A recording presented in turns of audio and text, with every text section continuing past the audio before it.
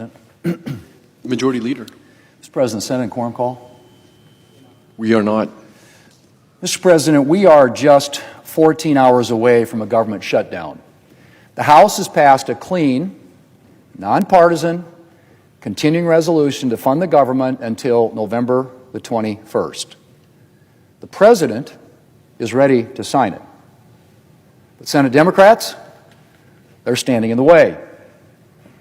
Mr. President, I quote, "In a vacuum, this CR would get almost every Democratic vote.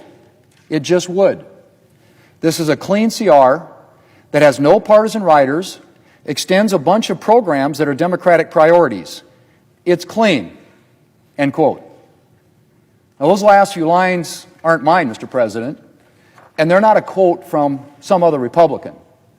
They're a quote from a mainstream journalist who is acknowledging what everyone knows, and that is Republicans have offered up a clean, nonpartisan funding extension, the same kind of extension Democrats have repeatedly supported in the past, and Democrats are blocking it for their own partisan purposes.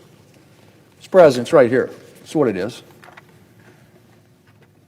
This is a partisan CR, 24 pages to keep the government open until November the 21st, at which time the Democrats will have almost same leverage they have right now. I mean, hopefully by then we'll have passed more appropriations bills. I'd like it if we pass all of them.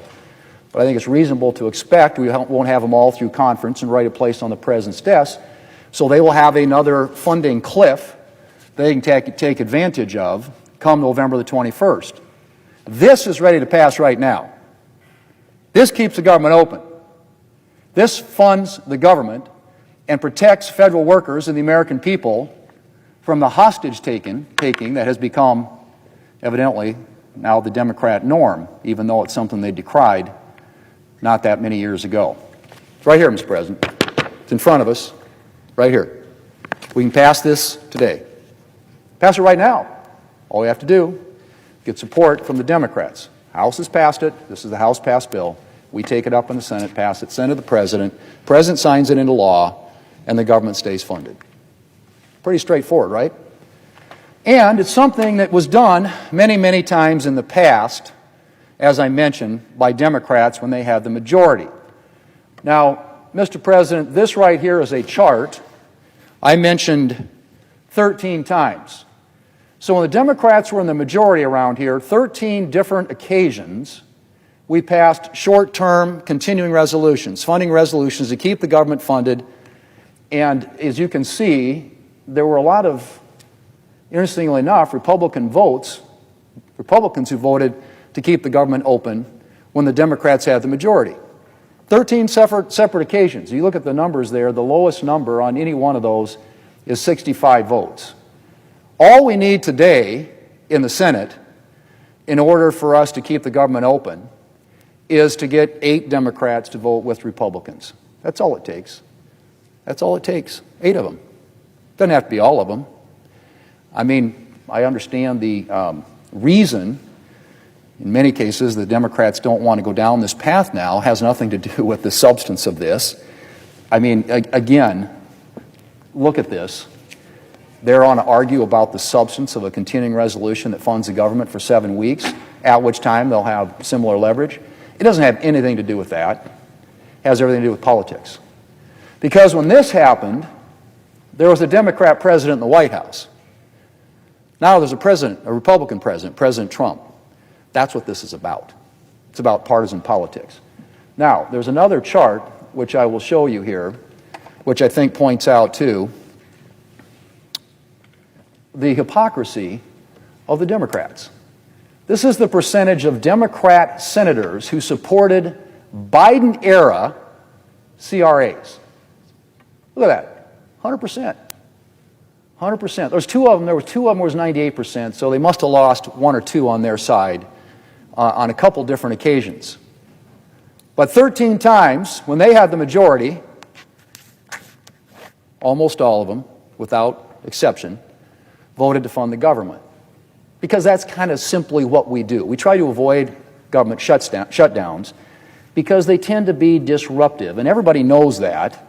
In fact, you can go through a long list of quotes, and I'll just give you a few, give you a frame of reference. In 2023, the Democrat leader called a shutdown, and I quote, avoidable, irresponsible, and deeply damaging, end quote.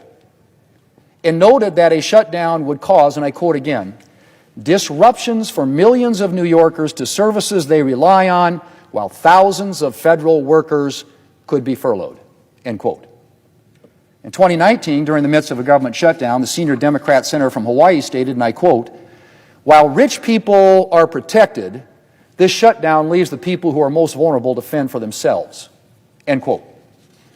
In 2023, the senior Democrat from Massachusetts, who has been one of the biggest voices in support of a shutdown this time around, had this to say, and I quote, okay, so let's start with how much pain a government shutdown is going to cause us right here in Massachusetts.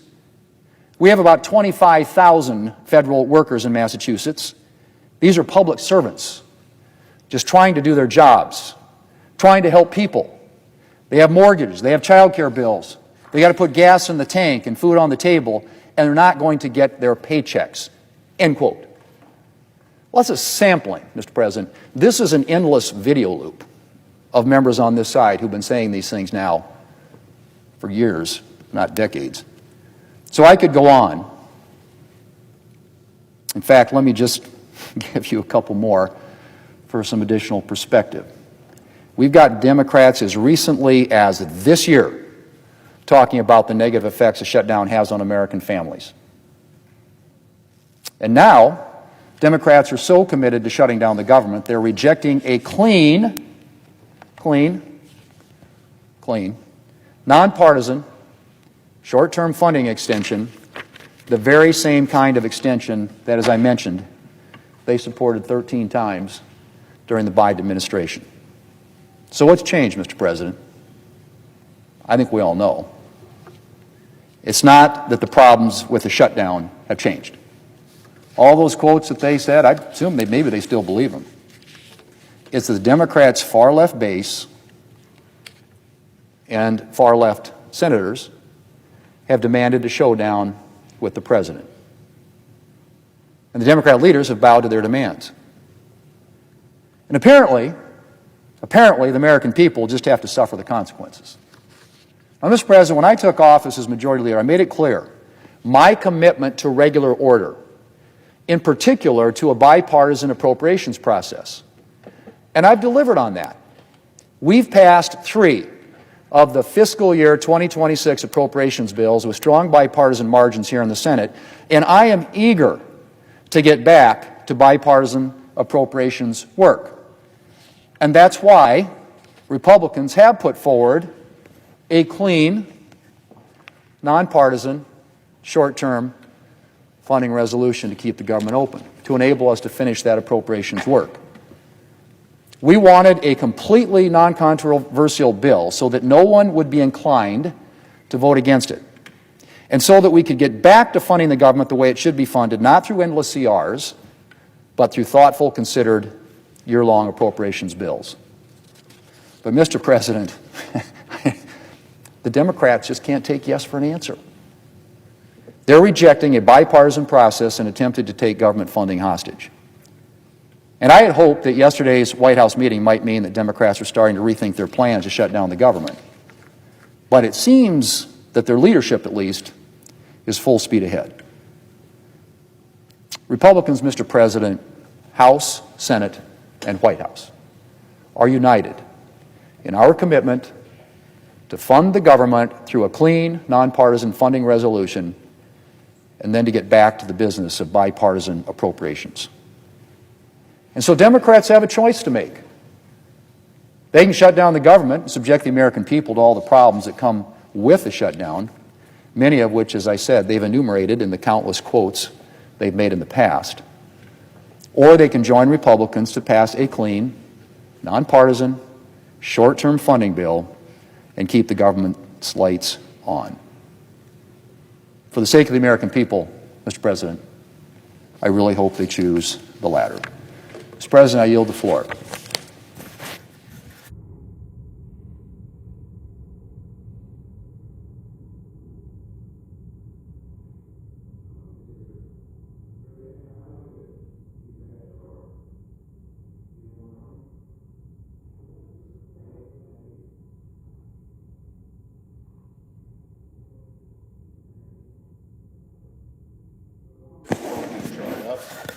Does the senator from New York want to enter into a conversation about this? I want to make my point. Go ahead and make your Here's point. my point. On every one of these... Grab a mic. Yep. I just wanted... On every one of these... The Democratic leader is recognized. Thank you, Mr. President.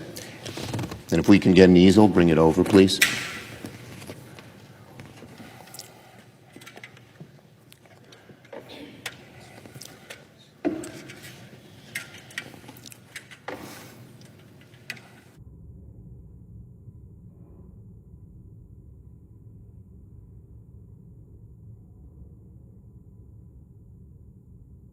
I thank the leader for letting me borrow his chart for a minute.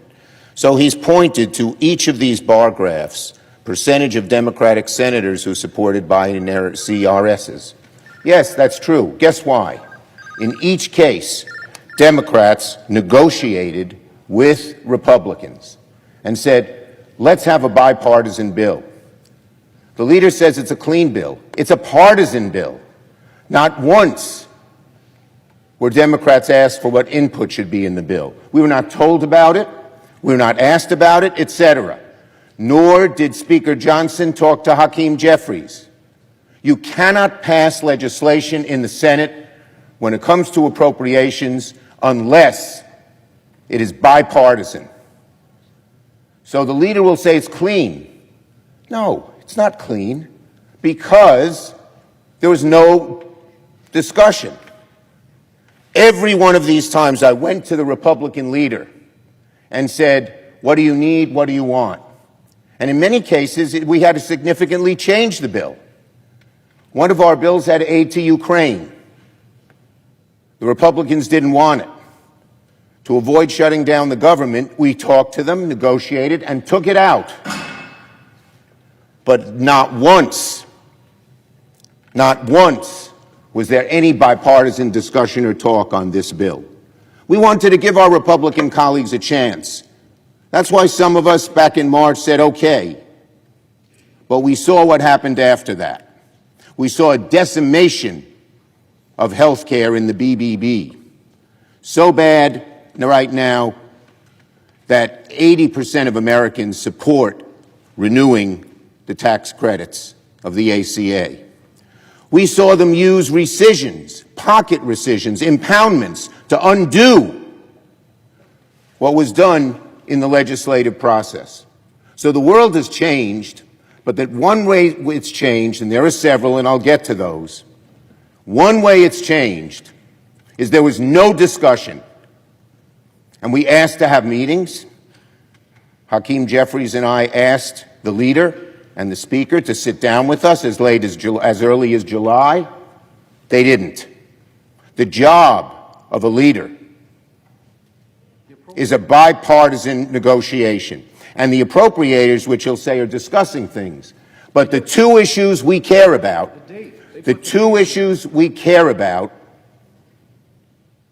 extending the ACA credits, broadly popular with the American people, so they don't want to talk about it, they want to change the subject, and ending these rescissions and impoundments, which would undo what we would do. The four appropriators, when they got down and discussed it, they said that should be for the four leaders to discuss. That's what Thune said. That's what Cole said, the Republican head of appropriations in the House. That's what Collins said. That's what Murray said. That's what DeLauro said. They did not discuss it with us at all. So to say the appropriations process is working is wrong. It's not working. It's not working because the leaders wouldn't discuss it with us, as we discussed with Republicans on every single one of these, what should be in the bill and add to the bill. Please. So the senator from New York, the way that we've done it, and it's a different business model than the one he used, we actually have the Appropriations Committee sit down. And the date that they came up with, November 21st, was agreed upon by the House and Senate appropriators, Republican and Democrat. Would the Speaker yield? Would the leader yield? I will. And the Ukraine issue you're talking about wasn't a CR. That was an entirely different issue. So don't throw that into this mix. It was not. But it was what not we're an talking entirely about, different the issue. Democrat leader and his colleagues have the same leverage on November the 21st. This is a short-term CR. This is what we do all the time around here, as witnessed by the chart that you're just using there. 24 pages long, funds the government till November the 21st, at which time you have the same leverage then that you have right now, and we have until the end of the year to fix the ACA credit issue. And we're happy, as I said yesterday and I've said on multiple occasions, to sit down with you to do that. Thank you. Now, reclaiming my time. Nice. They did not agree to the bills that the leader is talking about because they said explicitly, Democrat and Republican, there are two issues they can't resolve: impoundments and rescissions and ACA tax credits in health care. And they all agreed, the four of them, that they couldn't agree to a bill until the leaders discussed it with us. We asked the leaders to discuss it with us in July, in the middle of August, at the end of August, in September. They refused. And now he says, give us another 45 days. Well, frankly, the Republicans have had 45 days since March. 145 days, another 45 days, another 45 days. And in the room yesterday, Johnson said he doesn't want to do it at all. He doesn't want to have any compromise. So the time to do it is now. And the idea that we can do it till January, when we talked to the president yesterday, he didn't understand this. But I know that the leader does. On October 1st, in a day or two, millions of Americans, millions, are going to get notices that their insurance premiums will rise an average of $400 a month, $5,000 a year. A middle-class family can't afford that. We want to renew those credits, among other things in health care, but renew those credits so that people won't pay that horrible increase. You can debate health care all you want, but the overwhelming majority of Americans, Democrat, Independent, and even a good number of Republicans, want us to renew those credits. And the impoundment rescission, I mean, what does the leader think? That we should go along, come to an agreement, and then let them undo it unilaterally as they've done once and now have asked to do it more? No way. That's not how you deal with this, and we never had another president who did it. So I repeat, I love this chart. Democrats negotiated with Republicans. Democrats negotiated with Republicans. Democrats negotiated with Republicans, and on through the whole chart. Didn't happen this time. Leader Thune did not come once to me and say, is this bill acceptable? What do you want in the bill? So they call it clean. We call it extremely partisan. Not one discussion, House or Senate, between the two leaders. That is not how you negotiate. And that is not how you pass appropriation bills. And the Appropriations Committee is stalled by their own admission because the leader will not come and talk to us about it. Now let me make a few other points. Republicans are heading us into a shutdown. We stand at the precipice of a government shutdown because Republicans are not serious about keeping the government open. If you want one glaring instance of that, Speaker Johnson sent his people home. They're home right now, even though the government will conclude at midnight. There's only one conclusion you can draw when the Speaker sends the House home: that he wants a shutdown. He doesn't want to negotiate. All they want to do is force us, try to bully us, and they're not going to succeed, into taking their partisan bill, take it or leave it. That is not how this place works. And that's why we're headed into a shutdown, because Republicans refuse to negotiate a bipartisan bill that deals with the health care needs of the American people, which they care about. Yesterday, Leader Jeffries and I went to the White House to meet with the President and Republican leaders about finding a way out of this impasse. It was a frank and candid discussion. It was long overdue. As I said, we'd asked for it for months. We asked the President to meet with us when Thune and Johnson wouldn't. He said yes. And according to all reports, Johnson and then Leader Thune, who just followed what Johnson wanted, said don't do it, and the President withdrew. So on Friday, I called Leader Thune and said let's have a meeting, and we did, but it's at the last minute. there's still a chance. It's only the president who can do this. We know he runs the show here. And he's got to say to our Republican colleagues, deal with this ACA issue so that people don't get $400 premium increases. Deal with this impoundment and rescission issue, which when we told him about it yesterday, he seemed not familiar with it, but now he knows. And we can solve this problem. But Johnson won't, Thune won't, and so the president is not going to be able to persuade them unless he tries at the last minute. That's the only hope here. Look, sitting in the room with the president, it was very clear that the president hadn't fully grasped the magnitude of the disaster he's causing when the government shuts down. As health care costs go up, as people lose their health care, rural hospitals are already closing. Speaker Johnson in the room said to me they're not, and I pointed out to him that Tim Kaine just informed us that 3 rural clinics in Virginia, Southwest Virginia, were closing. And the head of those clinics said it's because of the bills the Republicans passed. The so-called BBB, which we know is not beautiful. The American people know it's not beautiful. And so they know, our Republican colleagues know that the American people are fully behind us when it comes to lowering costs, but also when it comes to health care and making sure that those premiums don't go way up.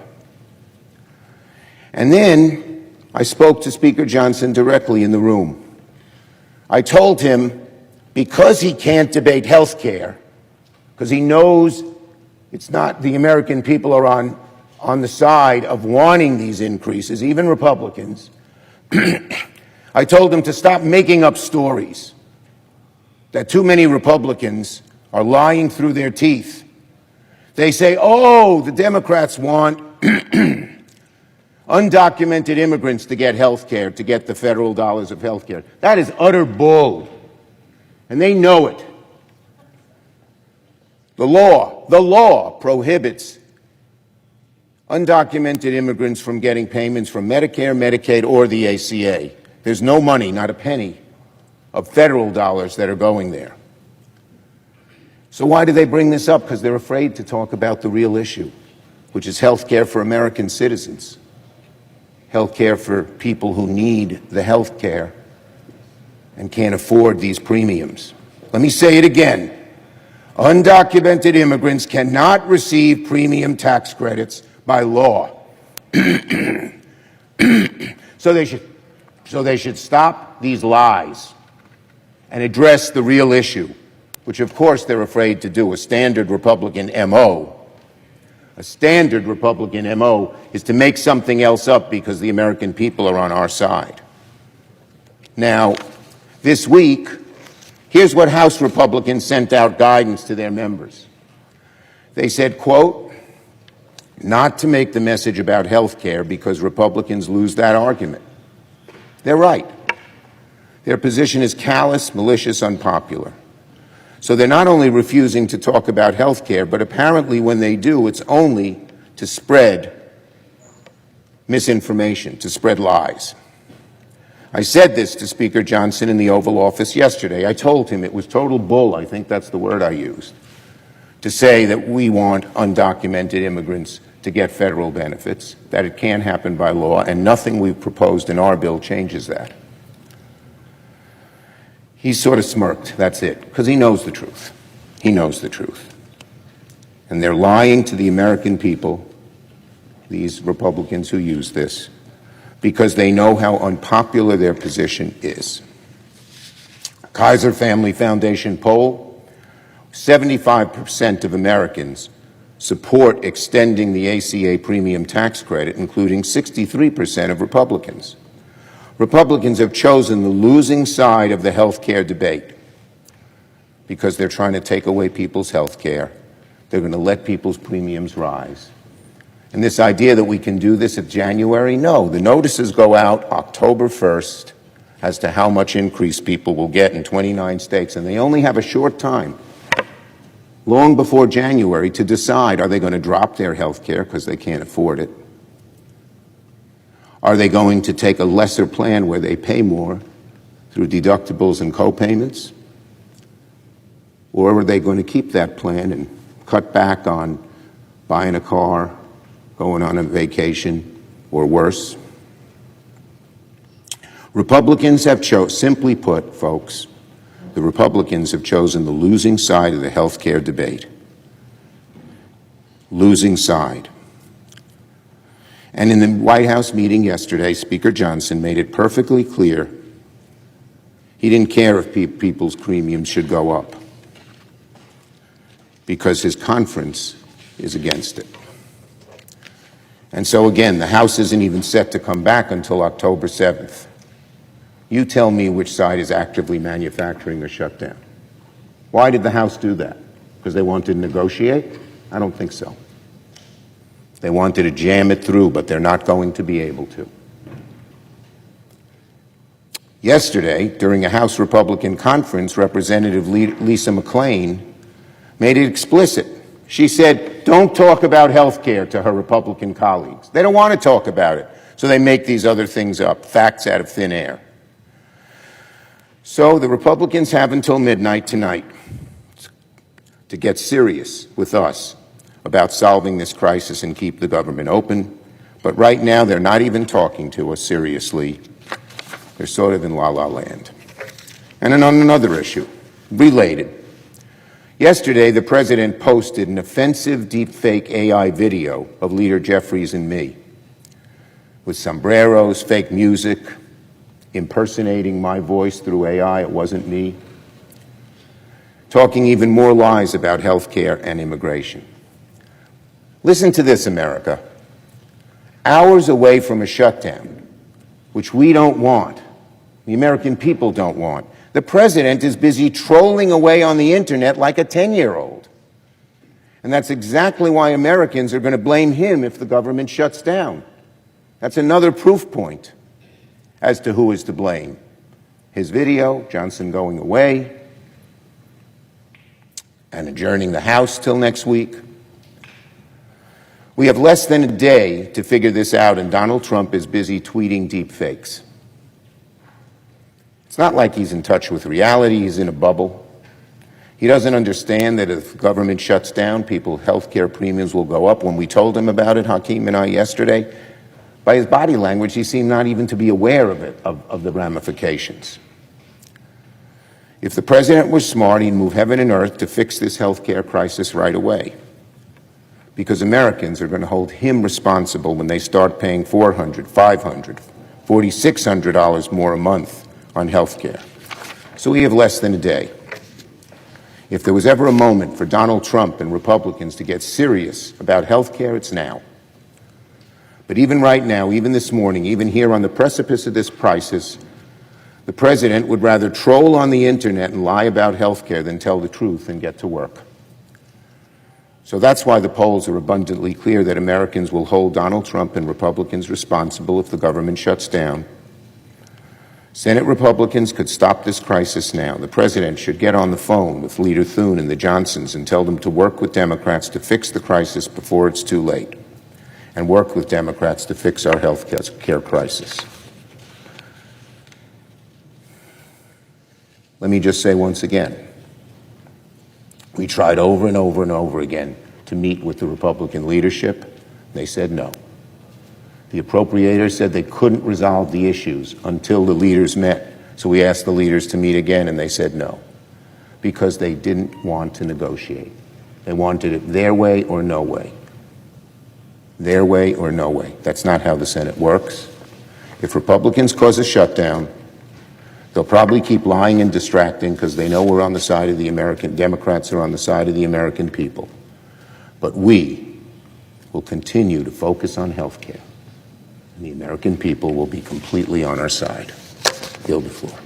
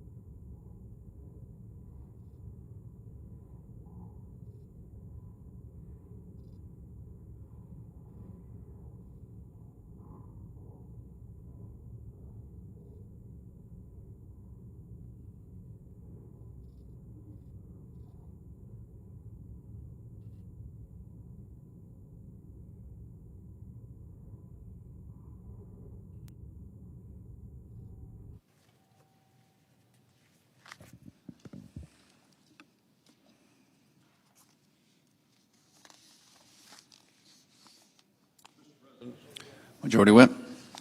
Mr. President, we just heard the minority leader come to the floor of the Senate, once again refusing to admit it's the Democrats who are driving America into a shutdown.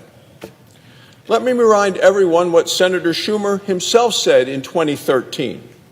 That was when the government faced another government shutdown. This is his quote. He said, "What if I persuaded my caucus to say I'm going to shut down the government unless I get my way?" He said, "It's a politics of idiocy." His words, "A shutdown is idiocy." They're his words, not mine. So today, Republicans are committed to keeping the government open. And we're going to vote to do that again today. The House has already passed a clean continuing resolution, bipartisan votes, and it keeps the government open and functioning for the next 7 weeks. It allows Republicans and Democrats on the Appropriations Committee to continue their bipartisan work on a full year of funding for our nation. This is where senators from both parties have a very important part to play. Now, the continuing resolution is now in the Senate. Senate Republicans support it. Senate Democrats should join us and vote yes to keep the government open, because if not, the government shuts down at midnight tonight. Now, Democrats had no problem voting for 13 clean continuing resolutions, just like the one that we have here today, and they did that when Joe Biden was president. Now they refuse to do what they did 13 times for Joe Biden. Instead, they're demanding a ransom. Senator Schumer has come to the Senate with a ransom note, $1 trillion he's asking, and just to keep the government open for 4 short weeks. This proposal is a far left wish list. And the Democrats in this body know that they are responding to the demands of the far left radical wing of their party. Radical, extreme, dangerous, scary. People who want to take this country far, far to the left and are happy to see a government shutdown. They are demanding a government shutdown by the Democrats in this body. So what do they want to do with this $1 trillion that's in this wish list, this ransom note from the minority leader? Well, they want to spend $400 billion to keep Biden bonus COVID payments forever. Forever. They want to repeal reforms that strengthen Medicaid. It strengthened Medicaid for the people who need it the most. It's not what the Democrats want. They want it to go to people who are unwilling to work, want to sit home, want to get free health care. These are able-bodied individuals who refuse to work. Democrats say, give them free health care. No responsibility, none whatsoever. Oh, and they want to spend billions of dollars for overseas projects related to their obsession with extreme climate policies. The minority leader made a statement today on health care that I found to be preposterous. Because I'm a doctor, I practiced medicine for 24 years. I was at a rural hospital in Wyoming just this past week. The Democrats' proposal, the ransom note that they have provided, wants to repeal the critically important $50 billion rural hospital fund. Every Democrat in this body voted against a $50 billion rural hospital fund. And, just a few minutes ago, the Senate Minority Leader came to the floor. He said that one of his members went to some rural communities in his home state and said that the health care providers there are really concerned. Well, then those health care providers haven't been informed by the Democrat senators from that state about what is in the bill that passed this summer and the incredible resources that are being made to make sure that rural hospitals can be sustained, can stay afloat, can stay open, can provide health care. The Democrats are so against rural communities of this country, view them as the enemy, the red counties. They are so fixated with the big cities and kowtowing to the big city mayors that they actually introduced a bill in July. It's stunning. They call it Protecting Healthcare Lowering Cost Act. It's preposterous because that act alone repeals the $50 billion for the rural hospital communities. So they didn't just do it once with their bill in July. They've done it again with a ransom note from Chuck Schumer to the Republicans. If you want to keep the government open for 4 short weeks, get rid of this rural healthcare hospital lifeline that hospitals all across my state and yours, Mr. President, realize is important for their sustainability to provide health care in rural communities where the next hospital may be 100 miles away. That's something foreign to the other side of the aisle, who ignore so often the rural communities in their own states, who can say they can ignore them, don't campaign there, don't go there, don't talk to those people. It's the big cities that sustain us, and we're going to actually punish the rural communities by stripping from a successful piece of legislation $50 billion set aside for rural health care in this country. What the Democrats are proposing is an outrageous shakedown. And that's why we're going to have a shutdown, because they refuse to keep the government open while we're working on bipartisan funding bills. Everything they're doing is focused on satisfying the most radical, extreme, dangerous, scary part of their party. In March, I believe Senator Schumer did the right thing. He voted with Republicans to keep the government open. And what happened? The far left immediately attacked him for doing the right thing. Nancy Pelosi said, "I myself don't give anything away for nothing." She was even against him. AOC questioned why his would, quote, hand away our leverage for free. 18 of Democrats' own candidates who are running right now in open seats for the Senate in 2026. They were questioned by one of the newsletters in town. They all said they refused to say whether they're going to vote for him as the leader of the Democrat Party.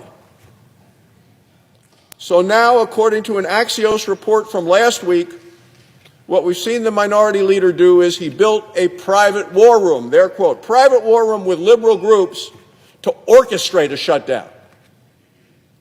So when I hear the minority leader come to the floor, say, oh, we don't want to do it. He's been orchestrating this, according to this news report, for months, orchestrating with his liberal private war room.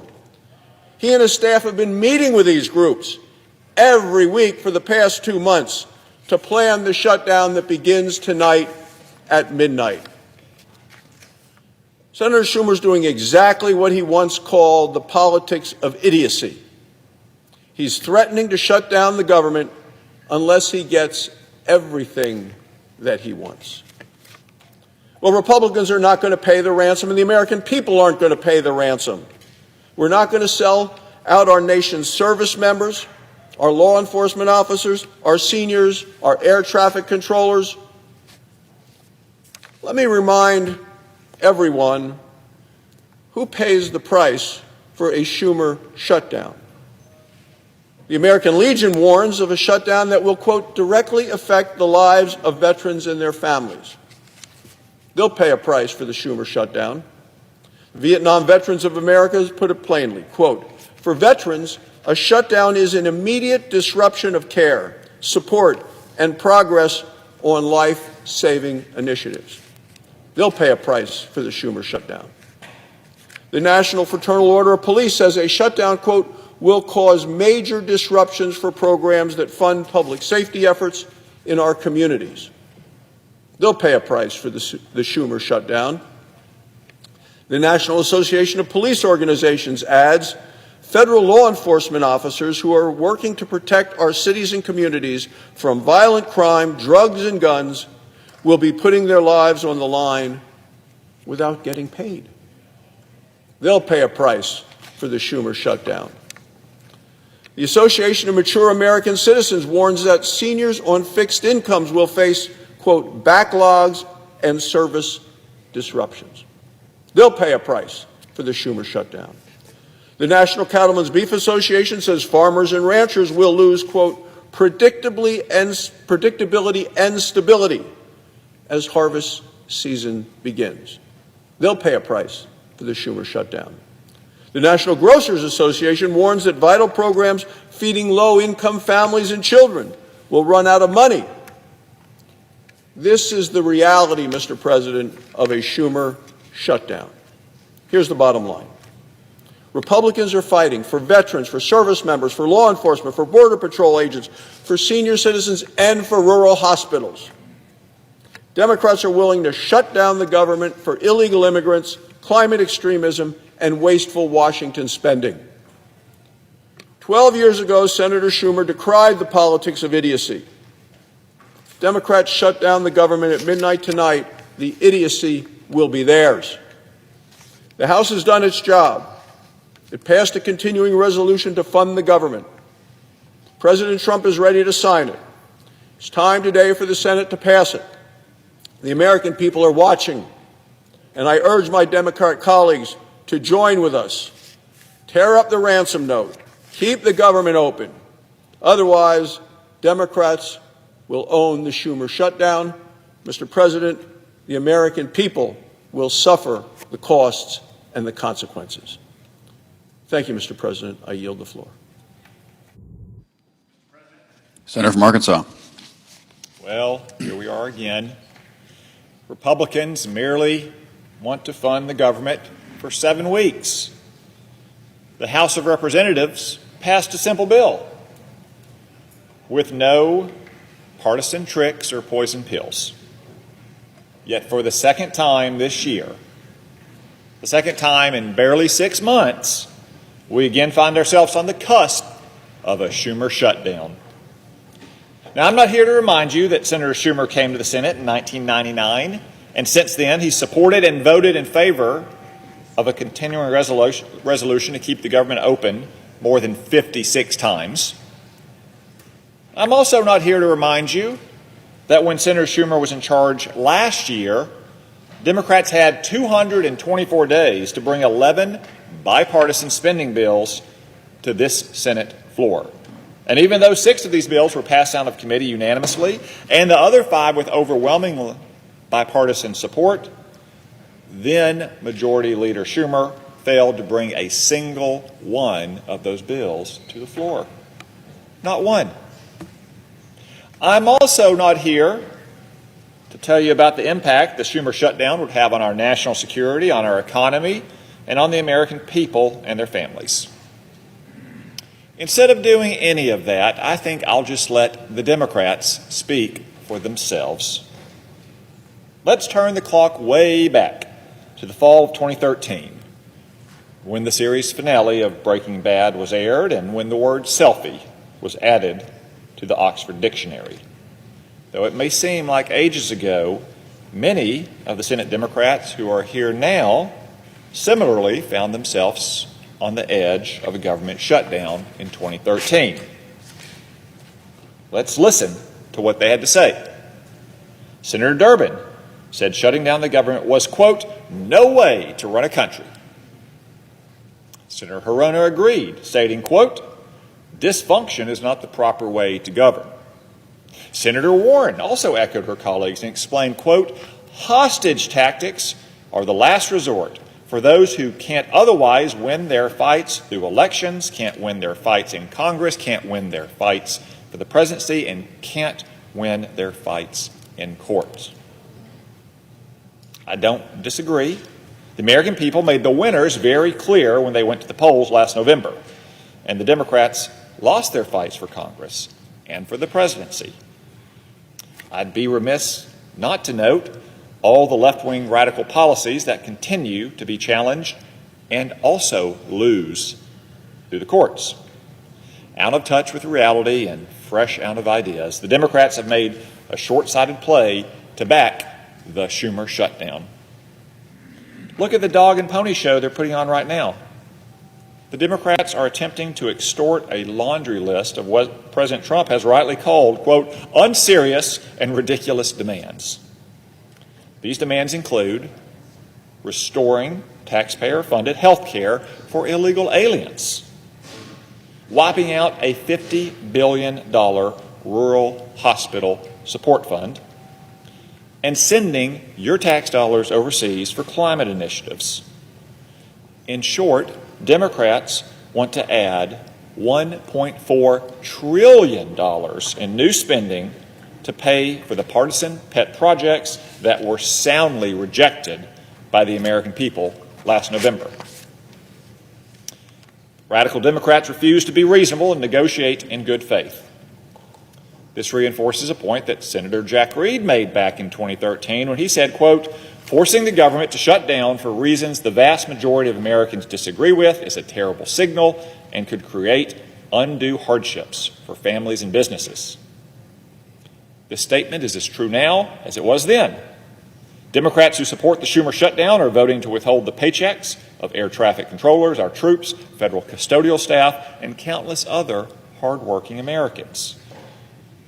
As Senator Sanders put it in 2013, quote, "Shutting the government down will disrupt the economy and cost us jobs." Senator Schatz added, quote, "Every moment that the government remains closed endangers our economy and American families across the country." Bottom line, the Democrats have acknowledged that a shutdown is not some political stunt.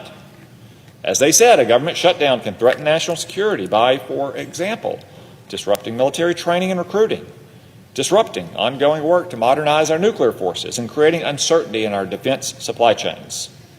That's hardly a model of peace through strength that Americans have demanded of their elected officials. But rather than listen to the American people, Senator Schumer and the Democrats make their own absurd demands. To make matters worse, the Democrats are conflating the budget process with policymaking, an approach that they have long condemned. Senator Murphy perhaps put it best in 2013 when he said, quote, "There is a time and place to debate health care, just like there's a time and place to debate energy policy and immigration and education, but not when the funding of the federal government and all the lives are impacted by it hang in the balance." Senator Murphy in 2013, there's a time and place to debate health care, not when the funding of the federal government hangs in the balance. Enough is enough. Again, in 2013, more than a decade ago, Senator Klobuchar called for an end to the, quote, "political gamesmanship." Likewise, Senator Blumenthal pledged to, quote, "do everything possible to work with my colleagues to make sure budget brinksmanship and political gamesmanship are halted." Yet solely because of the Democrats, here we are. The political gamesmanship and the budget brinksmanship are still going on. So let me state clearly, a Schumer shutdown will be carried out at the expense and on the dime of the American people. Remember, it wasn't happenstance that the American people threw radical Democrats out of the Oval Office and congressional leadership last fall. So don't be fooled. The Schumer shutdown is a last-ditch effort to save face after spending years pushing disastrous policies that led to rising costs and skyrocketing crime. Let me leave you with one last quote from 2013. "Don't hold the American people hostage simply because you're so sure you're right and everyone else is wrong." Any guess who said that one? You got it. Senator Shutdown Schumer. And because he has decided to move forward with this Schumer shutdown and has refused to take his own advice, unfortunately, the American people will be left paying the price. Mr. President, I yield the floor.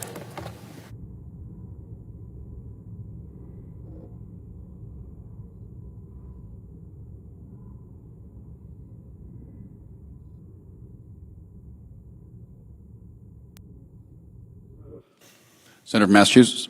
Thank you, Mr. President. Mr. President, I rise today to seek unanimous consent to pass H.R. 5100, a bill to extend the Small Business Innovation Research and Small Business Technology Transfer programs for 1 year.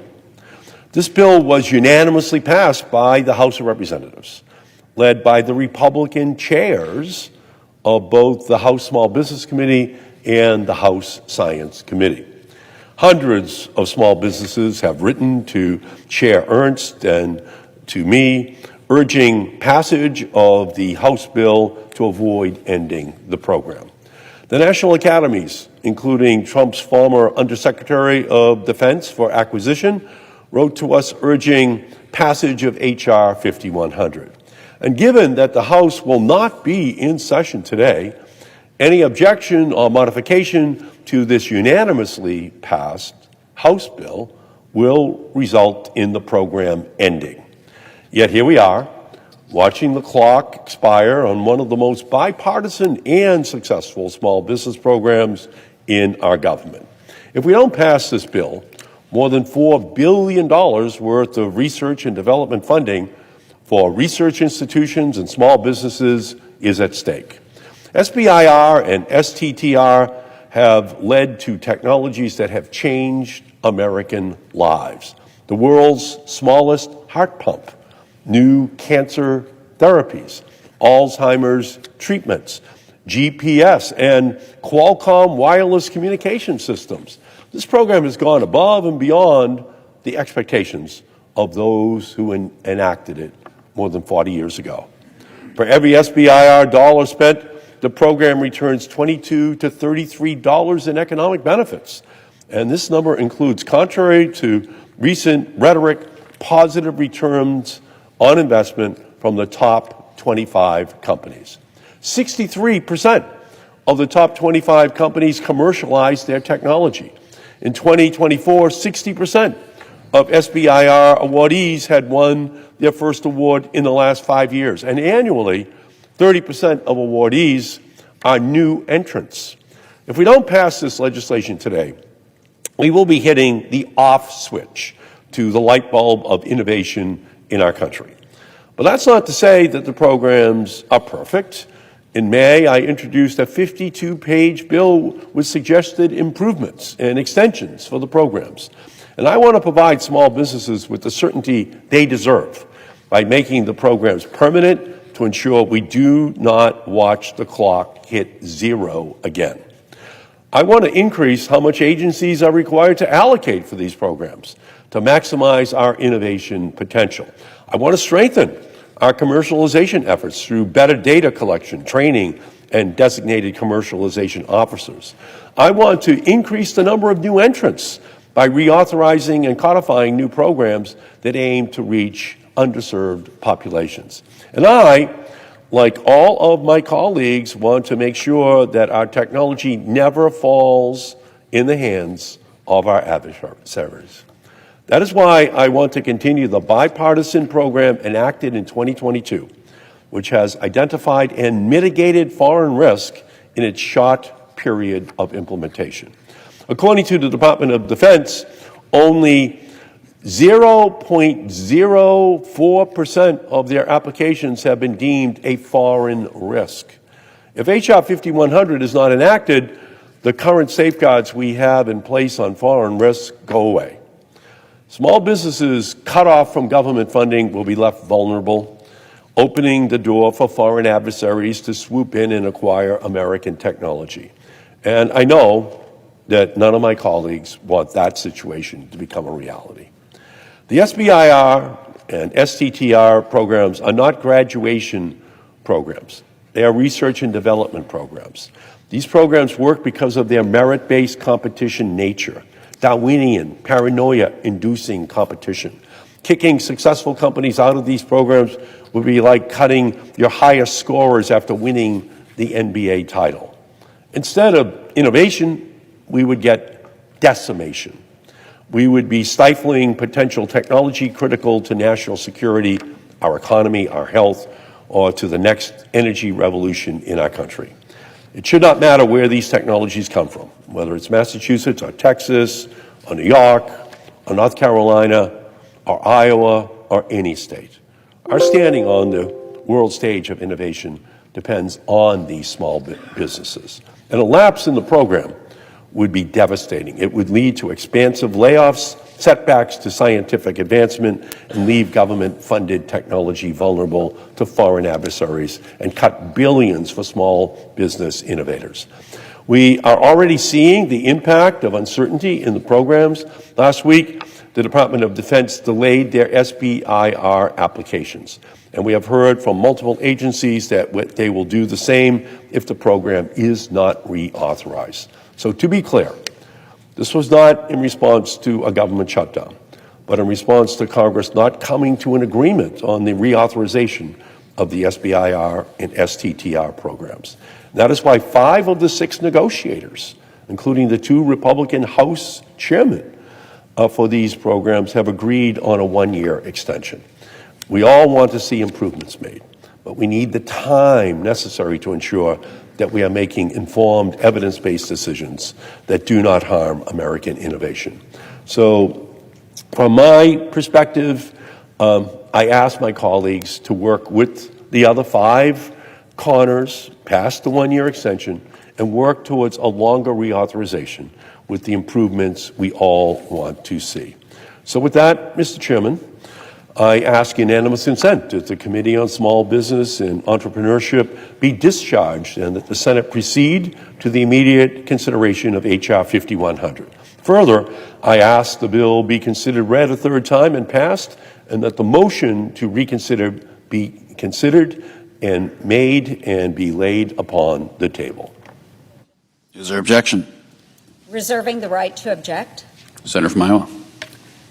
Mr. President, reserving the right to object, the status quo will not work. I cannot continue to let China win, allow waste to run rampant, or fail our warfighters. When it comes to foreign influence in the SBIR, STTR programs, the fox is in the henhouse, and my colleague wants to shut the door and check back in a year. America's seed fund is in trouble. $5 billion of agencies' R&D budgets are set aside each year for American startups to develop critical technology. In practice, however, too many large companies, not truly small businesses, drain millions of taxpayer dollars by churning out white papers, instead of turning the taxpayers' investments into reality. In the past decade, 25 companies alone in the Pentagon's SBIR program received 18% of the funding. A single company received $650 million, more award dollars than the total issued to all companies in 26 states combined.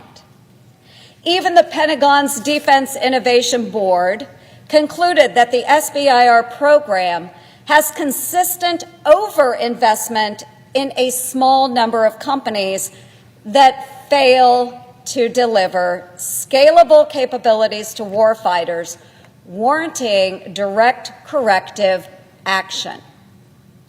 In short, our warfighters are not properly benefiting from the billions of dollars being invested into SBIR mills. Additionally, companies linked to our adversaries funnel taxpayer-funded intellectual property into communist China and beyond. I have been crystal clear that I cannot support a 1-year clean extension of the SBIR, STTR programs unless meaningful reforms are included to ensure every dollar serves America's investments. In just 2023 and 2024, we know 835 applications for SBIR, STTR funding were flagged for foreign risks. 835. Yet, only 303 of those applications were denied. Even worse, a lack of foreign due diligence standards across government has opened the door for exploitation. Some agencies denied 100% of those flagged applications, while other agencies denied less than 1% of those flagged applications. When I shared my report with the Pentagon, they agreed that there are significant threats to our national security that must be addressed. If this program is to be extended, our taxpayers deserve to know that their representatives are, at a minimum, stopping wasteful spending to unproductive firms and implementing urgent safeguards to protect technology from our adversaries. That's why my amendment to H.R. 5100 would provide a 30-day extension of the SBIR and STTR programs with necessary reforms. Simply, this measure would, number one, root out waste and prioritize our truly small businesses by establishing a reasonable lifetime limit on SBIR funding, which would affect only 0.2% of participants in the program. And two, counter Chinese espionage by standardizing the foreign risk definition across our federal agencies. It's common sense, folks.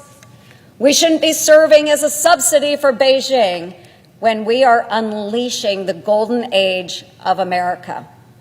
But that risk is real and present today.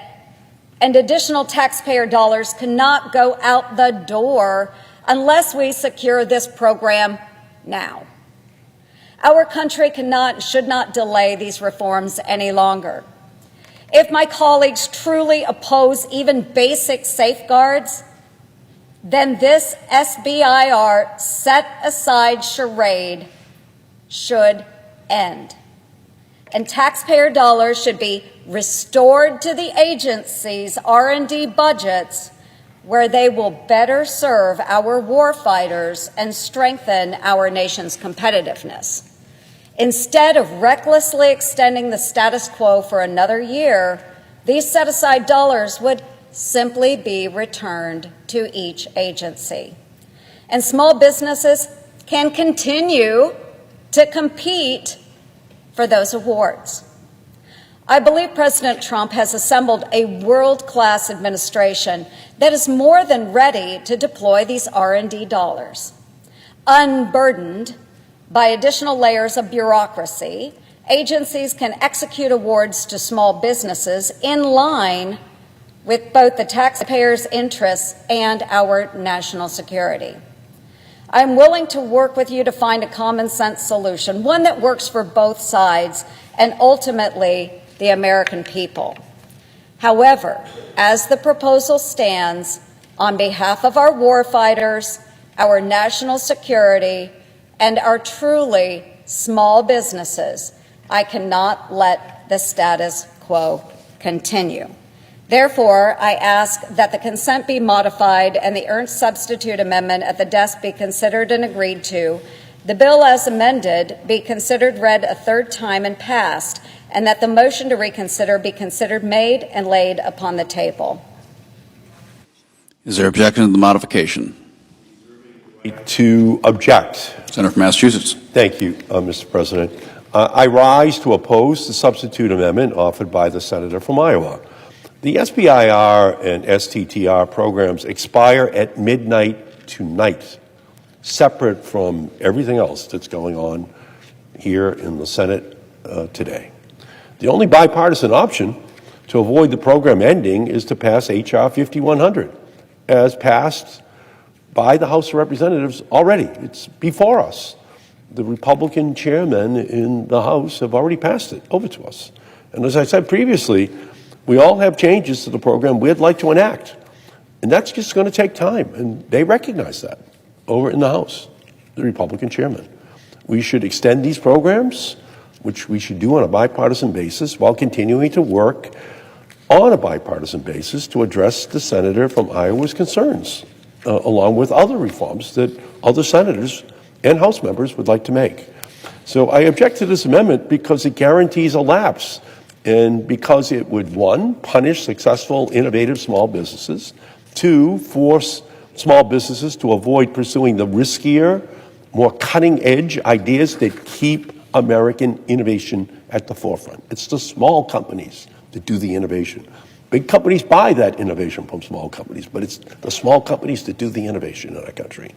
And prevent agencies, number three, from being able to fund technology that aids their mission if that technology comes from a successful small business. The so-called waiver included in the amendment would only result in party politics as opposed to merit-based competition. And finally, the wide sweeping foreign due diligence changes would require agencies to forego the flexibility to determine their own risk tolerance. It would also leave the door open for agencies to deny applications on any grounds they see fit, even if it's not in statute or regulations. And to top it off, this proposal aims to dismantle the entire SBIR and STTR programs while only extending authorization for 1 month. Now is not the time to play games with small businesses and American innovation. We must make sure we do not hand over our crown jewel, American small businesses, and decades of American innovation to our foreign adversaries by allowing this program to end. So I ask my colleagues from here, I ask my colleague from Iowa to join me, and the Republican chairs of both the House and Senate, the House Small Business and Science Committees, to pass the overwhelmingly supported extension for 1 year on a bipartisan basis so we can work out the differences. We should not allow this program to end. We never cap what big businesses can get from the federal government. Their tax benefits are permanent. Their ability to go to the Defense Department or other agencies with big contracts, that's never capped. And we should not be capping small businesses. So that's why we need to have the discussion, because it's critical that this program continue tomorrow. And so with that, I object. The objection for modification is heard. Is there objection to the original request? Mr. President, reserving the right to object. Senator from Iowa. Our nation cannot afford to extend another flawed program that fails to meet the innovation challenges of the 21st century. With China at our heels and wasted taxpayer dollars being funneled out the door, it's clear the status quo does not work or serve our truly small businesses. The moment for action is now, but my colleague wants to shut the door on that and continue with more of the same for another year. I'll keep working to safeguard SBIR-funded technologies from our adversaries and ensure we invest in the best and brightest small businesses so America maintains our technological advantage. However, continuing the status quo is not a solution I can support. Without my amendment, on behalf of our warfighters, our national security, and our hard-working taxpayers, therefore, I object.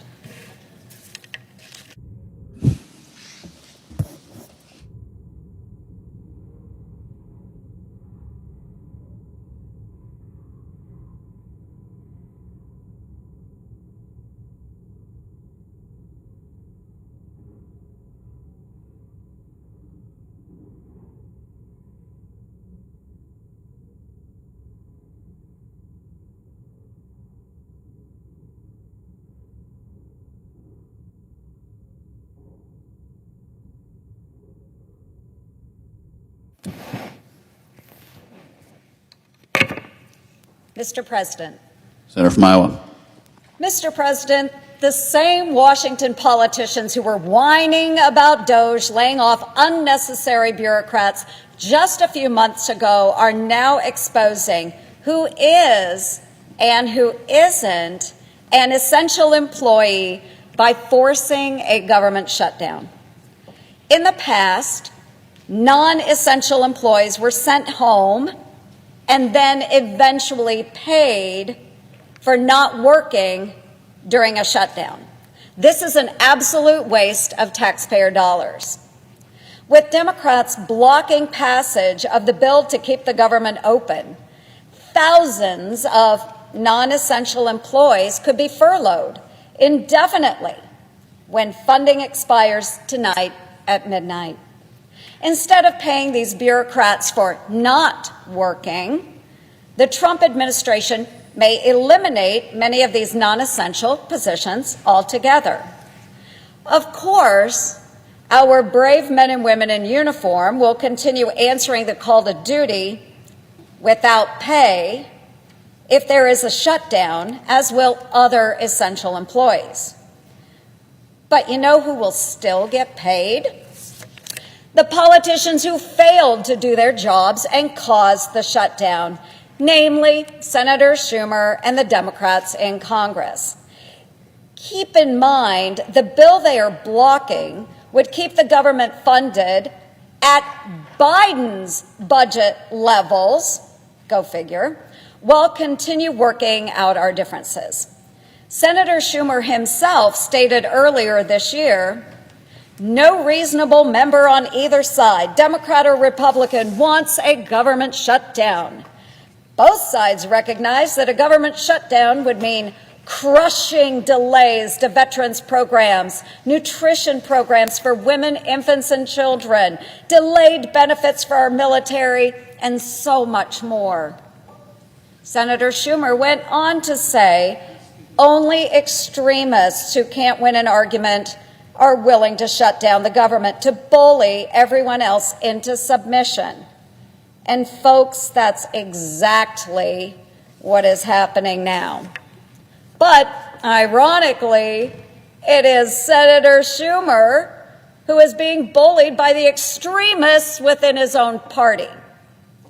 These are the radical socialists demanding we defund the police and ICE and allow our streets and borders to once again be overcome by chaos and lawlessness.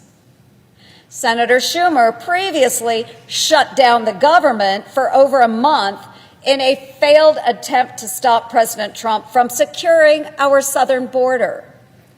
During that time, food safety inspections were stopped, permanent damage was done to some of our national parks, scientific research was put on hold, applications for small business loans became backlogged, the low-income folks, the elderly, and people with disabilities lost rental assistance and were forced to live in fear of eviction. And 300,000 federal employees who went without a paycheck for over a month were eventually paid for doing nothing, costing taxpayers $3 billion. Folks, no one wins when Democrats shut down our government. It is obvious the Democratic leader is shutting down the government for one simple reason: to protect his own job. But that's not even working. Just last week, the Washington newspaper Politico reported that across the country, the Democratic base is rebelling against Schumer's, quote, rudderless leadership. Well, folks, that's a sentiment we all share. From the far left to the right, there is widespread disappointment with Senator Schumer's inability to perform his basic duties, like doing his part to make sure our military gets paid on time and the government stays open.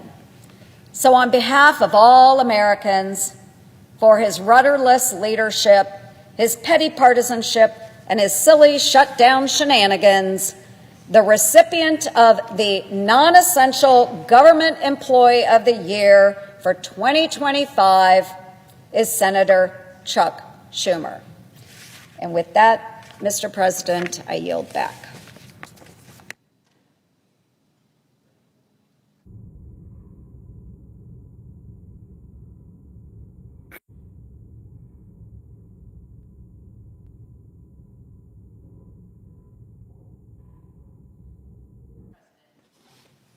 Senator from Nevada. Thank you, Mr. President. For the residents of Southern Nevada and so many others, October 1st is no ordinary day. On October 1st, 2017, my hometown of Las Vegas was struck by an unimaginable tragedy that forever changed our communities. We experienced an attack on a scale far worse than anyone could ever have imagined, a devastating tragedy that ripped families apart, destroyed lives. You know, during any given weekend, the Las Vegas Strip is buzzing with tourists and visitors from around the world, and that was the case on October 1st, 2017. That night, tens of thousands of people came to Las Vegas to attend the Route 91 Harvest Music Festival. Enjoy a fun night out with friends and good music. The weather's beautiful. But in just 10 minutes, their lives in our entire state would be changed forever. 10 minutes. 10 minutes is all it took for a gunman to open fire on an unsuspecting crowd, killing 58 innocent people, injuring thousands, and leaving a permanent scar on the hearts of everyone in our state and the hearts on the families and friends of the ones injured and killed. In the years since, we've lost 2 more individuals as a result of this tragedy, which remains the deadliest mass shooting in American history. So I want you to think about what that means. The families of the victims of that tragedy had their world shattered in just 10 minutes. 10 minutes that day that changed their lives forever. Families who now don't get to celebrate birthdays, anniversaries, holidays. Families, and I think this is one of the hardest things, they never got to say goodbye to the people that they love. And that night also changed the lives of everyone in our city. People who were attending or working at the festival, Nevadans who were just driving down the strip, and the first responders who ran towards danger to help save lives. In the chaos and confusion of that night, our heroic first responders, our police officers, our firefighters, our paramedics ran towards the scenes. They saved countless lives. I know taxi drivers ran. Everyone ran to try to help people escape. And in the midst of this darkness, we saw our community, my community, go above and beyond to help. Our entire state rallied together. We saw lines of people around entire blocks waiting hours to donate blood, willing to donate blood to save the lives of complete strangers in the middle of a mass casualty. And I remember that day going to the line to talk to people, try to comfort folks in the midst of those first few days. And there was a woman in line to give blood, and I went up and I talked to her, and she started crying. She put her arms like this. She goes, "I don't have much." She goes, "But blood is all I have to give, and I'm here." She started crying. I started crying. It was such a moving moment. She goes, "This is what I can give," her arms outstretched. And so I want everyone to think about that the hearts of so many in a tragedy go out to those they don't even know to do what they can and give what they can, coming from the heart. And these selfless acts, not just this woman, but this is just one story of so many that I was proud to hear and be part of. This showed the country why we're Vegas strong. And I'm here today to honor the memories of those we've lost as a result of that terrible night on 1 October and everyone else who was impacted. As we remember and reflect on this event, we must also commit ourselves to action to make sure that no other community in the nation goes through what we went through. In the last few years, we've so sadly seen shootings at universities, including UNLV in Las Vegas, in schools, in places where people go every day, like supermarkets and churches. Mr. President, we saw that just this weekend. And just this year alone, there have already been 53 school shootings in the United States. And so it's clear we need to act, and there are things we can do on a bipartisan basis. The 1 October shooter relied on bump stocks. They're just dangerous devices that attach to guns to make them fire bullets even faster, so that a shooter can fire more bullets in a short period of time in order to inflict as much pain and carnage as possible. And I hope we could agree that nobody wants that. No one wants that. And in response to this unprecedented tragedy, 2017, President Trump issued a federal rule that banned bump stocks, and it did help save countless lives from these deadly modifications. Unfortunately, the Supreme Court overturned this common sense federal ban, allowing these dangerous bump stocks to flow into our streets once again. And so this puts more lives and communities at risk, which is why I helped introduce bipartisan legislation earlier to restore this common sense federal ban on bump stocks. Because we have the power to do something. So let's pass this bipartisan bill and save lives before the next tragedy hits another unsuspecting community. Because trust me, nobody wants to go through this, no community. Nobody wants to give this speech. Nobody wants to look in the eyes of the families. No one wants to go to that reunification center. No one wants to go to the hospitals. No one wants to go see the memorials grow and grow time after time. No one wants to see this in community after community every single day. There has to be some common sense about what we can do. And so as we approach the 8th anniversary of the 1 October shooting, I just ask all of my colleagues in this chamber to remember and honor the memories of the victims, their families, their loved ones, everyone whose lives were forever changed that night. I also ask that we come together as Republicans and Democrats in a bipartisan way just to save lives by passing our common sense bill to ban bump stocks. I think it would make a difference.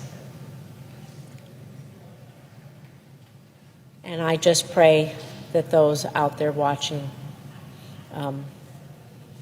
find comfort in remembering that their loved ones' memory serves as a blessing to them, and that we will always continue to honor them.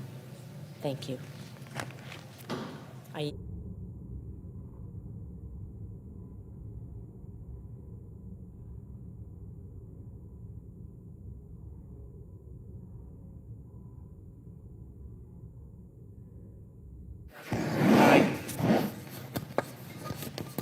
Mr. President, The senator from Nevada. I note the absence of quorum.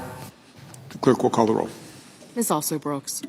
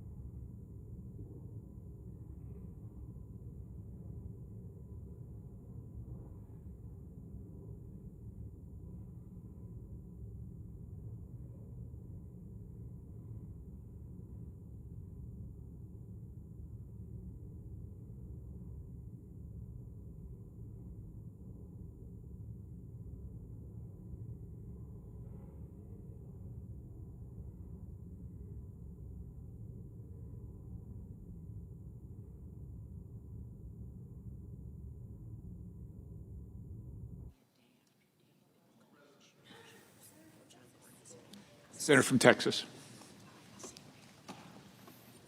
Mr. President, I ask unanimous consent that the following Commerce Committee detailees Excuse me, the Senate's in a quorum call. I beg your pardon. I'd ask unanimous consent that the quorum call be dispensed with. Without objection. Thank you, Mr. President.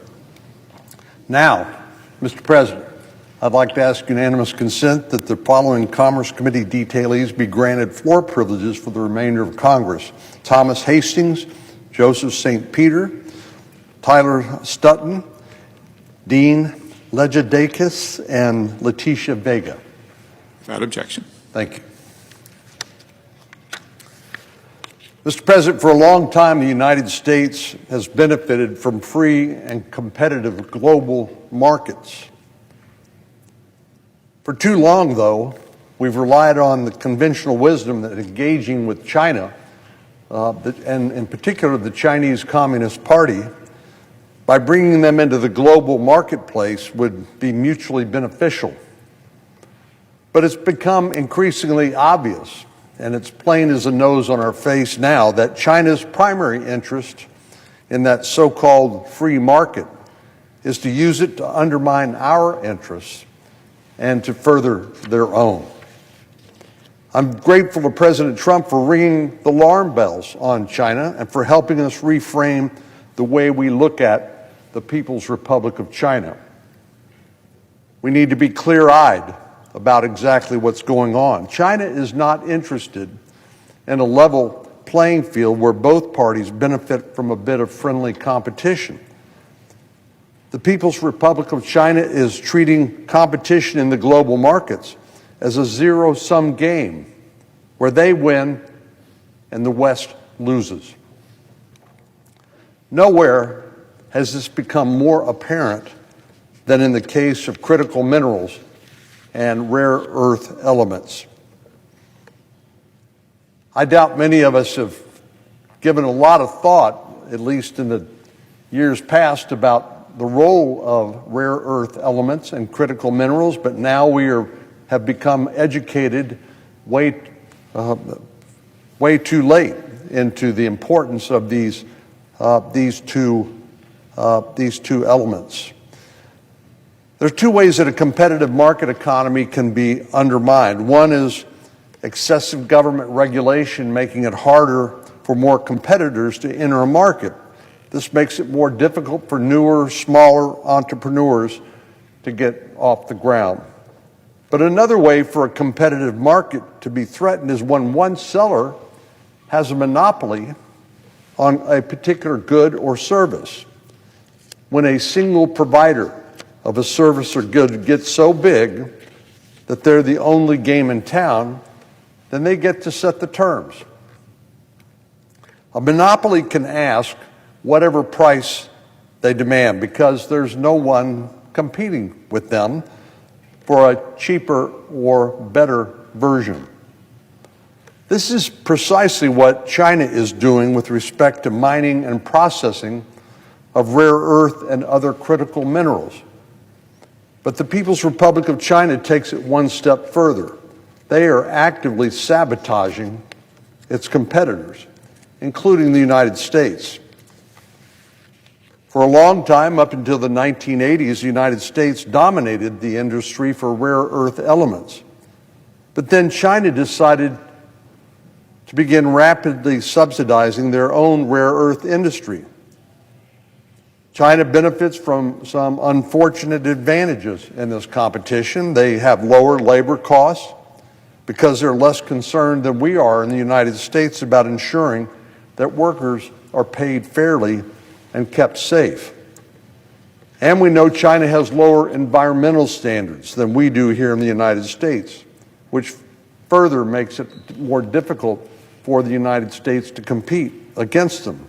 But third and most critical advantage that China has over the United States in this field is that their government recognized the importance of these critical minerals a long time ago and was willing to put generous government subsidies in place to launch their industry, while somehow we were lulled into complacency and failed to realize our dependence on China and their processing of critical minerals and rare earth elements.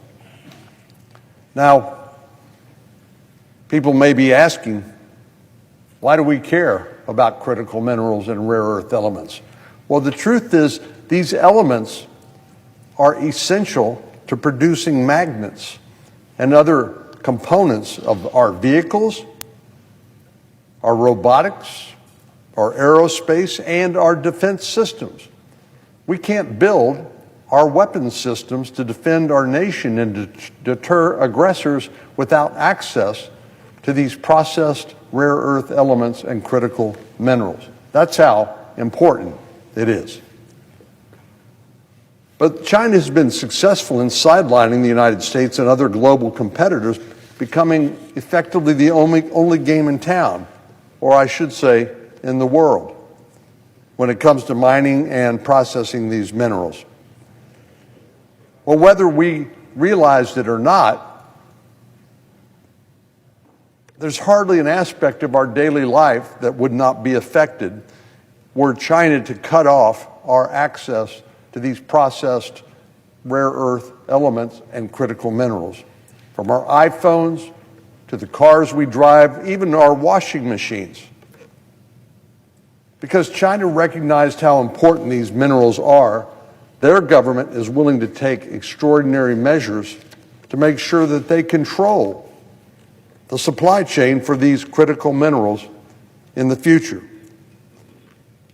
What are these extraordinary measures that they've taken? Well, over the last 20 years, China has invested $57 billion through state-backed financial institutions in the forms of loans to Belt and Road participant countries in order to gain leverage over the global supply chain for these critical minerals.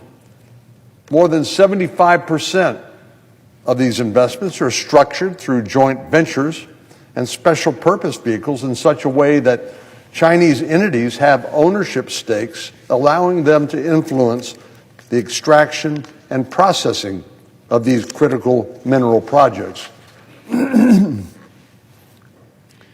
More forebodingly, last December, China took steps to ban exports of technologies used in mining and processing rare earth elements in order to exert further control over the supply chain and enhance its leverage when dealing with the United States in various binational negotiations. In April of this year, China placed export controls on 7 rare earth elements, requiring any company that wishes to export them to acquire a special license. And if they didn't, obviously it would be illegal. While the terms and conditions of the licensing process are still being spelled out in more detail, this may become the tool to incentivize various countries to act in China's interest to protect their own access to these minerals. In other words, it's not just the United States that depends on these rare earth elements and critical minerals. It's virtually every other part of the global community. And when China sees likely competitors, it floods the market with excess supply of these minerals, lowering the market price and thereby sidelining any potential competitors. Now, just to be clear, rare earth elements and critical minerals can be mined in many places across the globe. Where China has gotten the monopoly or virtual monopoly is 90% of them are processed in China. So you may mine rare earth elements or critical minerals in Chile or in the United States or Australia or somewhere else, but 90% of them must be processed in China because they're not other competitors for the reasons that I've mentioned. Because China will stop at nothing to manipulate the market, prices have dropped dramatically when they flood the market with processed minerals. Since 2023, for example, cobalt prices decreased 59.5% from $82,000 per ton to $33,000 per ton. Again, because China is manipulating the market to discourage any competition. Nickel prices decreased by 73.1% from $48,000 per ton to $13 per ton. And lithium prices decreased 86.8% from $68,000 to less than $10,000. Consequently, several plants that were designed to open up in the United States to compete with China have had to close because of their inability to maintain profitability in this economic environment. The United States' only cobalt mine opened in 2023 and was forced to close less than a year later when nickel plants in Australia and New Caledonia shut down in the same time frame.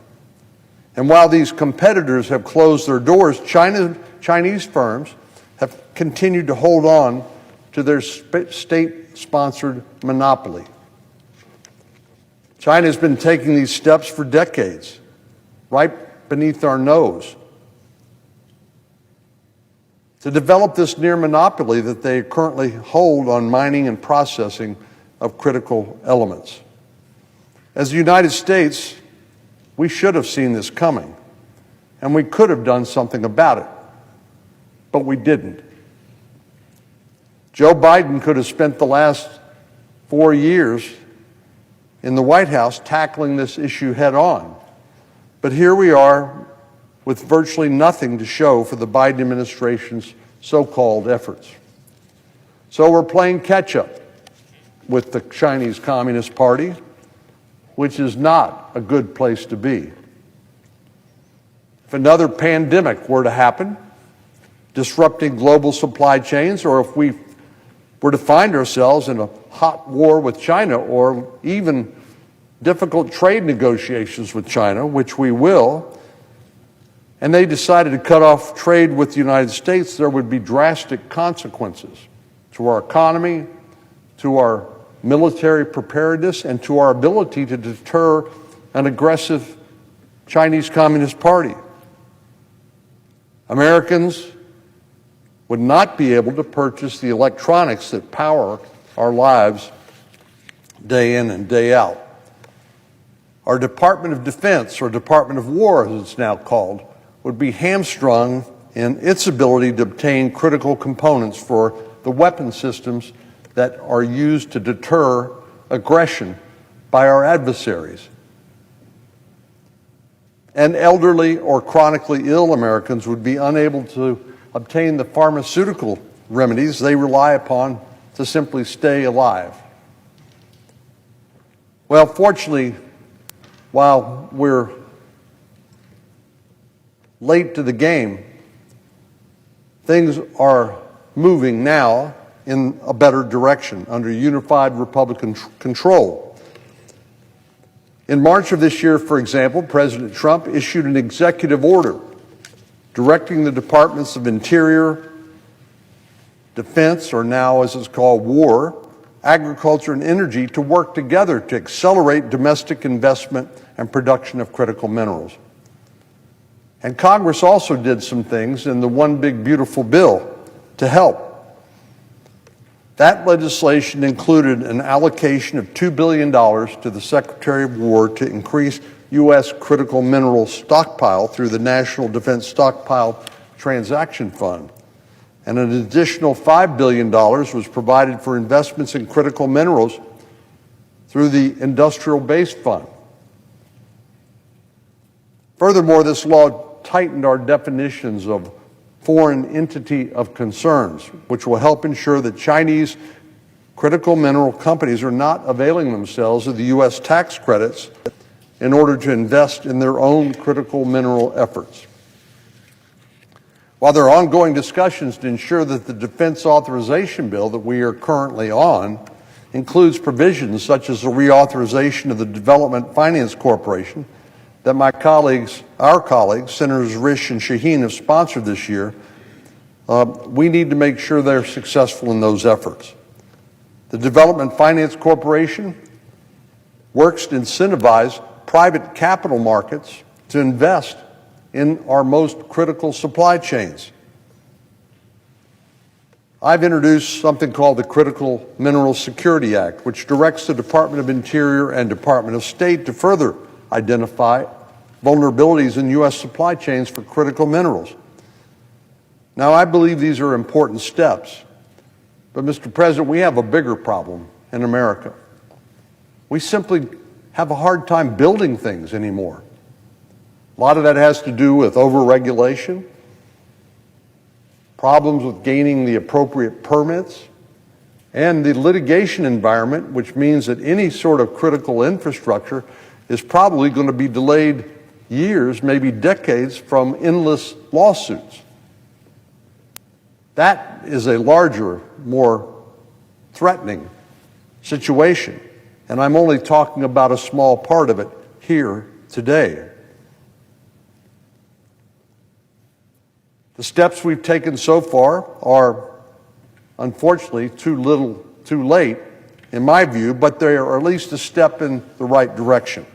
They're not enough by themselves to ensure that we have safe and secure supply chains for both mining and processing of critical minerals to meet our nation's needs. But once again, Deng Xiaoping, who said, "Hide your motives and bide your time," has successfully snookered the United States and our other allies around the world so that we are now almost entirely dependent on Chinese processing of critical minerals. So there's not a day to wait. We need to make sure that we catch up, and we catch up quickly. It's going to take a lot of work for the United States to claw our way back to where we need to be. But I'm confident that we can if we rise to meet the occasion. So I would urge all of my colleagues to listen to and respond to this alarm bell that I'm trying to ring here on the Senate floor today, and take seriously the urgency of securing our supply chains and securing American processing facilities for critical minerals. We simply do not have a choice. Otherwise, we will continue to be held hostage by an adversary that does not wish us well. They don't want friendly competition, they want dominance. And they also want to take Taiwan in the coming years. If we can't build things because we can't deter them by building the weapons necessary to do that, if we can't sustain our economy by continuing to manufacture technology that allows us to compete with China in the coming years, we will have failed in our fundamental responsibility as members of Congress. If America is to have a safe, secure, and prosperous future, we have to compete and we have to win the critical minerals race with the People's Republic of China. Mr. President, I yield the floor.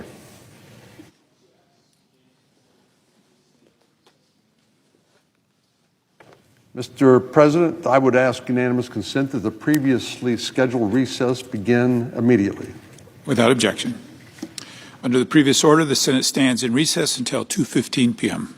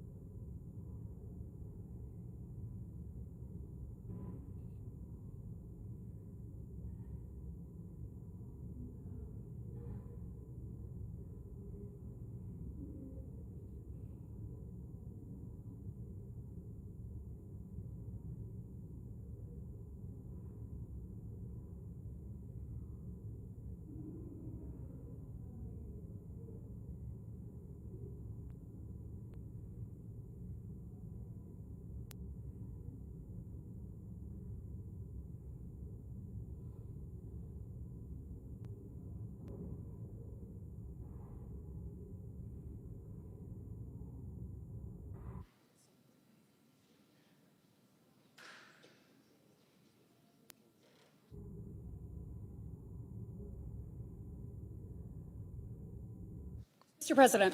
The senator from Alabama.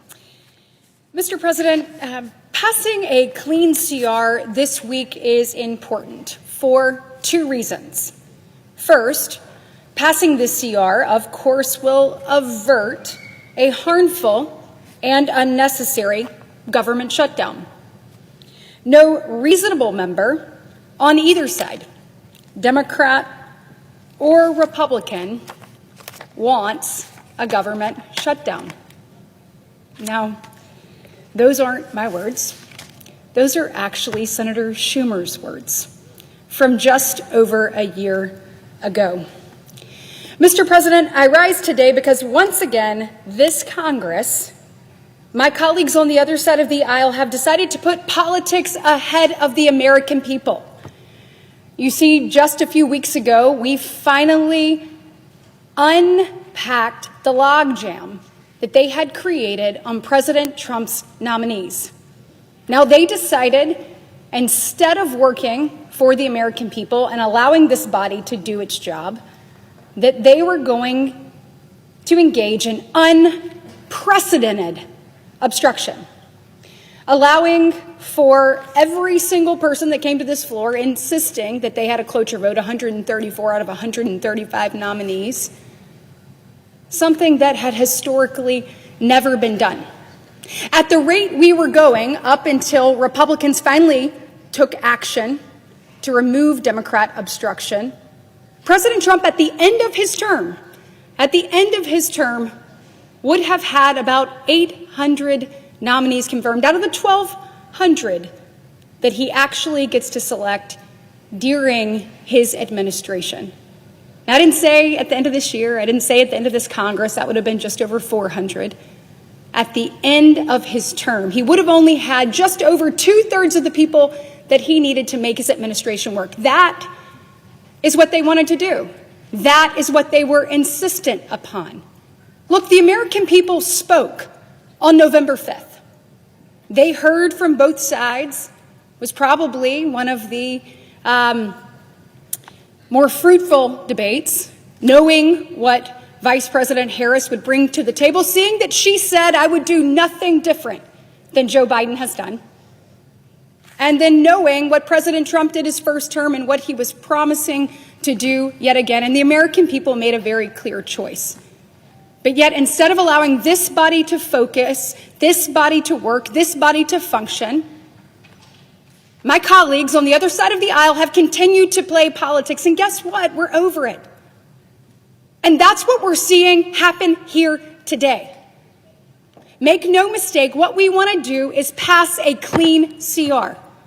Now, this means we've obviously come to the end of our time with government funding. We have 12 appropriations bills that we need to get across the finish line.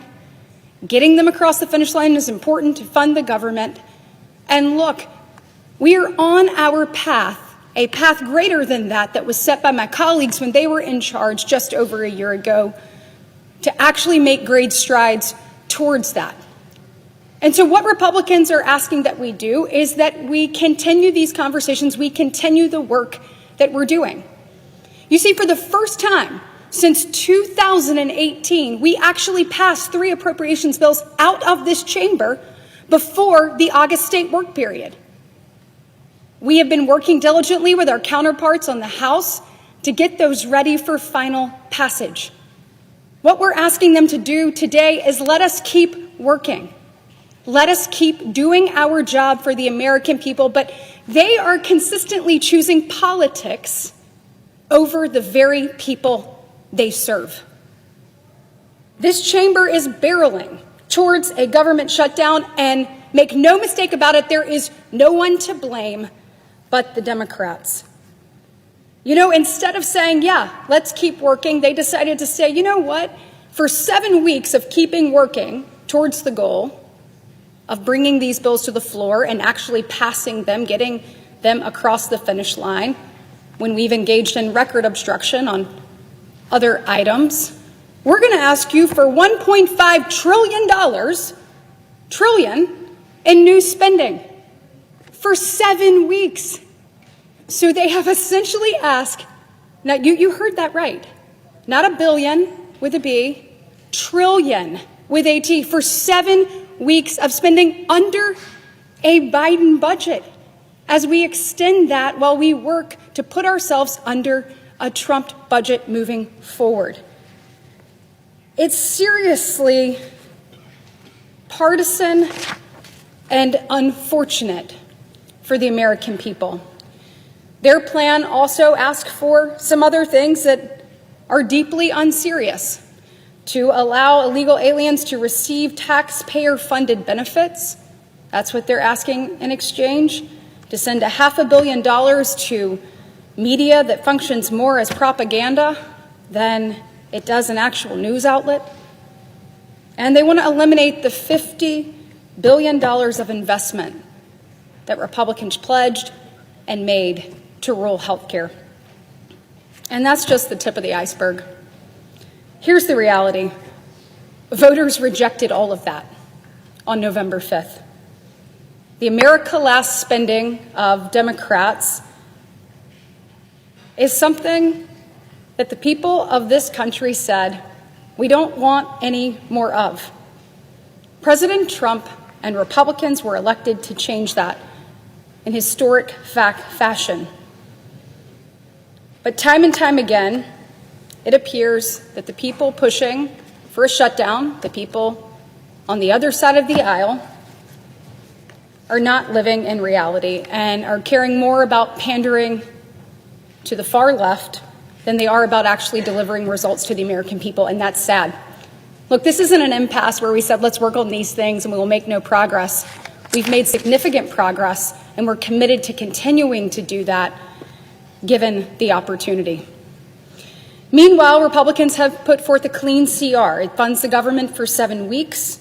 It puts forth no new partisan spending, and importantly allows for us to have more time to get back to a semblance of regular order and pass bipartisan appropriations bills. Enacting these appropriations bills needs to be one of our top priorities, because while the Republican-led CR is the best option for right now, it is my belief we cannot continue to kick the can down the road. Every time we do that, it costs the American taxpayers more. It's time for us to get in this room, right here, and do the work of the American people. A long-term continuing resolution would keep spending at Biden levels, and the American people neither voted for this nor could they afford it. We have an obligation to ensure the Senate gets back to doing its job. We must return to transparency, to accountability, and to regular order. Last several months, it was blocking President Trump's nominees.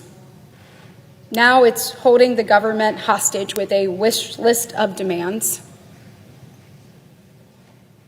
Republicans are here to work for the American people. And look, we're going to continue to do so. It is my hope that some of my colleagues on the other side of the aisle are committed to doing the same thing. Make no mistake, if the government shuts down, if federal workers go without a paycheck, if things go awry, that will be Democrats' burden to bear. It's not like there hasn't been progress. It's not like there's no plan.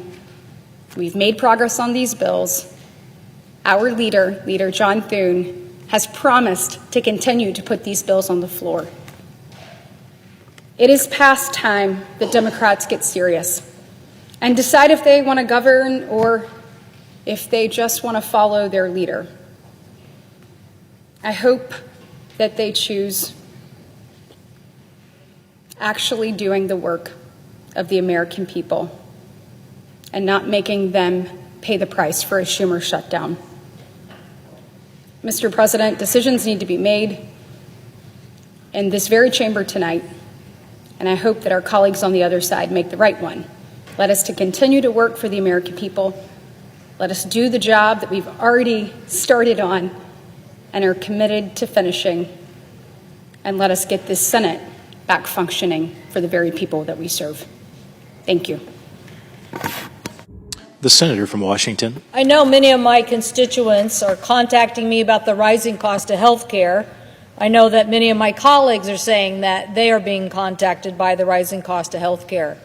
Believe it or not, some of it is impacted by tariffs, some of it the anxiety of what happened when Medicaid was threatened in the big beautiful bill, but most specifically now they're hearing from their state insurance commissioners that rates are going to go up, and as early as October 15th in the state of Idaho and in many states across the country as early as November 1st are starting to now have to make a choice. Are they going to pay for this huge increase in insurance premiums because this institution, this body, did not deal with the Affordable Care Act extensions of subsidies that provided affordable health insurance to millions of Americans. This is something that is already going to affect the burden that rural hospitals have. It's going to burden Americans as they try to keep working, and it's going to burden an ever-increasing healthcare system that is facing these costs. I hope that we can do something, make a commitment to focus on affordability. Why? The American people are seeing huge cost increase in groceries, in gasoline, in everyday products. Our manufacturers are seeing increases in cost. And so this is an issue that needs to be tackled today, not in a few weeks when you're locked into the higher rates. It's not something that can be done by the end of the year because you're going to be locked in to higher rates. This is something that Congress and the administration need to hash out now. Now, I'm an advocate of, I wish we would have hashed it out last summer. I basically started realizing in July that this was going to affect my state when our insurance commissioner came up with what they predicted would be a 20+% increase in rates. And we started speaking with small businesses across the state who said it was going to affect their ability to keep their employees because of the cost of health care. So what are we doing now? Well, instead of addressing this issue, the Affordable Care Act, health care market rate, extension of making sure that premiums don't rise significantly on many Americans, people are denying that the problem exists or that the deadline is actually here, past due really, to affect what we think is an emergency. Last week, my office released a report showing that dramatic increases in premiums for many states in the United States have already gotten approval, and just one chart that I will show you shows those increased rates, not just for the state of Washington, which we saw a 21% increase, but for many other states, Arizona, which they are proposing a 48% increase, Georgia, 39% increase, North Carolina, 29.36, and Texas, 39.28. Why are they going up so much? Well, insurers are saying in their states the primary reason, as I mentioned earlier, administration tariffs, cost of delivering the healthcare system, and the pending failure of Congress to extend the tax credits in the Affordable Care Act. As a result, as I said, many people will be paying these higher rates, but 5 million Americans across the country, including 80,000 Washingtonians, the estimates are, will just no longer be able to afford insurance. That's the estimate. 5 million Americans across the country, 80,000 in my state will just be like, nope, can't afford insurance anymore, not going to buy it. Why is that so important? Well, because the Affordable Care Act drove down the rate of uninsured in America from about 15% to about 7%. That decrease in uncompensated care helped us reduce our overall health care costs too, for people who are getting insurance in many different ways. When you have uncompensated care, the costs don't just evaporate and go into the sky. They're paid by the rest of us in the system. Failing to deal with this affects everybody's health care, not just those on the Affordable Care Act premium plan of extension of these credits. It affects everybody because you're increasing the cost of health care throughout the entire system. I don't want to roll the dice on this and find out what happens to many of my constituents. I don't want to find out what happens when people who don't have health insurance get sick anyway and go to the emergency room or have a devastating diagnosis just because we wouldn't act. When you think about this, the ranks of people who are in this uninsured market, don't stop getting sick. They do still have costs, and that uncompensated care is what drove up the cost of our healthcare system overall. So now, as we face inflation, it's the last thing we should be doing is to drive up the cost of anything just because we have failed to act.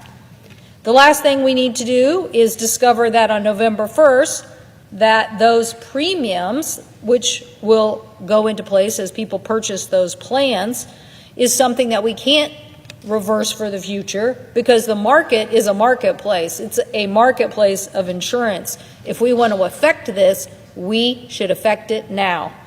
In August, I asked the chairman and ranking member of the Finance Committee to hold a hearing on how to lower these costs for Americans and find ways to keep people insured and healthy.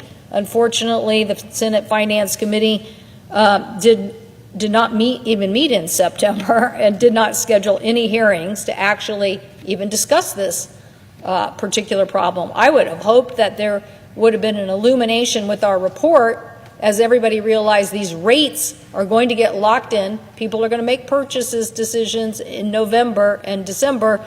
And then, as I said, lots of people will just say, I can't afford these rates, they're insane.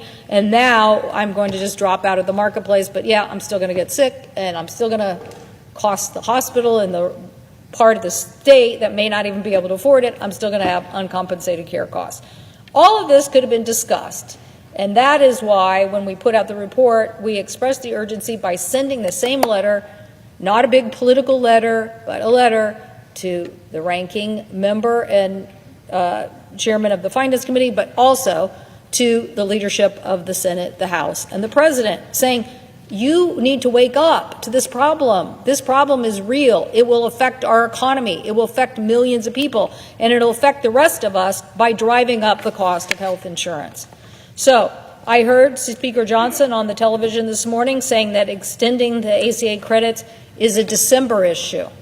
Well, it's not really a December issue if people start in October and November making decisions and locking themselves in to higher rates or deciding that they're not going to even buy insurance because it's too expensive. He said reforms are needed to the program. Great, we could have had that discussion in August or September, and we certainly could have it today, but I see no convening. The House isn't even here. I see no convening of people saying, let's get serious about these extensions and the high cost of health insurance. Families are relying on the exchange, and these decisions need to be made during this open enrollment period. I know people are thinking, oh, this is such a geeky issue. Trust me. I know that many Americans are frustrated over enrollment periods for health insurance, period. Okay? They're always challenged by the fact that an employer or this healthcare system, yes, we need to keep working to improve the healthcare system. But right now, we don't want to lose millions of people from the healthcare system just because we don't want to talk about it and somebody wants to talk about it later. To enroll by December 15th, you need to know what the premium costs are. To get coverage starting on January 1st, you need to enroll by December 15th. So that means you have to know what this situation is all about now. When these insurance commissioners across the country, go back to those rates, started publishing those rates, that's when everybody should have woken up and said, what the heck are we talking about? 30, 40, almost 40%, oh, in Arizona, 40%. What are we talking about? Insurance commissioners are proposing, oh, by the way, maybe in a few red states, they knew it was so bad, they didn't even want to put the information out there. Our report published a lot of this, and people weren't even thinking about it. They weren't even thinking about or letting people put out the information about how high the rates were going to be. So why would you do that? Why not address the underlying issue and say, what are we doing about the high cost of health care? So my colleagues on the other side are so confident. Let's hear what their proposal is. Let's hear what they are going to do, because I'm pretty sure the tariffs, the Medicaid cuts, and this proposal not to deal with the Affordable Care Act extension are driving up these rates to extraordinary rates that are going to hurt all Americans by making health care more expensive. So I will just say we didn't even have a hearing in the committee of jurisdiction on the fact that we cut $1 trillion out of the healthcare system and stripped Medicaid coverage from 11 million Americans. We didn't even have a hearing on that. So our constituents, Mr. President, should be listened to. We need to address this issue. We want members to figure out how to make health care more affordable for millions of Americans. The 119th Congress thus far has squandered too much time focusing too little on this issue. We need to roll up our sleeves, focus on immediate, real solutions that impact millions of Americans. Together, we can figure out a way to extend these expiring credits and come up with solutions to lower those costs. And I urge my colleagues to do so as soon as possible. The American people are depending on us to help them not face these enormous inflationary costs. I thank the President, and I yield the floor.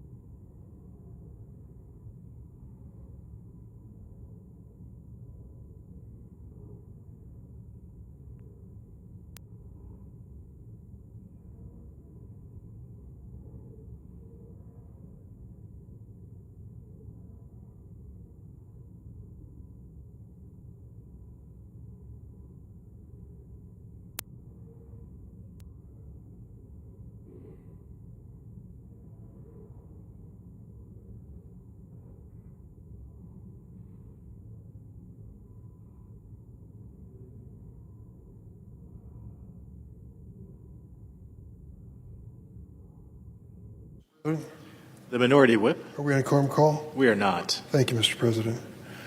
Mr. President, we're just hours away from a deadline to fund the federal government. This task of funding our government is one of the most important responsibilities vested in Congress. This is not my first rodeo. I've been through shutdowns before. The last one, and one of the longest, was in President Trump's first term. So here in his second term comes another government shutdown, just 9 months into his presidency. Accomplishing this funding of our government requires bipartisan compromise. Do the math. To pass anything of substance in the United States Senate, you need 60 votes. There are 53 Republicans and 47 Democrats. You need at least 7 Democratic votes to join all the Republicans if you want to have a bipartisan roll call that passes. So that would suggest to any president and any member of the majority party that it's a good idea to sit down with the senators from the other side of the aisle before you reach the shutdown phase of this conversation. If we fail to fund this government, farmers won't receive their payments and loans they need to stay afloat, facing President Trump's tariffs. Medical breakthroughs and research will be put on hold. American service members and thousands of federal employees across the country will be forced to work without pay. But unfortunately, we've seen little interest on the other side to sit down and talk about it and to reach a compromise. The Republicans control the White House, they control the Senate, they control the House of Representatives, and they've decided the best approach is don't negotiate with the Democrats. Give them a take it or leave it, and let's see what happens. Despite knowing since March that government funding was going to run out tonight, President Donald Trump waited until yesterday to meet with Senate Minority Leader Chuck Schumer and House Minority Leader Hakeem Jeffries. What was he waiting for? He understands the president bears major responsibility if a shutdown takes place. Think about it. He waited until a day before the government funding deadline to finally sit down and talk to both political parties. The Republican Majority Leader Thune said he's committed to passing appropriation bills through regular order. I agree. I'm on the Appropriations Committee. I think we're doing a pretty good job and we can do better. We also want to pass government spending bills, but we refuse to rubber stamp President Trump's harmful cuts and reckless actions. Yet, instead of being here to do the work of funding our government, Republicans in the House are gone. They left Washington last week and don't plan to return till next week. That doesn't help at all. The House must stop playing political games and come to work so we can actually avoid this shutdown. Republicans must take responsibility for the government they control. Government they control. White House Republicans are on vacation. Their refusal to prevent a shutdown will ruin millions of American travel plans. During a shutdown, air traffic controllers and TSA employees work without pay. That's not reassuring. This means delays and longer wait times for travelers at airports across the country. Just like the last time that President Donald Trump shut down the government in 2018 for 35 long days, it took pressure from the air traffic controllers to finally end that Trump shutdown. And our aviation system will continue to bear the effects because the shutdown would pause hiring and training programs for air traffic controllers at a time when we should be improving safety. Does it make you feel more confident to take a flight and realize that that air traffic controller, if they're at work, is working without pay? Or that the testing and training of the air traffic controllers has been delayed because of a shutdown? So the next time you're sitting in an airport and you see your flight delayed, you can thank those who didn't want to sit down and talk before the shutdown faces. Unfortunately, the Trump administration is preparing to weaponize the shutdown and continue their attacks on the federal workforce. Without any rhyme or reason, they have been chopping off thousands and thousands of federal employees. Sometimes the employees are doing essential work and they beg them to come back to work. Some do, some don't. Last week, the director of the OMB, Russell Vought, sent out a memo stating that any government employee who sees seeks funding for their role labs because of a shutdown would be fired if their work does not align with the president's objectives. They're promising a big shutdown of the federal workforce. These firings jeopardize progress at federal agencies already indiscriminately gutted by the Trump administration. The Trump administration has begged fired employees to return to work at agencies like the National Weather Service and Department of Energy. Even Republican senators, some agree government employees are not pawns to be played during the debate on government funding. These employees and their families deserve a better boss. But the Trump administration apparently doesn't care. They're content to cause continual chaos across the government to score cheap points. The American people know who's making the government work and who's trying to destroy it. For months, Democrats have been ready and willing to work with Republicans to avoid the awful effects of a shutdown. Why should the average American care about a shutdown? What import does it have to you and your life and your family? It's basic. It's health care. That's what this is about on the Democratic side. We think this is a battle worth fighting. We face the prospect of some 24 million Americans either losing their health insurance in the next several weeks or seeing dramatic increases in their premium payment. Some will have to get a different insurance policy with higher deductibles. Some won't be able to afford health insurance at all. And take a look at what the cutback in Medicaid is going to do to hospitals across our country. Illinois is a great state, very diverse. Beautiful big city of Chicago and a lot of smaller rural area towns as well.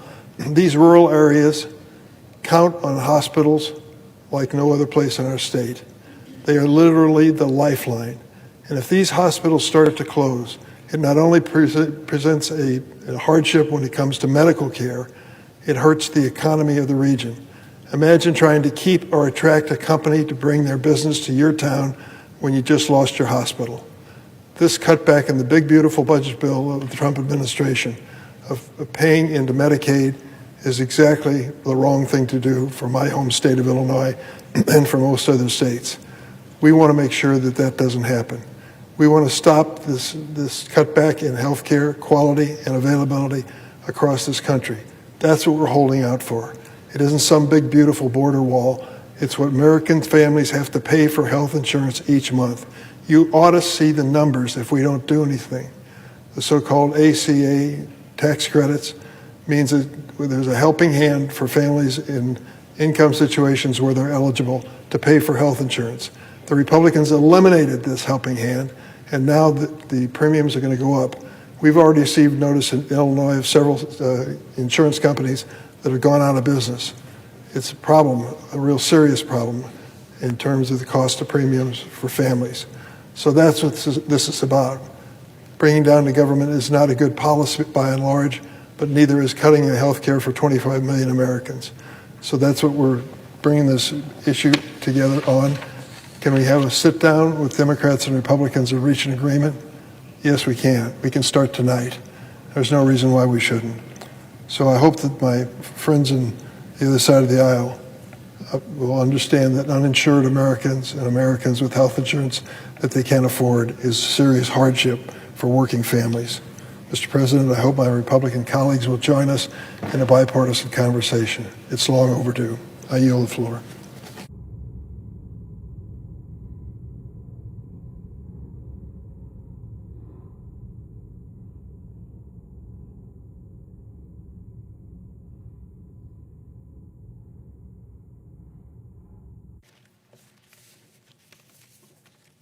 Mr. President.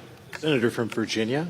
Mr. President, I rise to discuss a vote that the Senate will take later this week on a block of executive nominations. The vote will likely come either tomorrow or possibly Friday, and there's a block of approximately 100 nominations that we will be considering, and I rise to talk about the nomination of one individual, Bill White, to be the United States ambassador to Belgium.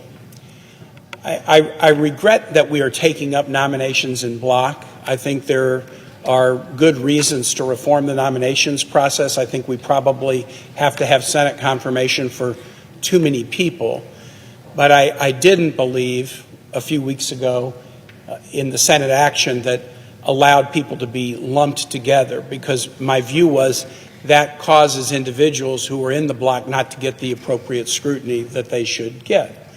I viewed the action bluntly as a little less about advancing nominations as raising the risk of hiding nominations in large groups where individuals would not get appropriate scrutiny. And I believe that very strongly to be the case of Mr. White. Mr. White is President Trump's nominee to be ambassador to an important U.S. ally, Belgium, the headquarters of NATO. And Mr. White has done some good things in his life, and I don't dispute that. And I know he's been a strong supporter of President Trump, as are virtually all of the Trump appointees, many of whom I have voted for. I haven't done this calculation, but I probably have a track record of, on the Democratic side, of voting for as high a percentage of President Trump's nominees, both in term one and term two, as just about anyone, because I do believe, as a former governor, that your election does carry with it a mandate to be able to assemble a team of like-minded people. And even if I might disagree with you, President Trump was elected and should have the ability to assemble a team of like-minded people. But I do carefully scrutinize the character, judgment, and qualifications of the individuals who are put before us for important positions. And this nomination of this individual for this country at this time I view as so uniquely bad that I wanted to take the time to come to the floor and talk about why. And what I'm going to talk about is Mr. White's judgment, as evidenced by his social media postings. And I have a whole lot of examples I could use, but I'm going to just narrow it down to ones that I think are a true window into this individual's judgment and character, and demonstrates that he's not suitable to represent the United States in a critical ambassadorial position. On May 16, 2023, he tweeted out about one of our colleagues, Senator Graham of South Carolina. Graham is a snake. He's tweeted out many bad things about Democratic colleagues that I'm not going to post before you, but someone who says about Lindsey Graham that he is a snake is not demonstrating the judgment that you need to be an ambassador representing the United States in Belgium. Mr. White fell down the rabbit hole of election conspiracy in 2020 and has repeatedly tweeted and posted his belief that the 2020 election was not accurately called and that Donald Trump actually won rather than President Biden. Now, I think any intelligent person recognizes that as a conspiracy theory that most fourth graders wouldn't be gullible enough to fall for. But Mr. White has tweeted it over and over and over again, and he's gone beyond just asserting that Donald Trump won the election in 2020. He's actually gone much, much farther than that.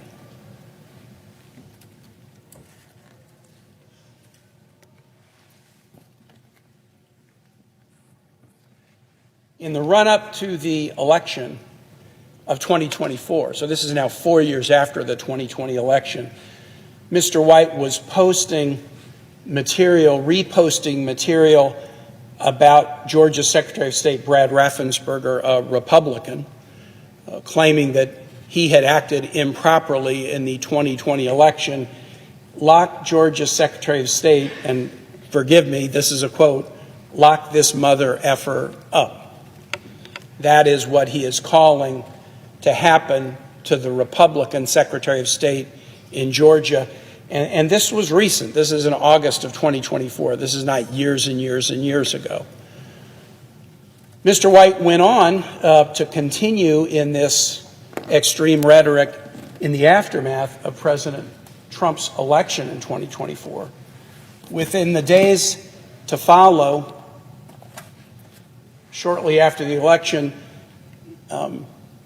he basically says Donald Trump won Georgia. That's referring to the 2024 election. And then it's high time now to legitimately prosecute the Georgia Secretary of State and Governor Kemp, the Republican governor of Georgia, Mr. White, is calling for them both to be prosecuted, and this was just at the time that Donald Trump won the 2024 election. Okay, Donald Trump has been elected president in 2024. Why are you still so focused on a campaign of retribution against Georgia Republicans that you are urging to be locked up and prosecuted? To be an ambassador, you need to have some judgment. You need to have some diplomacy. You'll deal with tough issues. Belgium is not a big country, but Belgium is a very important country. It's been a U.S. ally for a very long time, and it's the headquarters of NATO, which has huge importance in the world right now.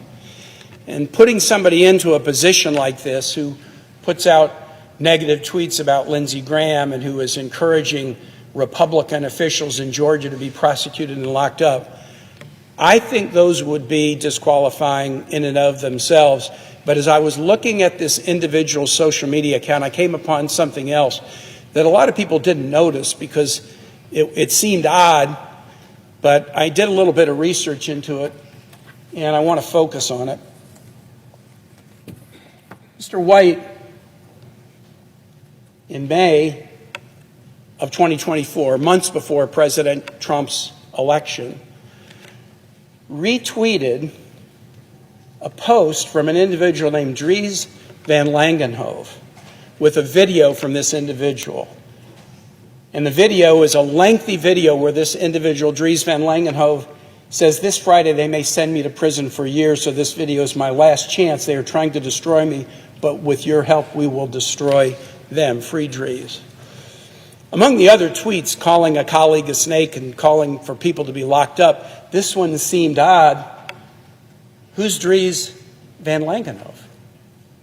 Who's Dries Van Langenhove? Dries Van Langenhove is a convicted, Holocaust-denying, pro-violence anti-Semite in Belgium. And the tweet that Mr. White posted was his video the night before he was sentenced to a year in prison for inciting violence and denying the Holocaust. This is an article from Politico Europe in March of 2024, and it talks about Mr. Van Langenhove. Title: Belgium's far-right prodigy gets prison term for inciting violence. Dries Van Langenhove, a political activist and leader of a Flemish nationalist youth movement called Shilden Vrienden, was convicted of inciting violence and denying the Holocaust, the Ghent Criminal Court ruled. He reveled in Nazi ideas that caused much suffering. He wants to undermine society, a judge said when announcing the ruling. Why would Mr. White, in March of 2024, even know who Dries Van Langenhove was? When I saw this, as I was researching this prior to the hearing in the Senate Foreign Relations Committee, I had no idea who Dries Van Langenhove was, and I wondered, why is Mr. White platforming this individual I know nothing about? And then as I read it, I find that he is a notorious violence-promoting, Holocaust-denying, anti-Semite criminal convict in Belgium. This is a big deal. The ADL says that of any nation in Europe, Belgium has seen the most spike in anti-Semitic behavior since October 7. Some of you might remember the attack, the Charlie Hebdo attack in Paris a couple years ago, pre-October 7. There was a similar attack on the same day in Belgium, an anti-Semitic attack. Belgians have been charged with crimes of vandalism and religious-based violence in attacks on the Holocaust Museum in both Belgium, Brussels, and Paris. And the Belgian government is really working hard to try to deal with this cancer of anti-Semitism in this nation. As far as I know, Mr. Langenhove is the only individual who has been successfully prosecuted in Belgium for Holocaust denying and inciting violence and reveling in pro-Nazi ideas. And the material that Bill White posted was Mr. Van Langenhove seeking support and donations to help him avoid accountability for his words and actions. Mr. White's work in the past might qualify him to serve in some capacities. I'm not saying there isn't a position, one that doesn't require diplomacy, where his skills might be necessary. But this particular appointment is an insult to Belgium, a nation that is trying to deal with a deep, deep challenge in anti-Semitism. For the United States to send as an ambassador to that nation someone who has platformed the far-right prodigy who's received a prison term for inciting anti-Semitic violence is a slap in the face of this important ally.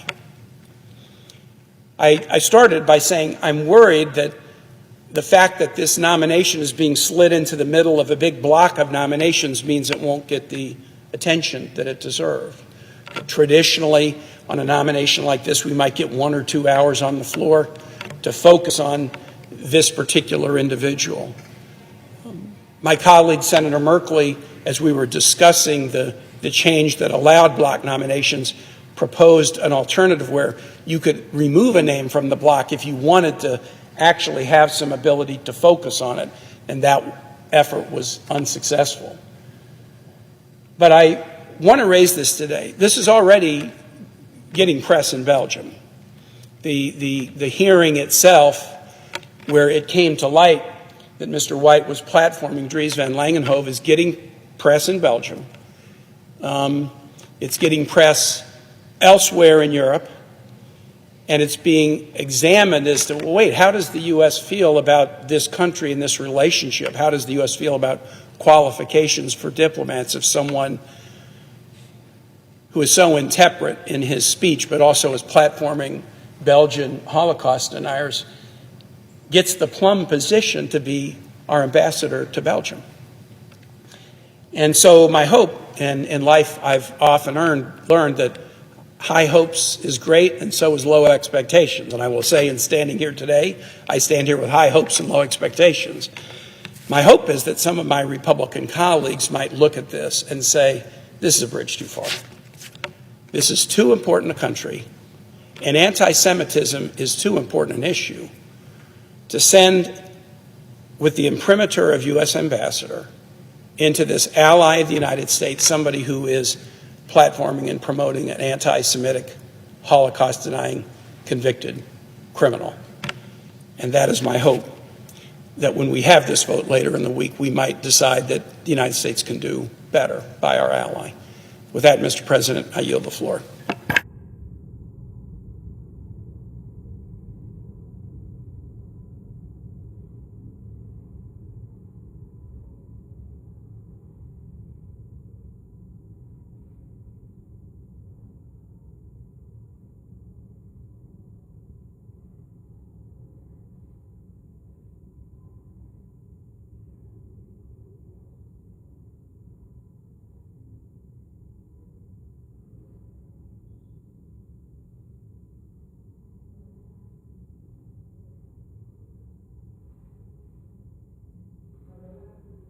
Senator from Virginia. The absence of quorum. The clerk will call the roll.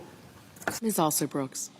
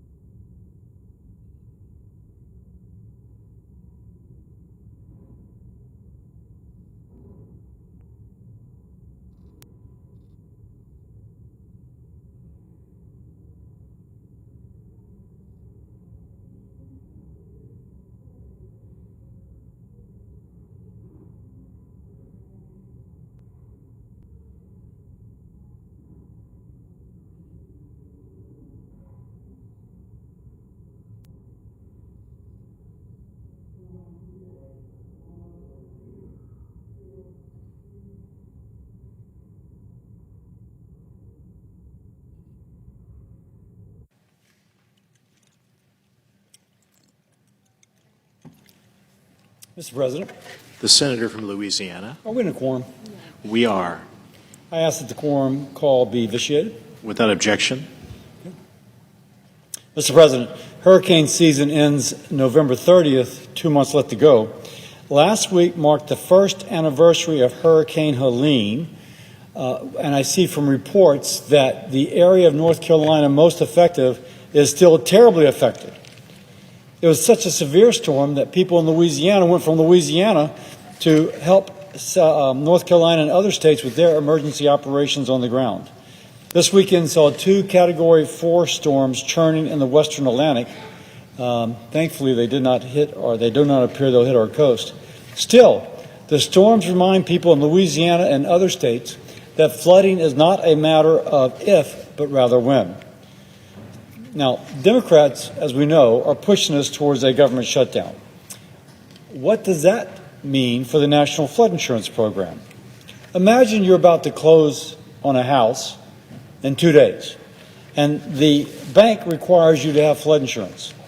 If you're in a special flood hazard area, by the way, over half of Louisiana is a special flood hazard area, and you're purchasing a house with help from a federally backed loan, you will not be closing on that house, nor will you be able to renew your existing policy. All because Democrats have rejected a clean, continuing resolution to keep the government open. Let me repeat. They are walking away from a bill that simply extends the existing budget for 7 weeks to allow further negotiation. Instead, they demand a highly partisan bill, which would add more than $1 trillion to our nation's debt. They want taxpayer-funded health care for illegal immigrants, transgender surgery for minors, and to cut $50 billion from the Rural Hospital Fund Republicans created as part of our Working Families Tax Cuts bill. Now, back to flood insurance, Americans are left wondering how a shutdown will affect it. While Democrats are writing checks to the far left, folks are wondering if they can close on their house. Now, I'll tell you what the American people care about. They want the government to do its job. They want disaster recovery when needed. They want flood insurance that works. They want rural hospitals to stay open. They want energy security and a balanced budget, not trillion-dollar add-ons that only serve a political agenda. Mr. President, the American people deserve accountability. They expect Congress to put their needs before partisan politics. If this shutdown happens, it means that the National Flood Insurance Program cannot renew policies. That's 500,000 people in Louisiana, millions across the country, unable to renew policies while we're still in hurricane season. It'll mean delays in disaster aid and emergency response coordination. It means uncertainty for families still recovering from Hurricane Helene and other past storms. Now, this is personal for folks in my state.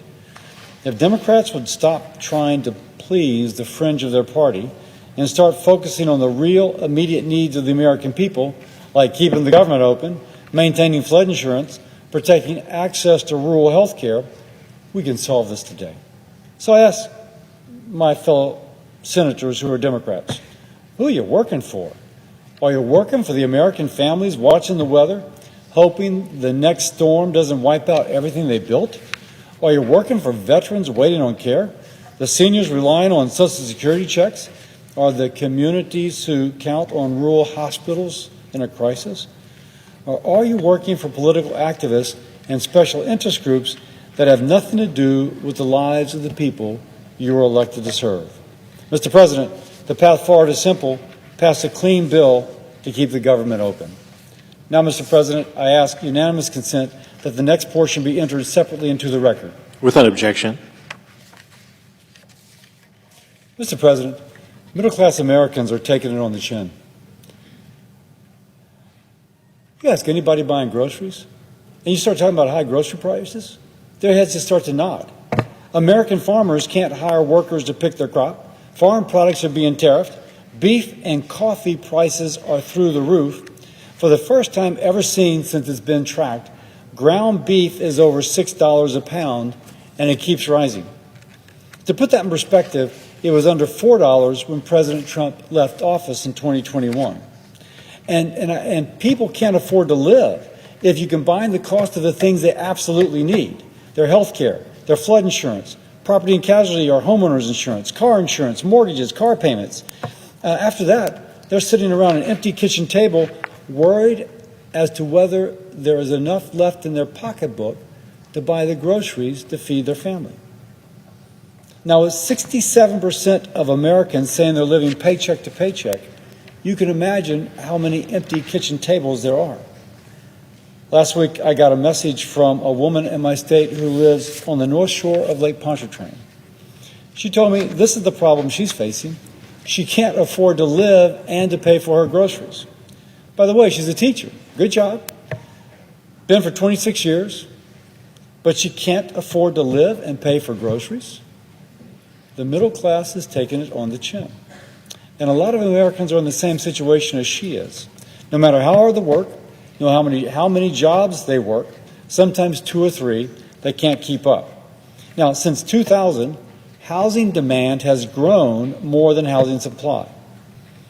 Roughly 46% of Americans let their credit card payments roll over month to month because they cannot afford to pay in full.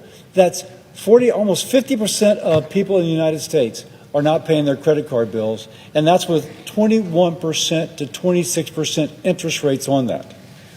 Almost a quarter of Americans don't think they will ever pay off their credit card debt. And the hole keeps getting deeper. Now, Republicans are trying to address this. In the Working Families Tax Cuts bill, we increase wages by eliminating taxes on tips and taxes on overtime.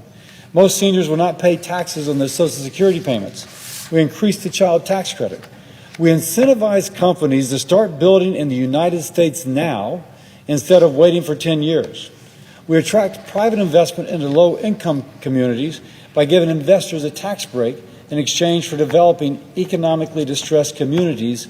Our goal is to create jobs, better-paying jobs, as we spur this revitalization. We can increase affordable housing for families and workers by expanding and strengthening the low-income housing tax credit, which will help build more than 1.6 million affordable homes nationwide over the next decade. Again, we give tax incentives now for those better-paying manufacturing and construction jobs. We're working to decrease the high cost of health care with, if you will, programs to incentivize the education of more nurses, to lower the cost of prescription drugs, and to lower the cost of health insurance.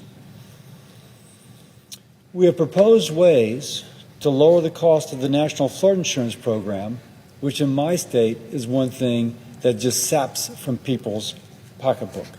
Now, the government shutdown will not help. It creates unnecessary worry, puts a strain on working families, veterans, and folks living on a fixed income. The American middle class has taken it on the chin. Republicans are working to give the American people hope instead of one more body blow. And with that, I yield. Mr. President. The senator from Louisiana.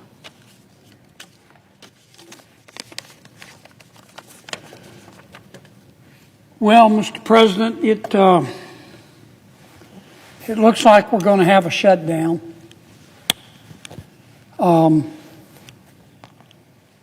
What does that tell us? I'll tell you what it tells me. It's simply that much more evidence that human evolution is a slow process. I thought humans had advanced more as a species, but apparently we haven't. What do I mean by a shutdown? Well, we can't keep government open without a budget.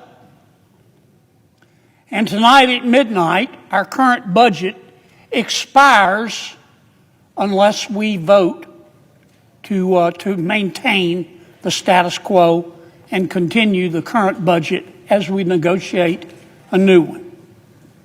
Many of my Democratic friends say, well, what's the problem? The Republicans are in charge.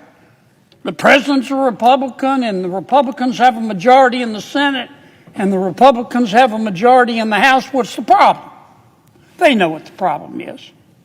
We can't pass a budget. We can't keep government open just with Republican votes here in the Senate. We only have 53 Republicans. We need 7 Democrats to join with us. So for my Democratic colleagues to say, well, the Republicans are in charge and they don't need us, they know that's not accurate.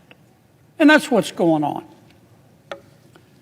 Now, we've had a few shutdowns before, and every shutdown is different, but most shutdowns are a combination of both policy and politics in varying degrees.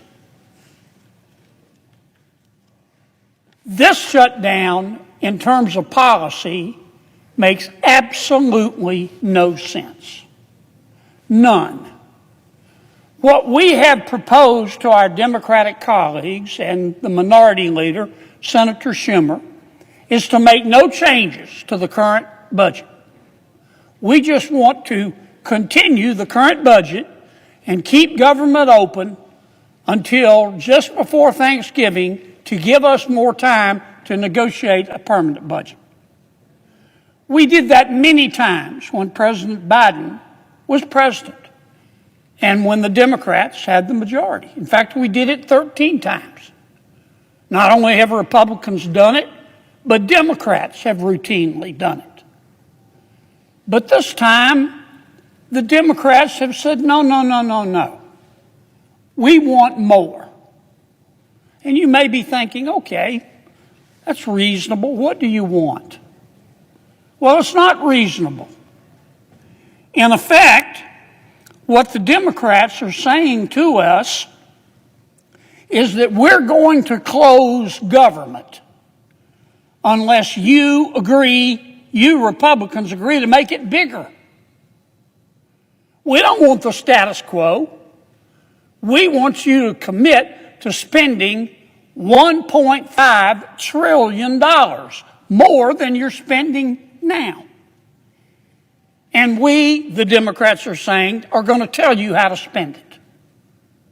First, they want us to repeal all of the Medicaid reforms that we did in the reconciliation bill. Some call it the One Big Beautiful Bill. The One Big Beautiful Bill would not reduce Medicaid. In fact, it would go up about 2% every year as a result of our bill. But it would say to people who are on Medicaid, who aren't eligible for Medicaid, that you're not going to get Medicaid anymore. Dual eligibles, people who sign up in Louisiana and Mississippi, that's fraud. Under our bill, they would be thrown off. The Democrats want them put back on. Under our changes in the One Big Beautiful Bill that the Democrats want us to reverse, you would have to satisfy certain income levels to be on Medicaid. The law says if you make too much money, you can't get Medicaid because Medicaid is for the poor. In my state, we have found people through audits making $120,000 a year on Medicaid. So our bill, which the Democrats want us to repeal after just passing it, would say to those people that if you don't meet the income limits, you can't get Medicaid. So that's the first demand of the Democrats. Take out all the reforms that we made to Medicaid in the reconciliation bill and throw them out the window. Number two, they want to extend the Obamacare subsidies. What does that mean? Well, first let me say Obamacare was a mistake, and we know that now. When President Obama passed Obamacare, we were told that our lives would be better. Our lives have been worse. We were told that it would make health insurance more accessible and more affordable. It's done neither. On the non-Medicaid part of Obamacare, we've got, 25 million Americans who are accessing it. And for the most part, about 90% of them are low-income Americans.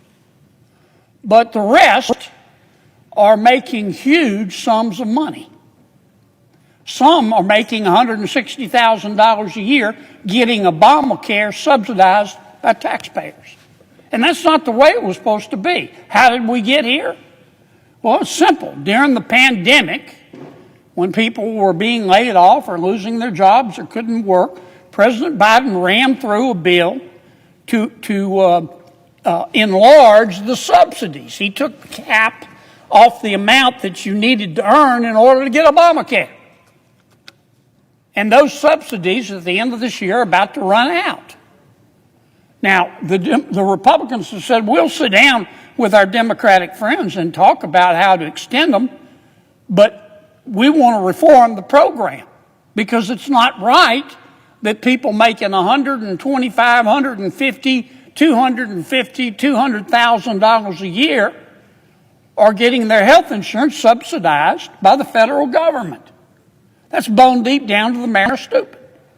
But the Democrats, Senator Schumer and his colleagues, have said, no, we will shut government down unless you agree automatically to extend these subsidies, which were passed during the pandemic, after the pandemic is over, permanently.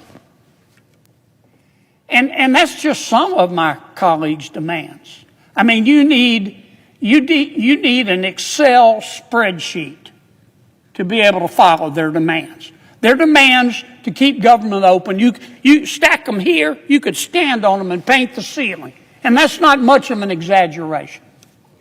And when Senator Schumer announced these demands, that's when I knew. I knew it in a nanosecond. We're going to have a shutdown. Because my colleagues, my Democratic colleagues, are very smart people. And Senator Schumer is a smart person. And he knew when he announced these demands that I could tell he wasn't serious. He knew they were unserious. And he knew that neither the president nor the other members of Congress were going to accept them. And you know what? Many Democrats know they're unreasonable as well. So that's why I say the policy part of this makes absolutely no sense. And that's because this isn't about policy. This shutdown is about politics. Now, parties change. Just like the human experience changes over time. Political parties change. My party's changing. So is the Democratic Party. And there is a wing of the Democratic Party, I call it the socialist wing. Some less charitable people call it the loon wing of the Democratic Party. And they are in charge right now. And the non-loon, non-socialist Democrats are scared to death of them. And this particular wing of the Democratic Party that's in the ascendancy, what do they believe? They try to out-weird each other all the time. They hate, if you listen to them, they hate Thomas Jefferson. They hate Abraham Lincoln. They hate George Washington. They hate Dr. Seuss. They hate Mr. Potato Head. They think our kids should be able to change genders back and forth at recess. Kids. And if it's their preference, should be able to undergo sex change operations while minors paid by you, the taxpayers. They believe that. They believe in open borders. They believe that if you support the law, which says you have to be vetted to come into our country, if you support the law, you're a racist. I think if you support the law, you're being prudent. But they believe in open borders. And my Democratic friends are about to elect a new mayor in New York City who is a member of the Loon Wing. He's a self-avowed socialist. He has said if the Prime Minister of Israel comes to New York City, he will have him arrested. But this is not the majority of Democrats that believe this. I don't think that for a second. And I know many of my Democratic colleagues here don't believe that.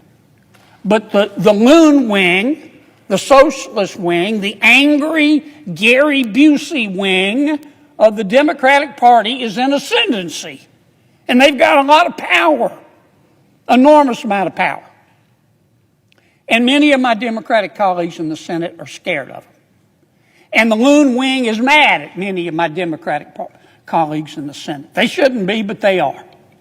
And therefore, many of my Democratic colleagues in the Senate are scared of the loon wing. And they want the loon wing to love them. The loon wing will never love them. They're better off doing the right thing, and they know what the right thing to do is. But that's why I say this is a political decision, and that's why we're going to shut government down. Now, once you shut government down, unless you're prepared to leave it shut down permanently, and maybe my Democratic colleagues are, but I don't think so. I still, maybe I'm naive, but I still think too many of my Democratic colleagues in the Senate know better. Once you shut the government down, you got to get it back open. How are they going to get it back open? We're not going to agree to their demands. $1.5 trillion.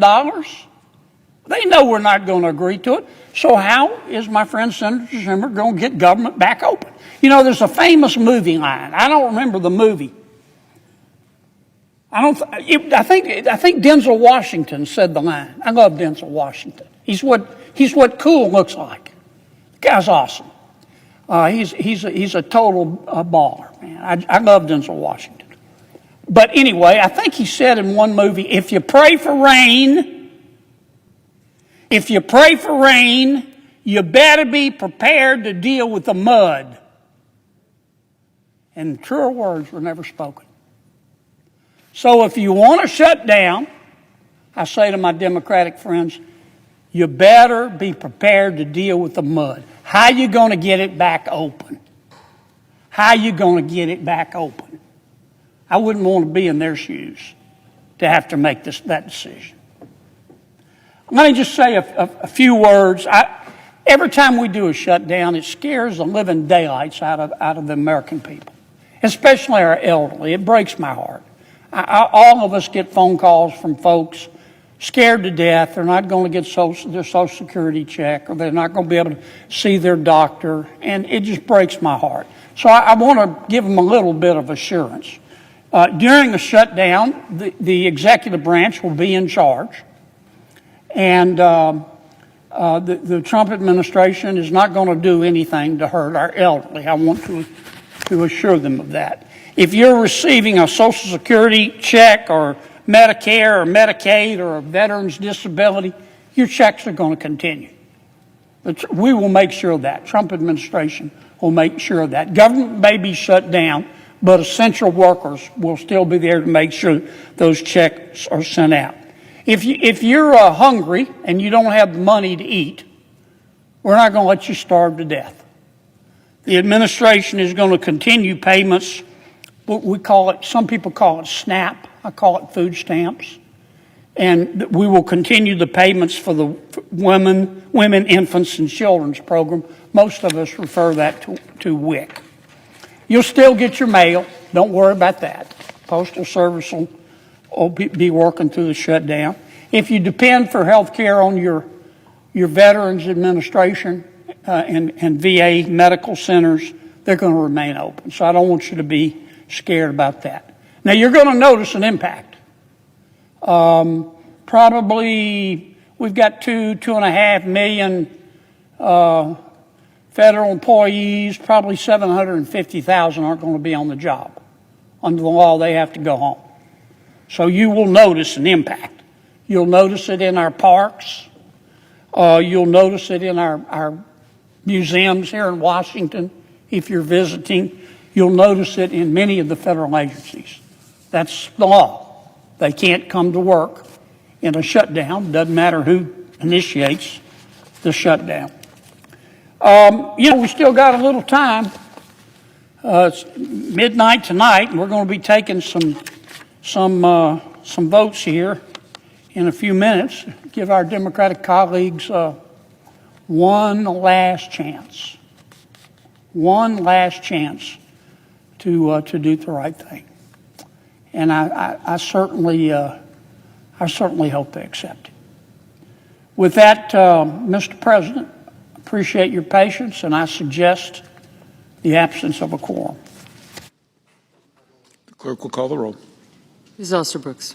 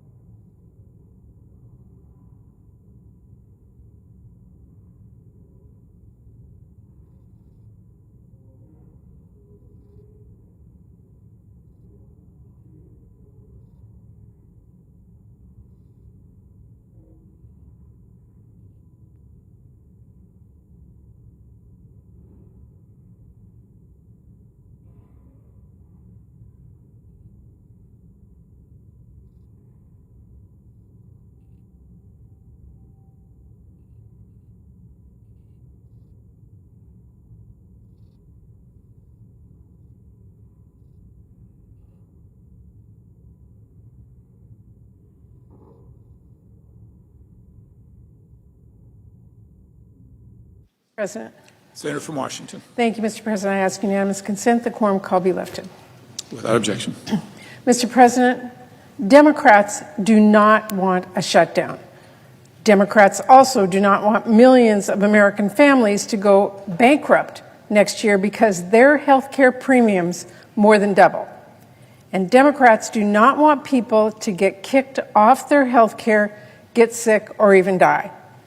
Democrats want to stop our rural hospitals from closing and laying off more staff. We have been clear about this for weeks and weeks and weeks. All along, Democrats have made clear we are ready to hammer out a solution to prevent a shutdown and save people's health care. But I'm afraid that at every step of the way, Republican leadership has made clear they would rather shut down the government than make sure people can afford health care. Apparently, working with Democrats to save American families money and keep the government open is too much for Republican leadership, because their plan so far has been to let health care premiums double next year and insist that Democrats swallow a bill that does nothing on health care. President Trump and Republicans in Congress would rather shut down the government than have serious negotiations to lower costs, save health care, and prevent a shutdown. Unfortunately, Republicans decided on the shutdown track weeks ago and have done nothing to steer away from that cliff. This is not hard to understand. Republican leadership has not been subtle. If Republicans were serious about avoiding a shutdown, they would not have skipped town last week. And Speaker Johnson wouldn't be refusing to return lawmakers until after the funding deadline. If Republicans were serious about avoiding a shutdown, they wouldn't be holding a vote on a bill that already failed, and that, I should say, actually got fewer votes than Democrats' bill, since 8 Republican senators didn't even bother to show up to take that vote. If Republican leadership was serious about avoiding a shutdown, they wouldn't be refusing to hold the vote until the last minute. If Republican leadership was serious about avoiding a shutdown, Trump wouldn't say, "Don't bother dealing with Democrats." He wouldn't shrug his shoulders and say, quote, "If it has to shut down, it'll shut down." If Republican leadership was serious about avoiding a shutdown, they would not have waited until the last possible moment to hold a meeting that could have happened weeks ago, and they would have listened and negotiated at that meeting instead of just saying my way or the highway. And ask yourself this: if Donald Trump and Republican leadership were serious about preventing a shutdown, would Trump be tweeting out completely unserious AI videos riddled with lies, debunked conspiracies, and mariachi music? Would they be toying with the lives of public servants and threatening to fire more of them when they know the vital role that they all play in providing services to the American people? Come on. The president is thrilled to be shutting things down and sowing division, not working to solve the problem. He's showing every day how unserious he is in this moment. Or let's look at this another way. What would the Trump administration and Republicans be doing if they wanted a shutdown? Well, if President Trump and Republicans wanted a shutdown, they might be planning how to cause as much damage as possible, planning how they would hurt women and children who need vital nutrition assistance. The administration might be planning to use a shutdown as a pretext to conduct more of the same mass firings we have seen for months and inflict more pain. Republicans might be openly talking about how Trump, quote, welcomes the shutdown and how they will use it to advance their extreme agenda, exactly like Russ Vought and his team at OMB are doing and have been doing. If President Trump wanted a shutdown, he might be scheduling meetings with Democratic leaders only to cancel them and finally reschedule them at the latest possible moment, exactly as he just did. If Republican leadership wanted a shutdown, they might mischaracterize what Democrats' position is, because they know that refusing to lower costs and protect people's health care, which is what they've been doing, is not popular. And of course, mischaracterizing Democratic positions is exactly what Republican leadership have been doing. Mr. President, I swear, the only way President Trump knows how to compose a sentence is noun, verb, illegal immigrant. And hey, why not throw in transgender for good measure? That is how he aims to sow division and hatred. Are they serious?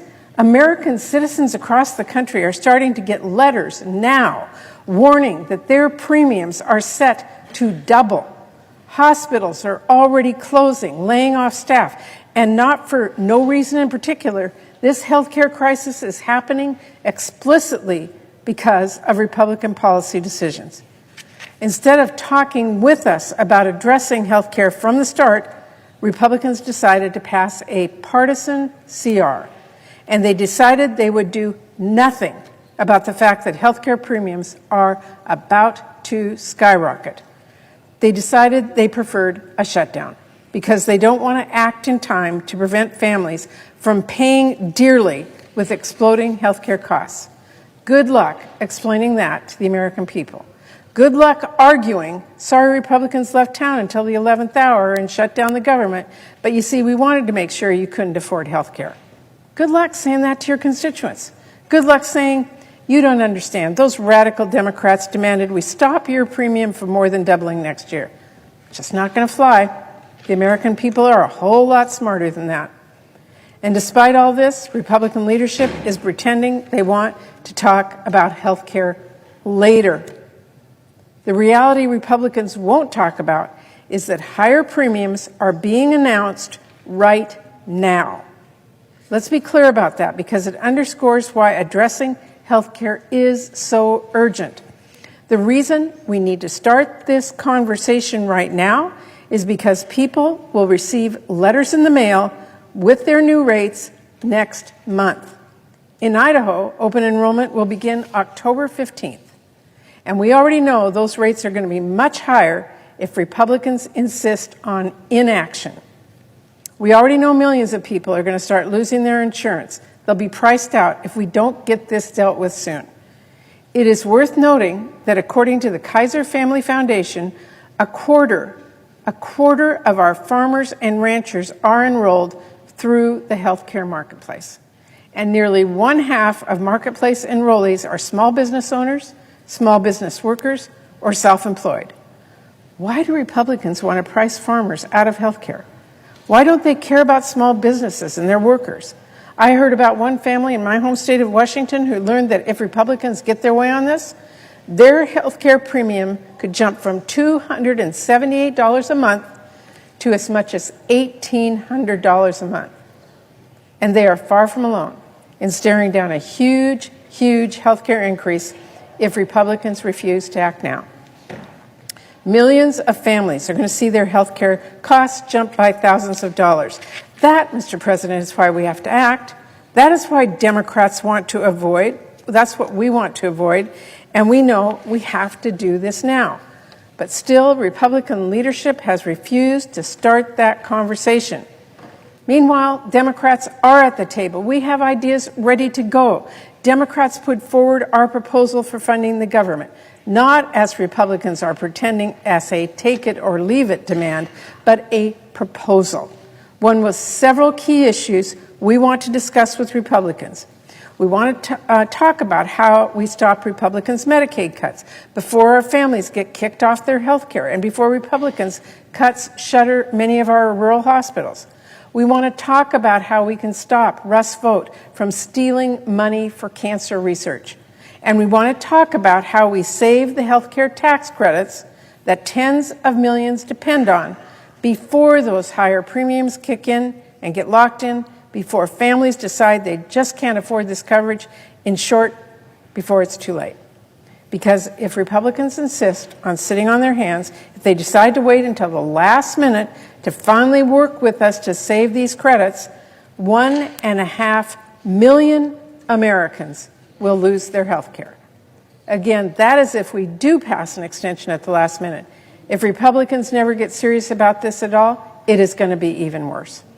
But even delay has a real cost here, one that is paid for by our families. So it's time for Republicans to get serious. Despite what Republicans are pretending, Democrats are not asking for the moon here. We are literally just insisting that Congress take action to address the looming health care crisis that they themselves caused. It is shocking that Republican leaders are digging in so deep against this now. If nothing changes, that is a pretty ominous sign. I hope, despite the completely partisan path Republicans are on right now, they will come to their senses and come to the table. Because I don't just want us to keep the government open with a deal brokered by both sides. I want to stop the enormous price increase that's about to hit our families. And I want us to ultimately get those full funding year bills that help people. I want those to get signed into law. So, Mr. President, here we are. And I have to say right now, what we see is Russ Vought trying to hold government workers hostage. Right now, we have House Republicans refusing to even come back here to DDC to do their jobs until next week. Right now, we have Senate Republicans replaying a failed vote. Look, if Republicans want to avoid a shutdown, like Democrats want to avoid a shutdown, then stop spending so much time saying you will sit down with us on health care later. Spend that time working with us right now. But if Republicans insist on writing a bill without any Democrats, they better pass it without Democrats too, because I'm a no. Democrats will continue to work to keep government open and to save your health care.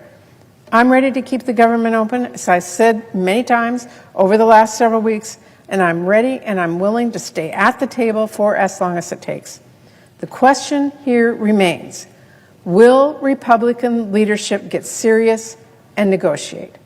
Thank you, Mr. President. I yield the floor.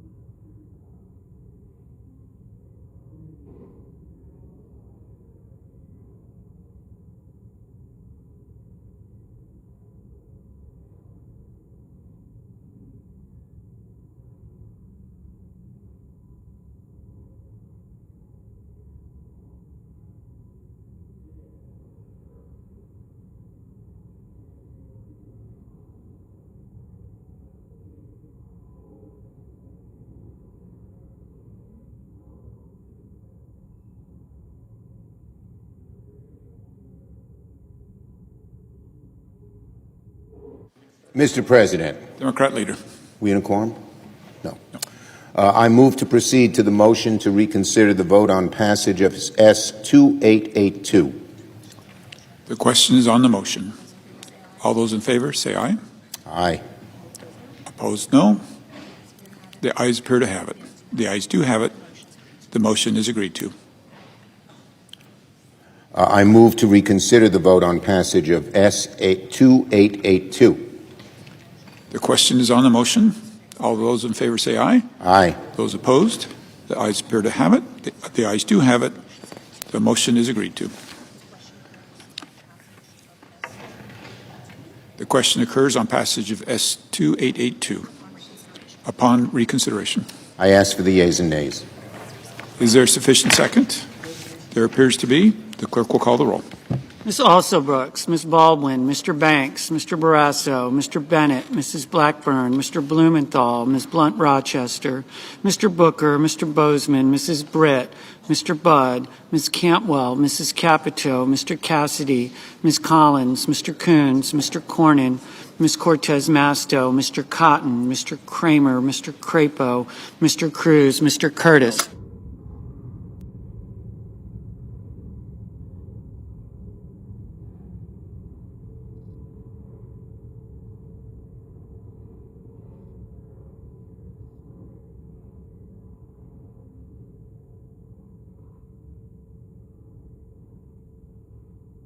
Mr. Daines.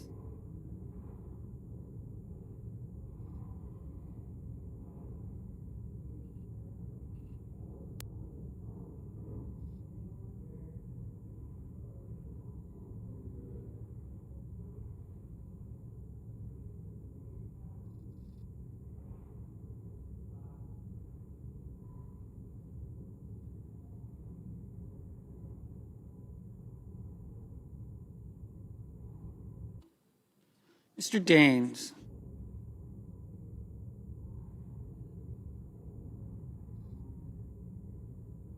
Ms. Duckworth. Mr. Durbin. Ms. Ernst.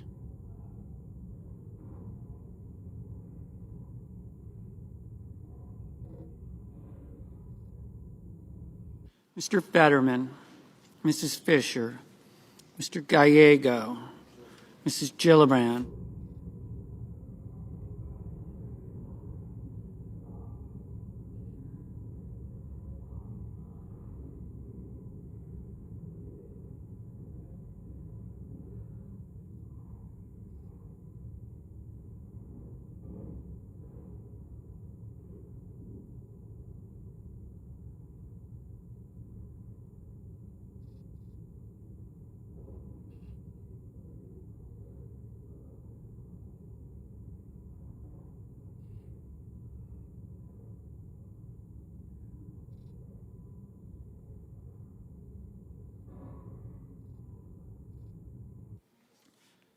Mr. Graham, Mr. Grassley, Mr. Haggerty, Ms. Hassan, Mr. Hawley, Mr. Heinrich, Mr. Hickenlooper, Ms. Hirono.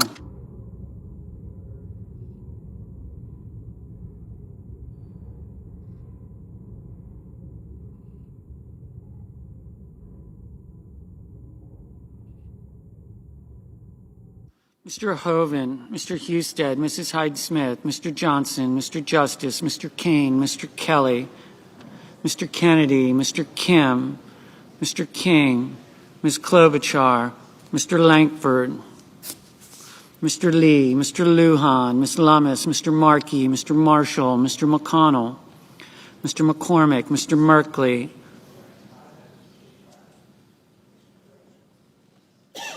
Mrs. Moody, Mr. Moran, Mr. Moreno, Mr. Mullen, Ms. Murkowski, Mr. Murphy, Mrs. Murray, Mr. Ossoff, Mr. Padilla, Mr. Paul, Mr. Peters, Mr. Reed, Mr. Ricketts, Mr. Risch,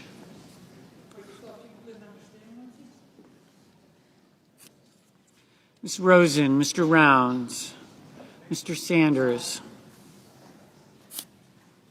Mr. Schatz, Mr. Schiff, Mr. Schmidt, Mr. Schumer, Mr. Scott of Florida, Mr. Scott of South Carolina, Mrs. Shaheen, Mr. Sheehy, Ms. Slotkin, Ms. Smith, Mr. Sullivan, Mr. Thune, Mr. Tillis, Mr. Tuberville, Mr. Van Hollen, Mr. Warner, Mr. Warnock, Ms. Warren, Mr. Welch, Mr. Whitehouse, Mr. Wicker, Mr. Wyden, Mr. Young.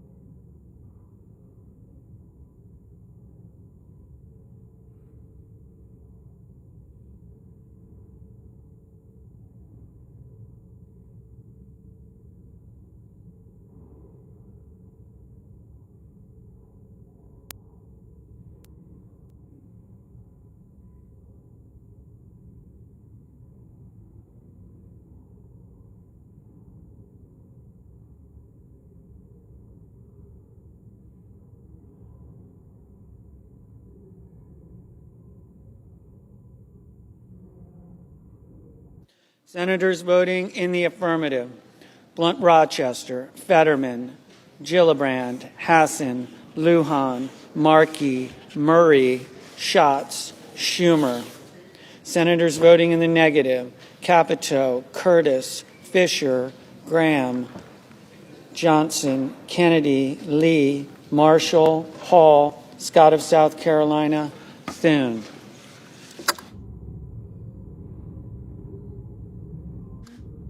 Mr. Kelly, aye.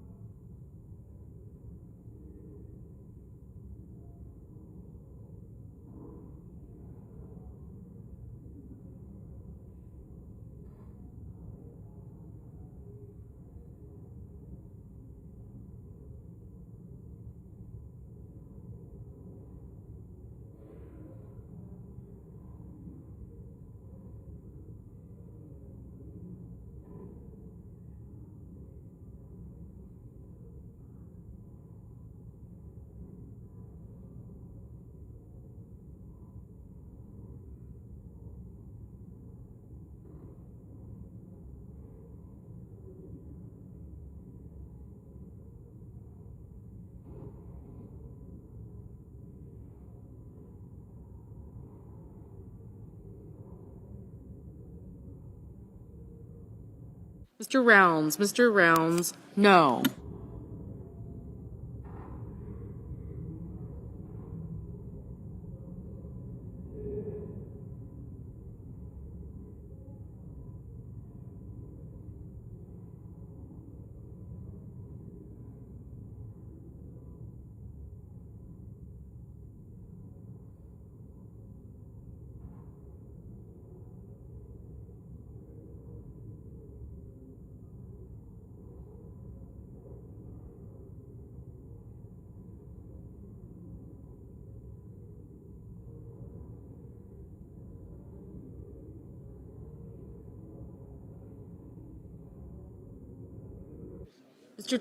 Mr. Tillis, no. Mr. Marino, no.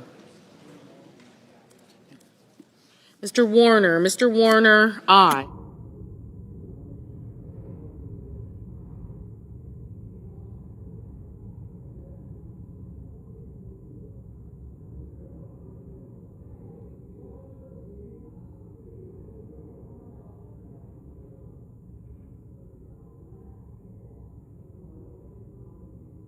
Ms. Cortez Masto, aye. Ms. Lummis, no.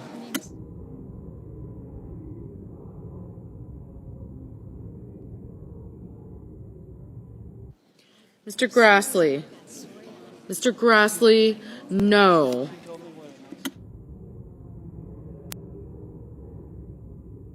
Mr. Kane, aye.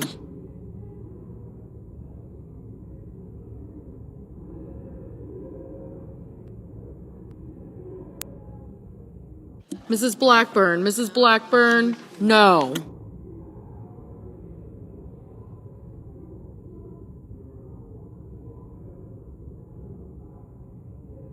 Mr. Cassidy, no.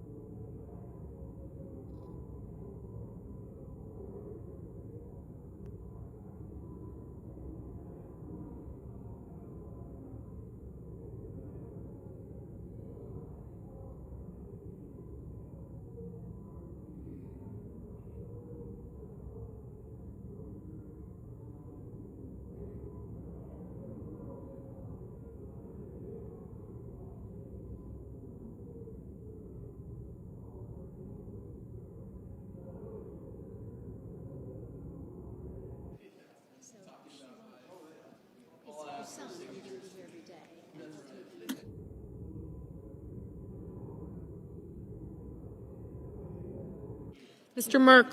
Merkley, aye. Mr. Cornyn, no.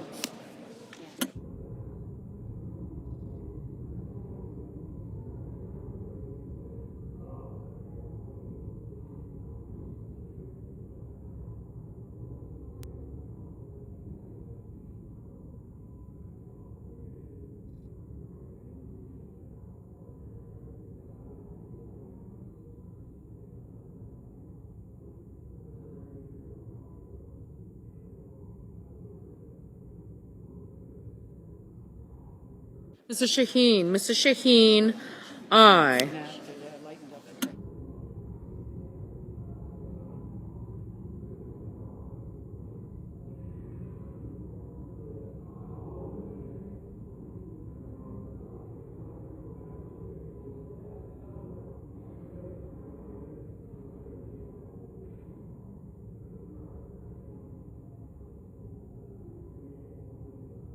Ms. Duckworth, aye.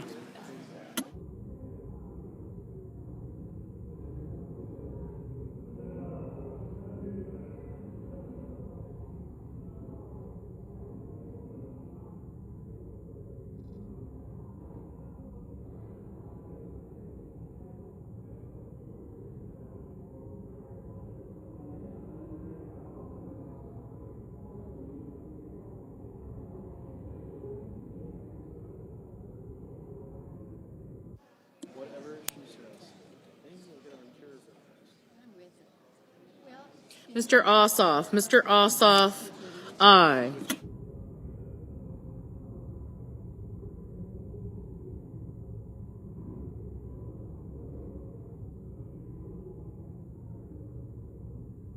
Mr. Durbin. Mr. Durbin, aye. Mr. Banks. Mr. Banks, no.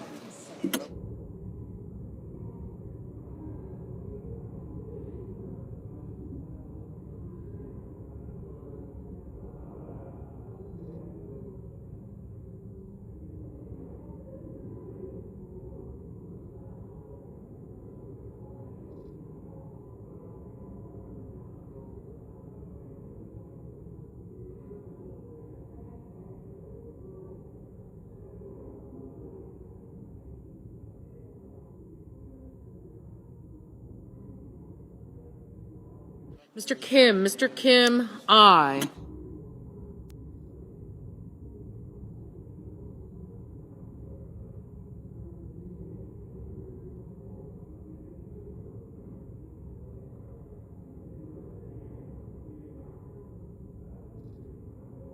Ms. Murkowski, no.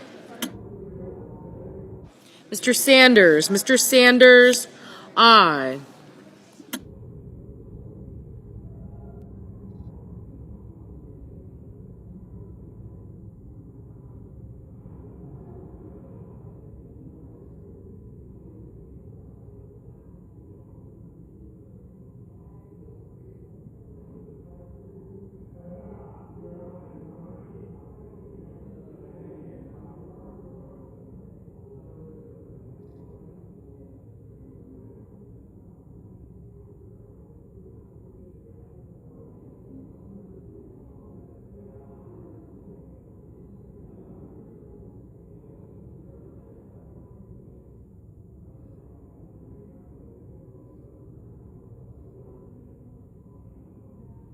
Mr. Reed, aye.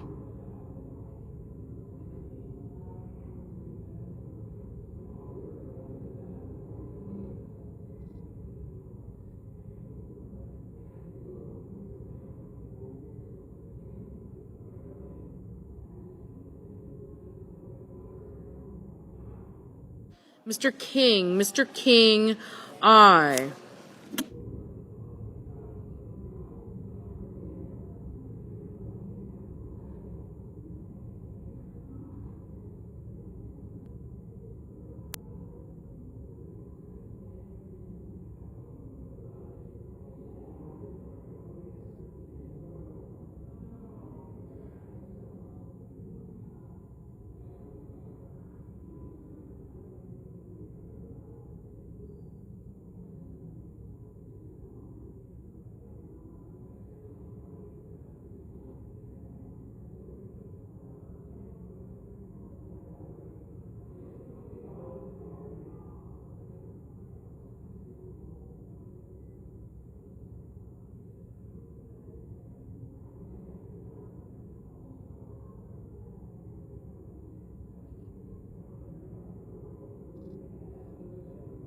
Ms. Klobuchar, aye.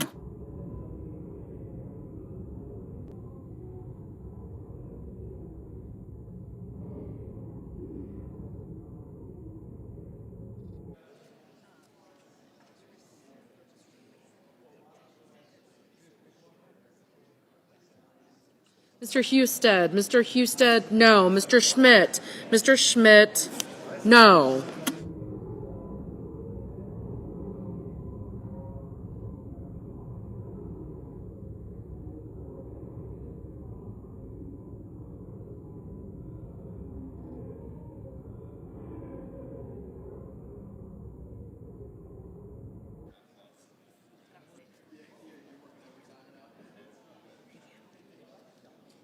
Ms. Ernst, no. Mr. Langford, no. Mrs. Hyde-Smith, no.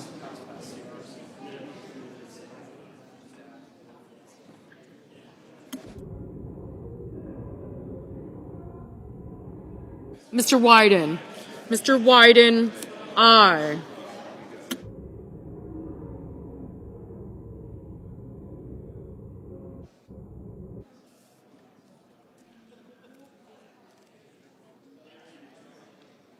Mr. Bennett. Mr. Bennett. Aye. Mr. Kramer. Mr. Kramer. No.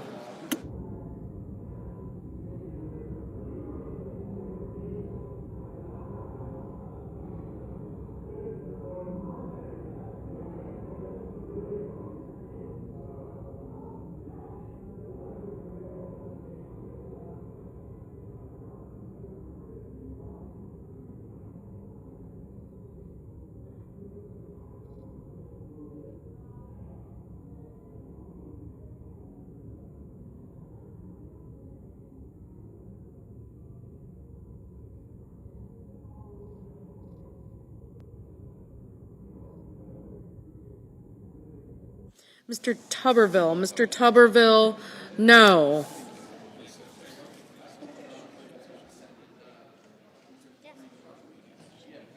Mr. Crapo. Mr. Crapo. No. Mr. Young. Mr. Young. No.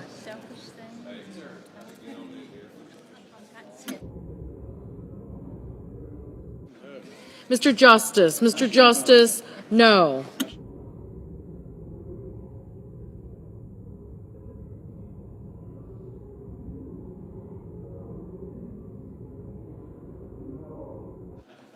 Mr. Wicker. Mr. Wicker.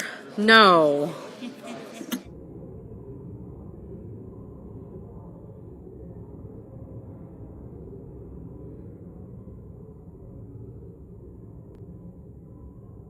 Mr. Blumenthal. Mr. Blumenthal. Aye.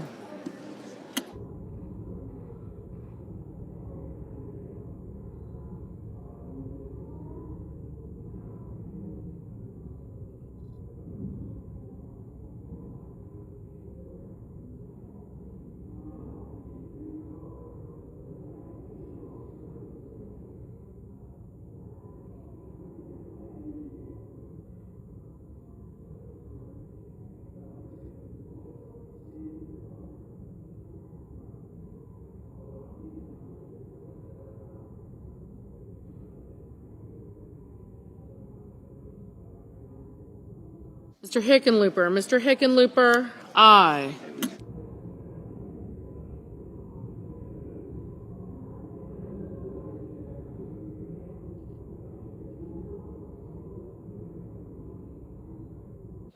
Mr. Scott. Mr. Scott of Florida. No.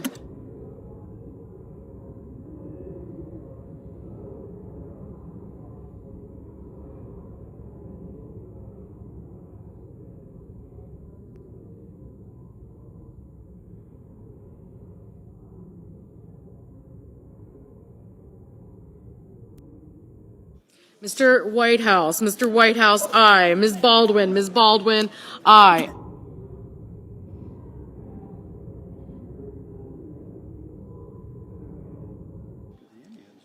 Mr. Murphy. Mr. Murphy.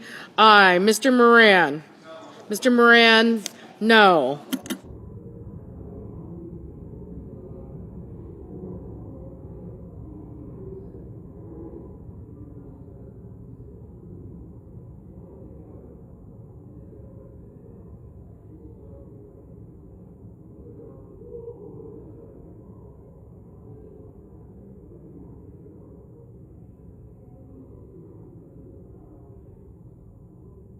Mrs. Moody. Mrs. Moody. No.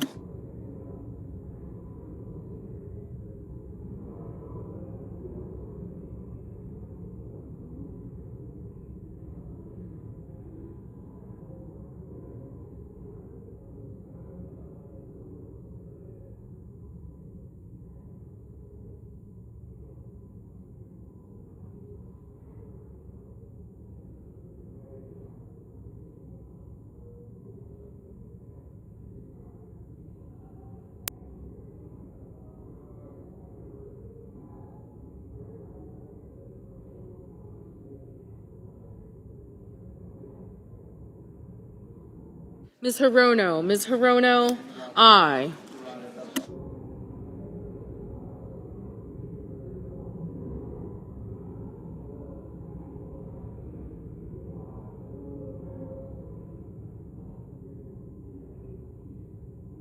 Mr. Heinrich. Mr. Heinrich, aye.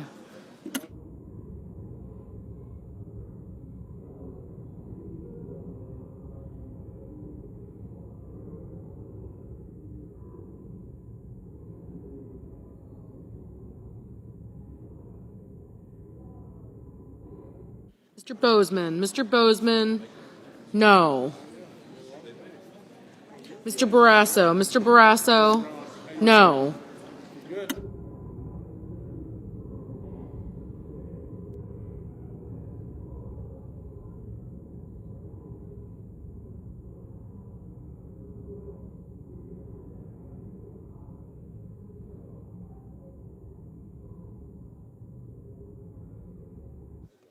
Ms. Collins. Ms. Collins, no. Ms. Smith. Ms. Smith, aye. Mr. Van Hollen. Mr. Van Hollen, aye. Mr. Cotton. Mr. Cotton, no.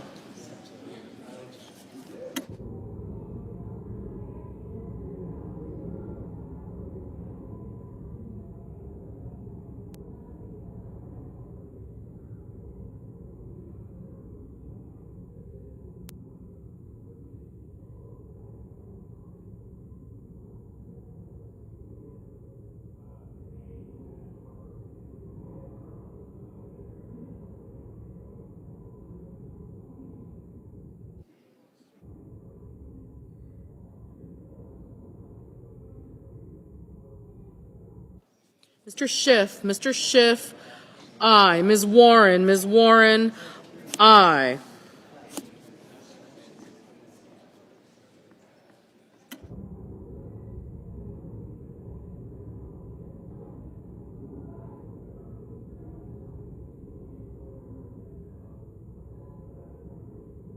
Mr. Deans. Mr. Deans, no. Ms. Cantwell. Ms. Cantwell, aye. Mr. McCormick. Mr. McCormick, no.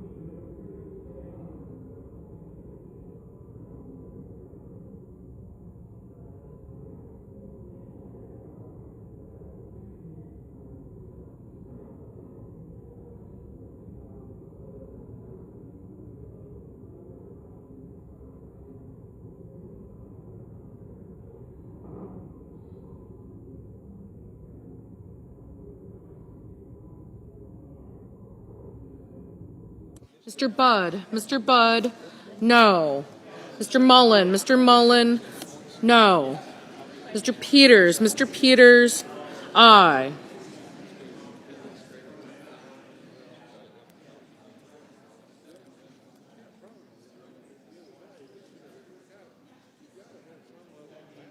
Mr. Hoven. Mr. Hoven, no.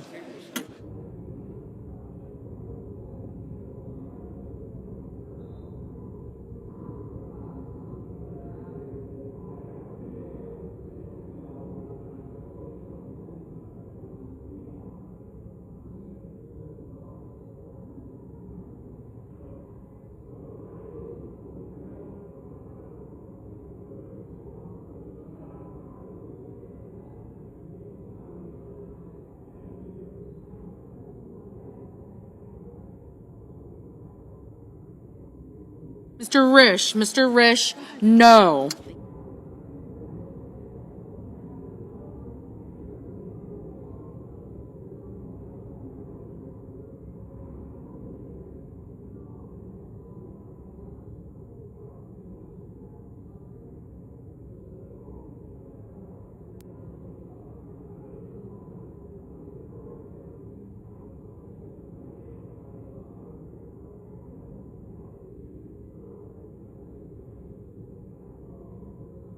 Mr. Welch. Mr. Welch, aye.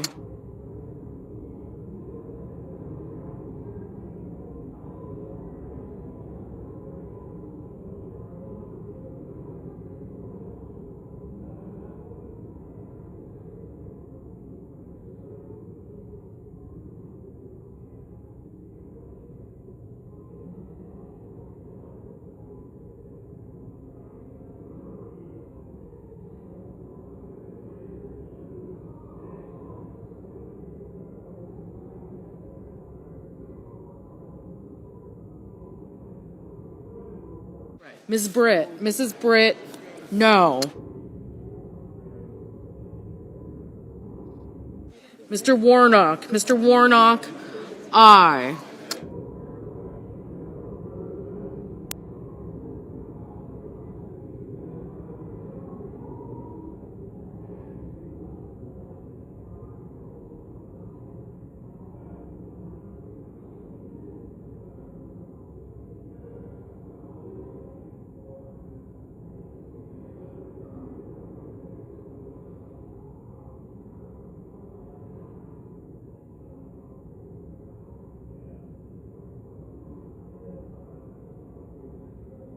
Ms. Also Brooks. Ms. Also Brooks, aye.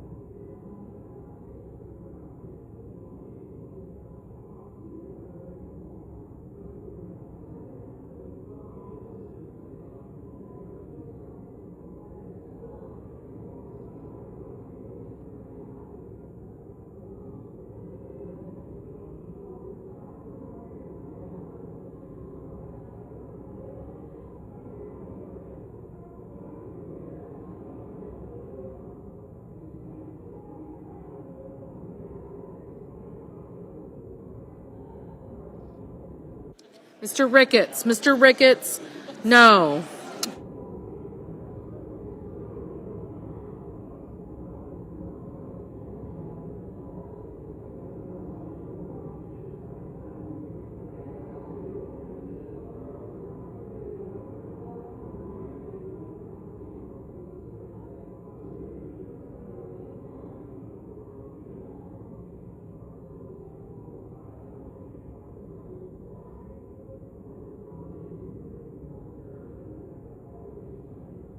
Mr. Coons. Mr. Coons, aye.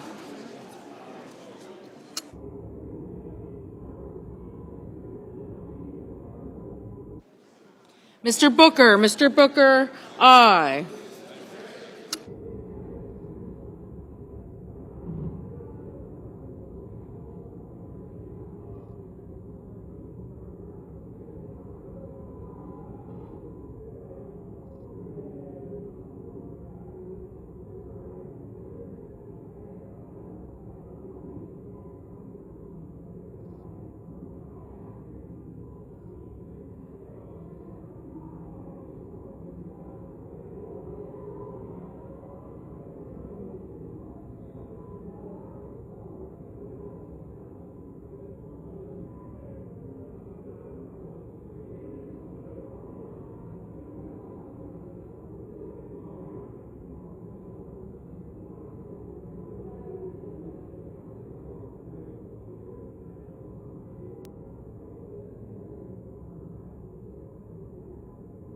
Mr. Hawley. Mr. Hawley, no. Mr. McConnell. Mr. McConnell, no.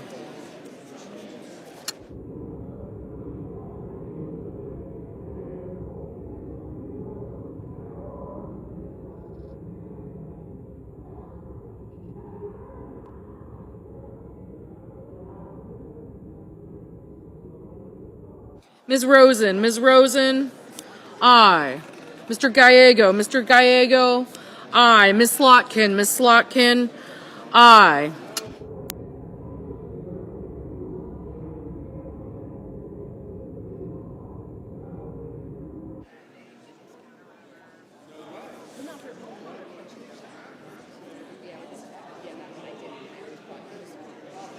Mr. Sheehy, Mr. Sheehy, no.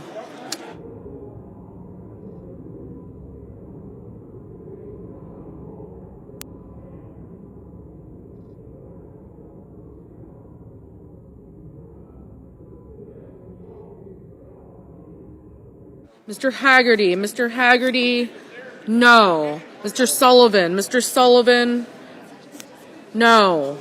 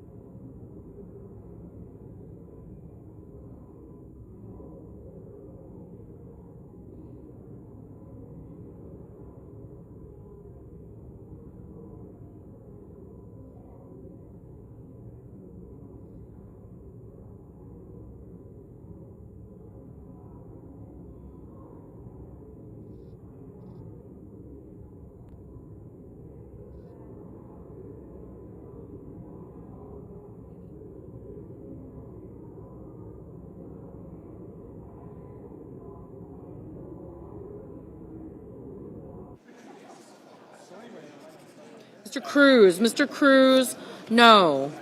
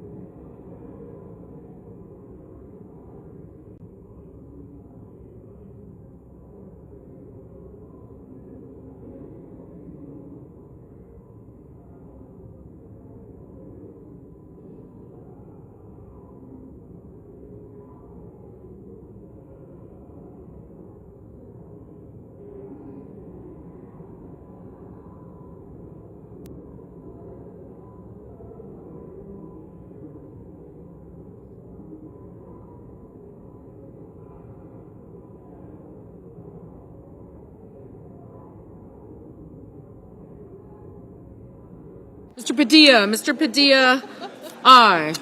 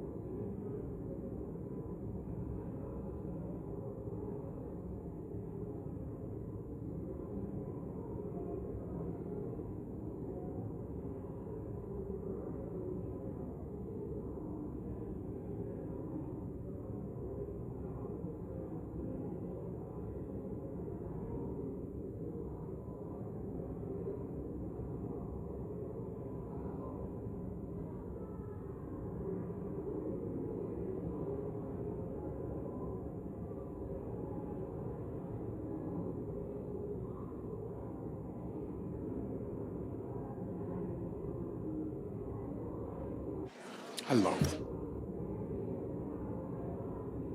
Let's vote. On this vote, the ayes are 47, the nays are 53. The 60-vote threshold having not been achieved, The bill upon reconsideration is not passed.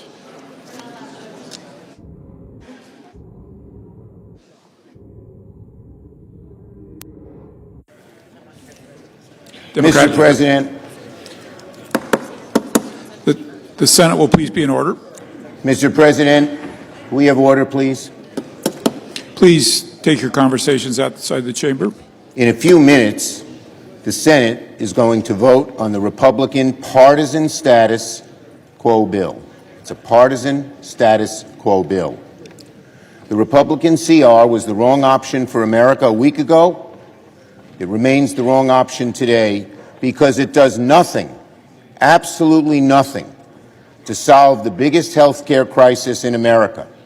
As we speak, tens of millions of Americans are getting letters in the mail informing them that their health care premiums are about to shoot up by an average of 114%. For a working class family that needs health care, this is a huge increase. It's going to dramatically hurt them. And our Republican colleagues want to do nothing about it. 4 million people are about to lose coverage. 24 million people will see their health care costs go up. And even if you don't have ACA, the insurers are going to raise rates on you because they're getting so much less money because of all the cuts my colleagues made. This is a crisis. Now, I know the leader is going to show a poll that says that Democrats will be blamed for the shutdown. There are many more polls that show Republicans are blamed. The question in that poll is biased. Biased. In the New York Times, but it's biased. If you turn the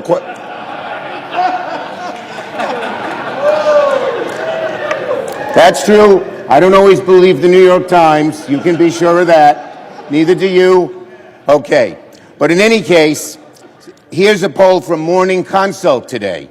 75% of Americans support extending the tax premium credit. 63% of Republicans support it. And 45% of voters say they'll blame Republicans in Congress for a government shutdown. Only 32% blame Democrats.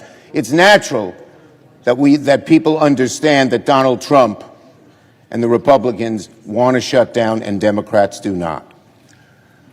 We need to deal with this health care crisis now, not later. But the Republican bill fails to do that. I urge my Republican colleagues instead to join with us, work in good faith to keep the government open, keep costs down. This is a totally partisan bill. Not once were we approached about what our input should be. When I was Majority Leader, 13 different times we passed CRs. Why? Because every single one of those 13 times we negotiated with Republicans to keep the government open. We still want to have those negotiations today.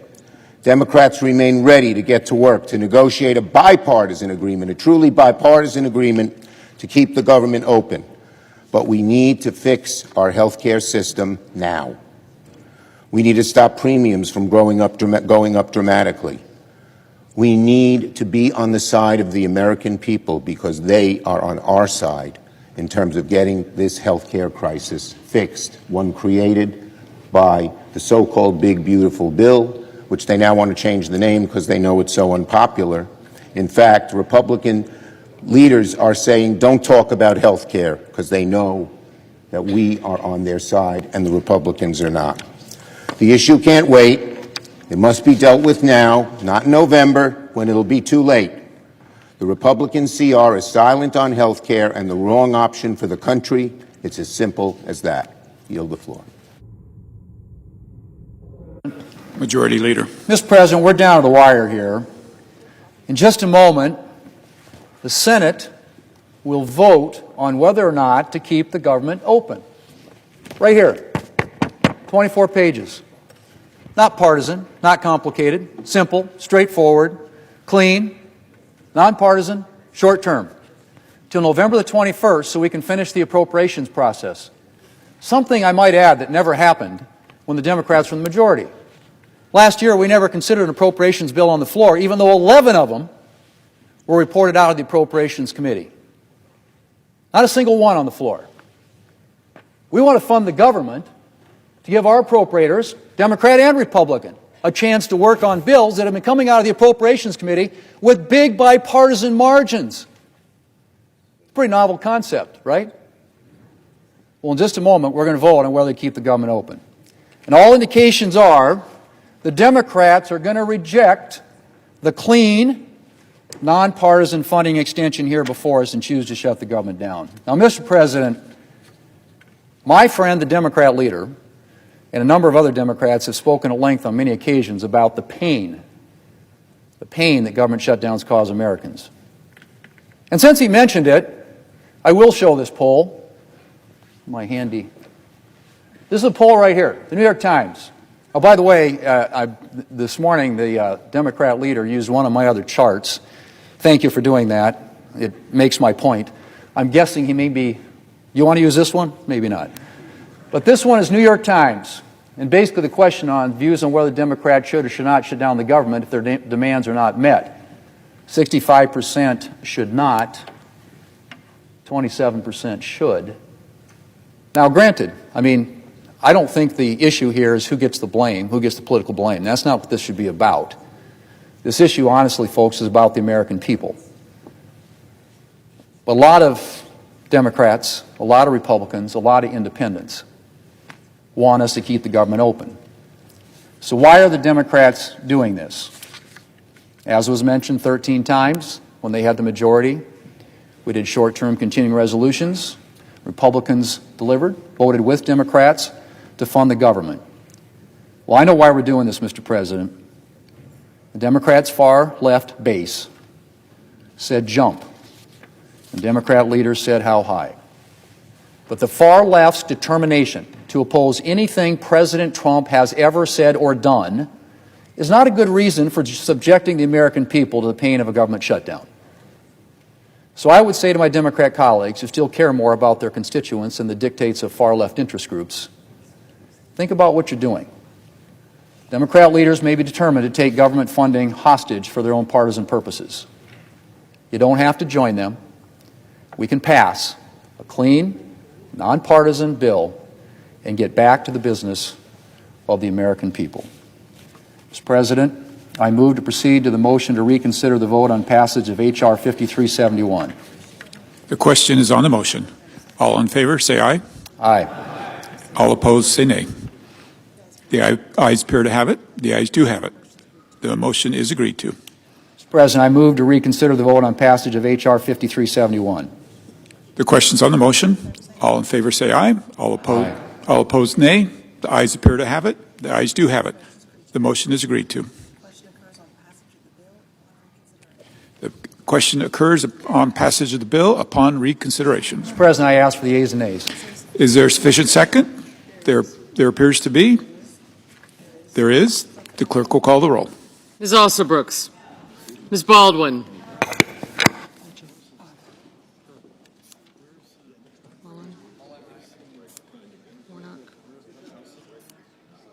Kim. Mullen, I did.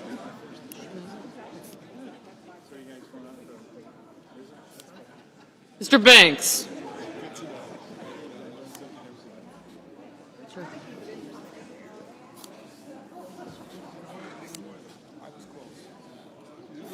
Thank you. Thank you. Thank you. Warren, Markley.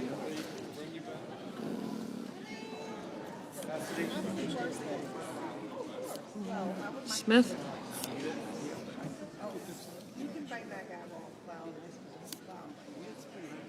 Gotcha. Thank you. I got you. Thank you. I'm deferring to my junior son. Not his little cellmates over here.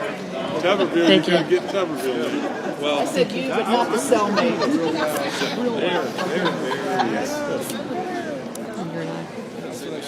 did. Thank you. Peters. Thank you. Young. Kramer. Thank you. Thank you. Mr. Barrasso. Coach is right here.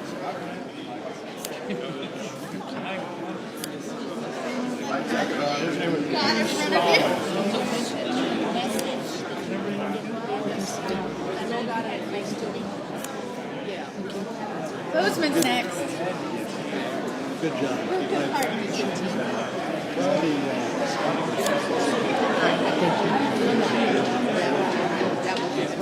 Mr. Bennett, Mrs. Blackburn, Mr. Blumenthal, Ms. Blunt Rochester, Mr. Booker,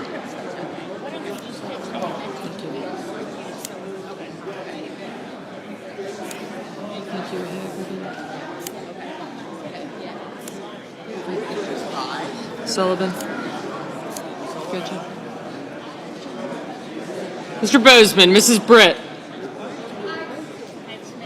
Thank you. Mr. Budd, Ms. Cantwell. Mrs. Capito, Mr. Cassidy, Ms. Collins, Mr. Coons. I got you. Thank you.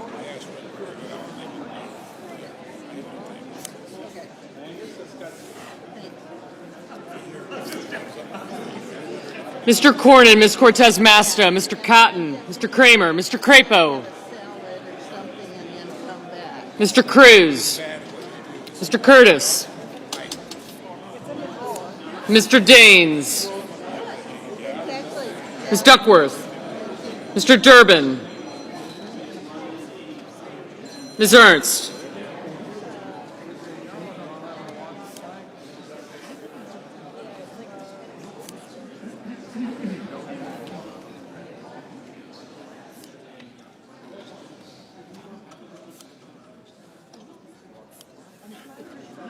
Mr. Fetterman. Thank you.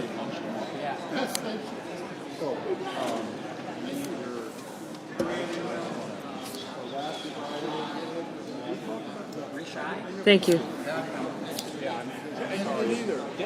Mrs. Fisher. Mr. Gallego. Mrs. Gillibrand. Mr. Graham.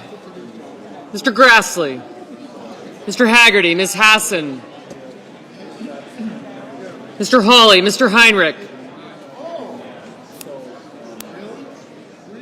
Mr. Hickenlooper, Ms. Hirono, Mr. Hoven, Mr. Husted, Mrs. Hyde-Smith, Mr. Johnson, Mr. Justice, Mr. Kane, Mr. Kelly, Mr. Kennedy, Mr. Kim, Mr. King, Ms. Klobuchar, Mr. Langford, Mr. Lee. Thank you. Mr. Lujan, Ms. Lummis, Mr. Markey, Mr. Marshall, Mr. McConnell, Mr. McCormick, Mr. Merkley, Mrs. Moody, Mr. Moran, Mr. Marino, Mr. Mullen, Ms. Murkowski,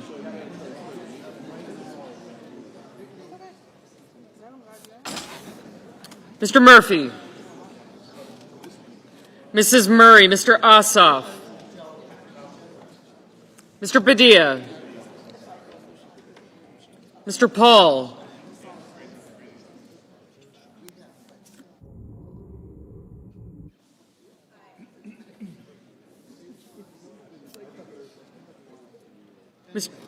Mr. Peters, Mr. Reed, Mr. Ricketts, Mr. Risch, Ms. Rosen, Mr. Rounds, Mr. Sanders, Mr. Schatz, Mr. Schiff, Mr. Schmidt, Mr. Schumer, Mr. Scott of Florida, Mr. Scott of South Carolina, Mrs. Shaheen, Mr. Sheehy, Ms. Slotkin,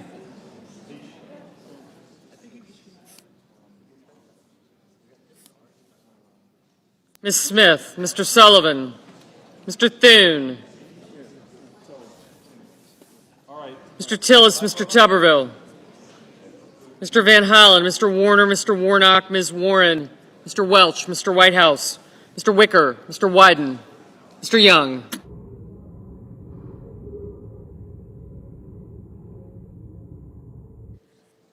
Senators voting in the affirmative: Barrasso, Blackburn, Bozeman, Britt, Budd, Capito, Cassidy, Collins, Cornyn, Cortez Masto, Cotton, Kramer, Crapo, Cruz, Curtis, Daines, Ernst, Fisher, Graham, Grassley, Haggerty, Hawley, Husted, Heidsmith, Johnson, Justice, Kennedy, King, Lummis, McConnell, McCormick, Moody, Moran, Marino, Mullen, Ricketts, Risch, Schmidt, Scott of Florida, Sheehy, Sullivan, Tillis, Tuberville, Wicker, and Young. Mr. Langford, aye. Senators voting in the negative: also Brooks, Baldwin, Bennett, Blumenthal, Blunt Rochester, Booker, Duckworth, Durbin, Hickenlooper, Hirono, Kane, Kim, Klobuchar, Lujan, Merkley, Murray, Padilla, Peters, Reed, Rosen, Sanders, Schatz, Schiff, Schumer, Slotkin, Smith, Van Hollen, Warner, Warnock, Warren, Welch, Whitehouse, and Wyden. Ms. Cantwell, no.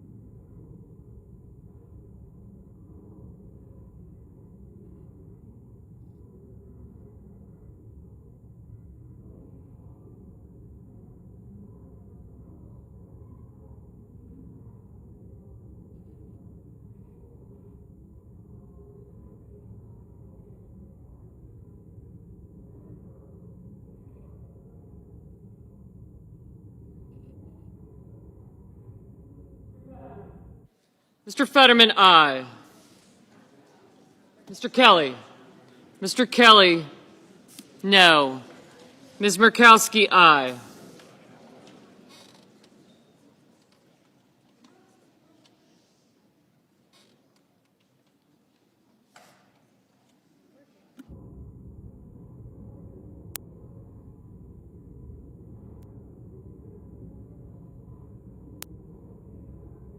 Mr. Ossoff, no. Mr. Banks, aye.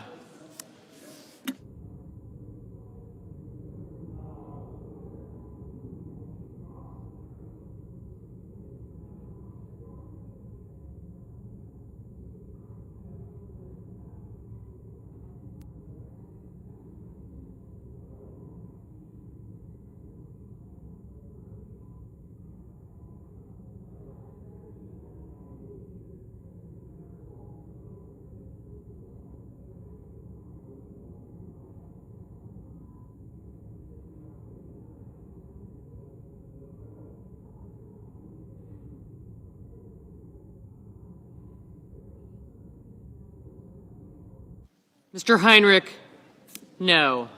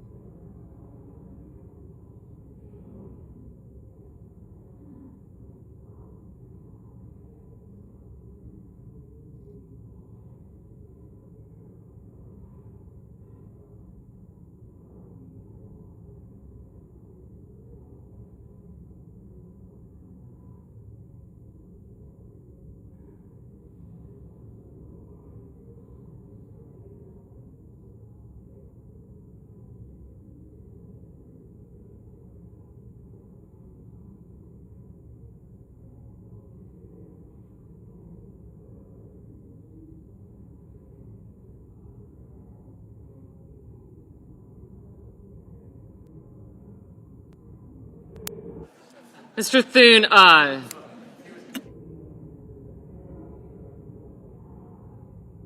Mr. Hoven, aye.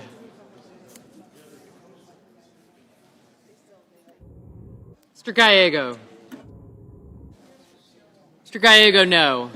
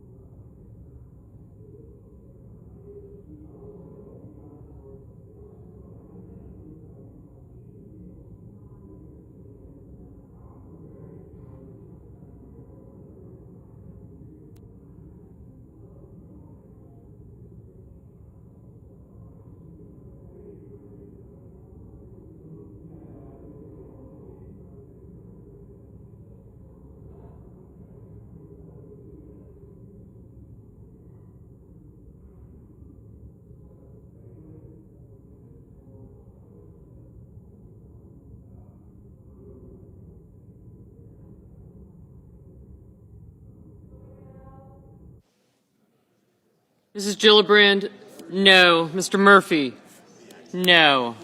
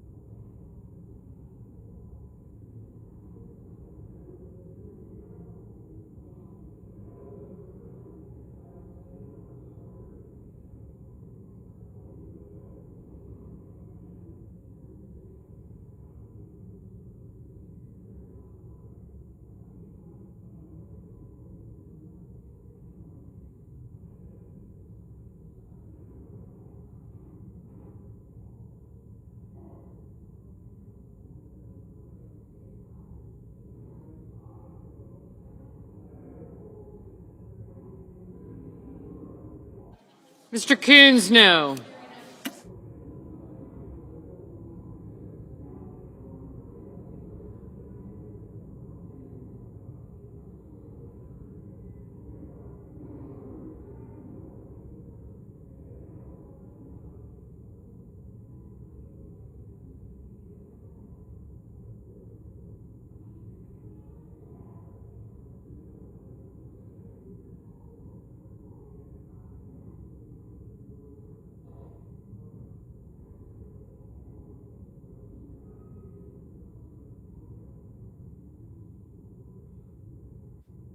Ms. Hassan, no.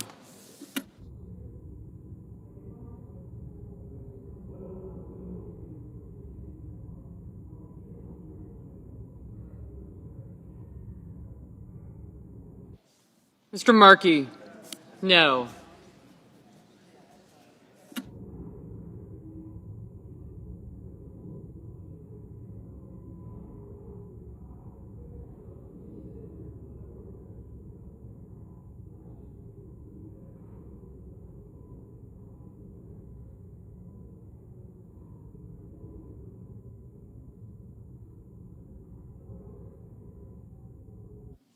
Mr. Lee, aye.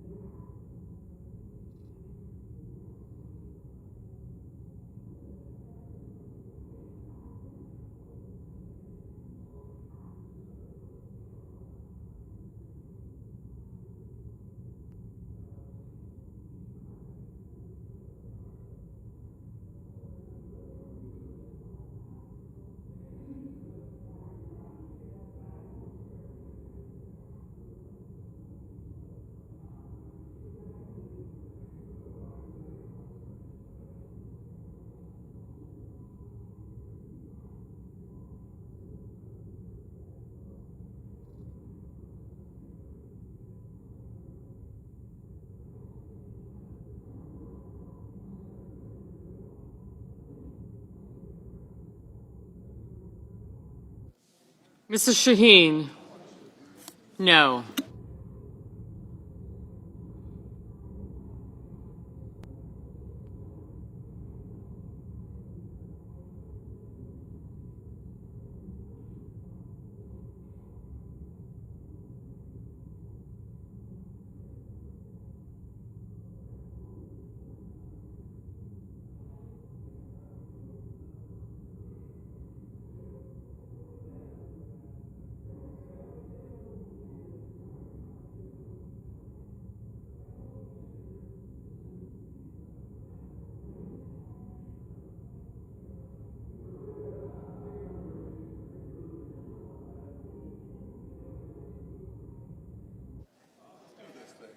Mr. Marshall, aye. Mr. Scott of South Carolina, aye.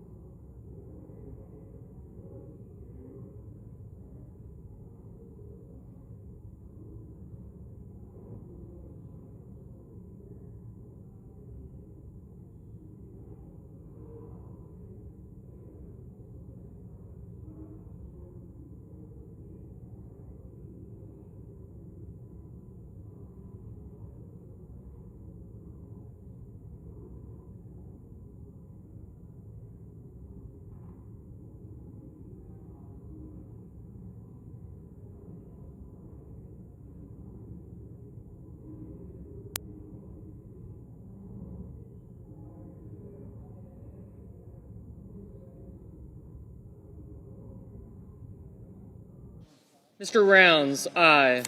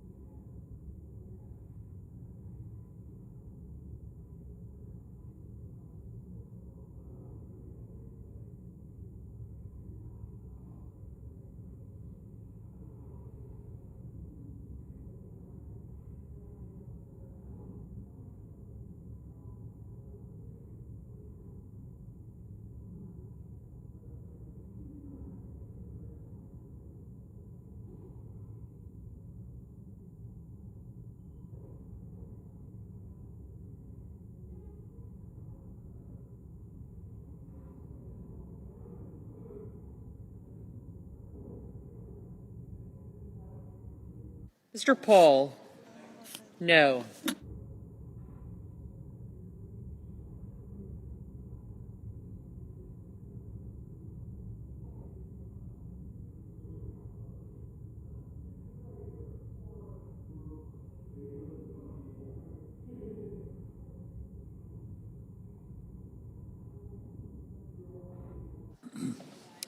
On this vote, the yeas are 55 and the nays are 45.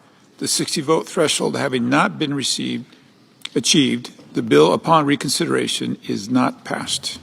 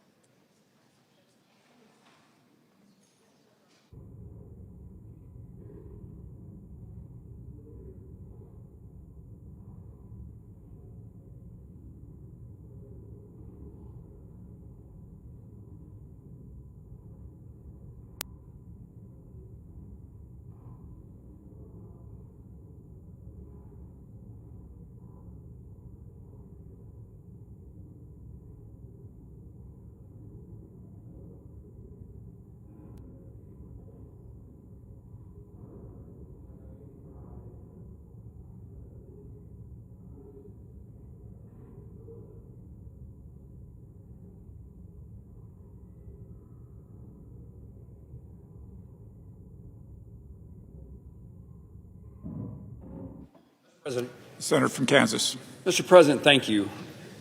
We just, for a second time, failed to pass a continuing resolution to allow the federal government to continue to operate.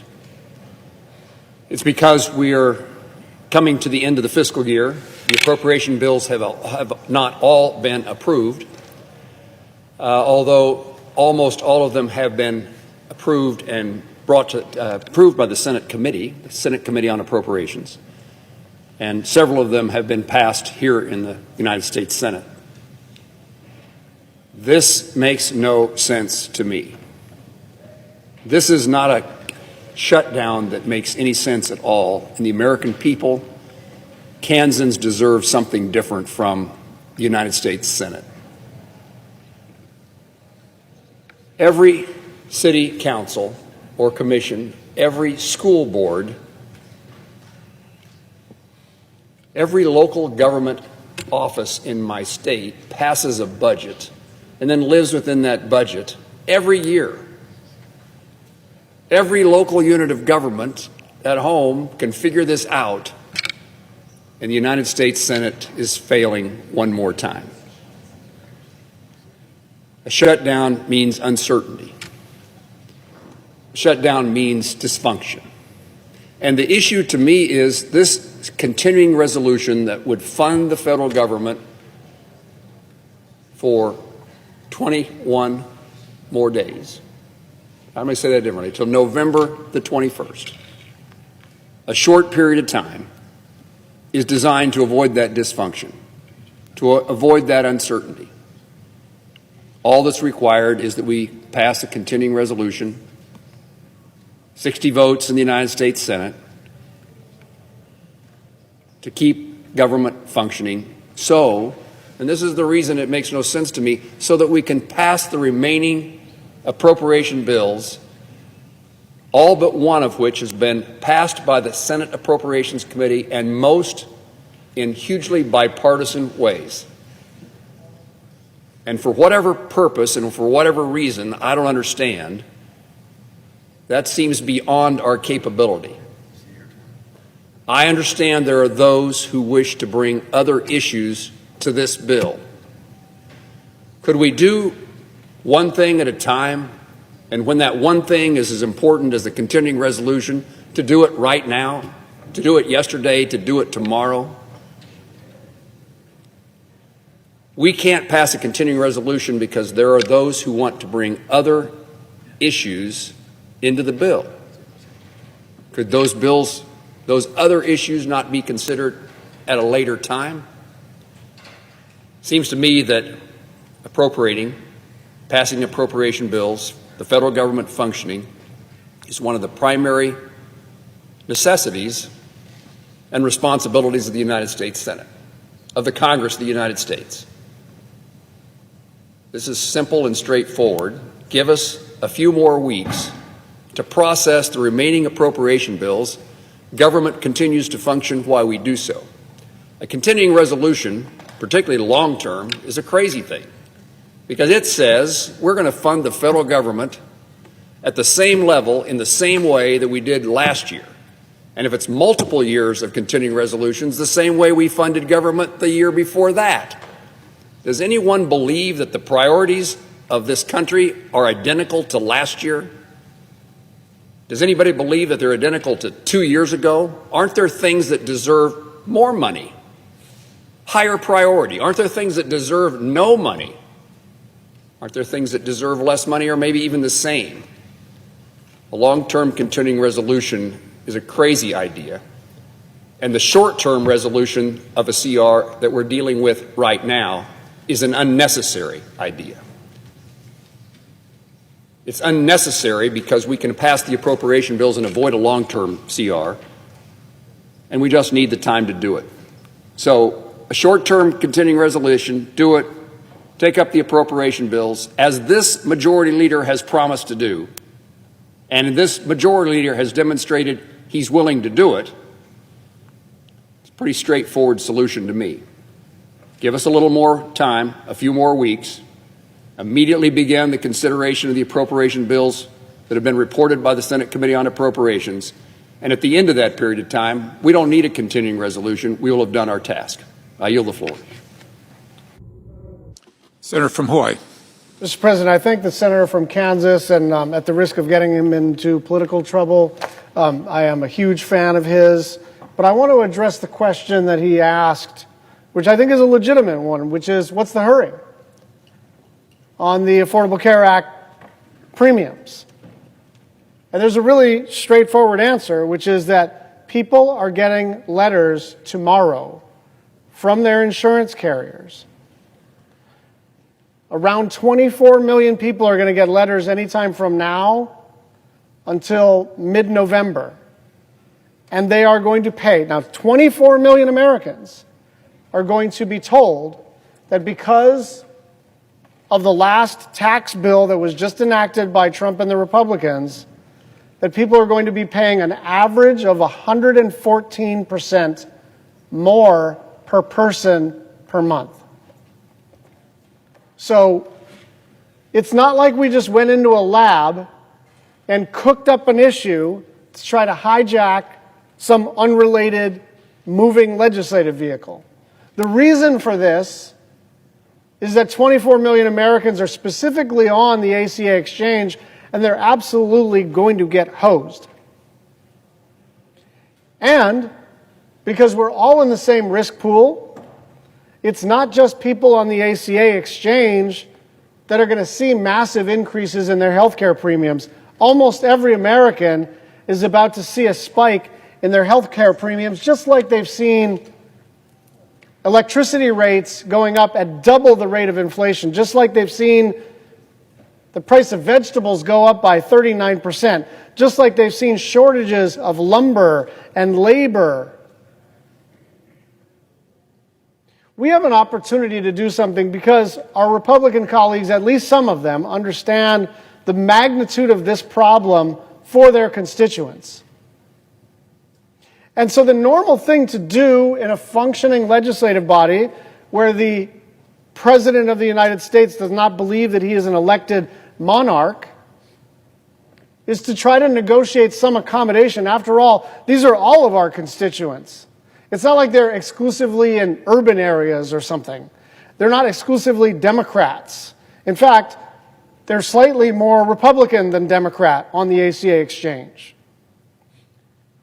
And so if this were a normal, functioning time in American-style democracy, the President of the United States would convene what they call the four corners: majority and minority leader of the Senate, Speaker and minority leader of the House, and we'd try to figure out whether there was an accommodation to be made to save our collective constituents from all this pain.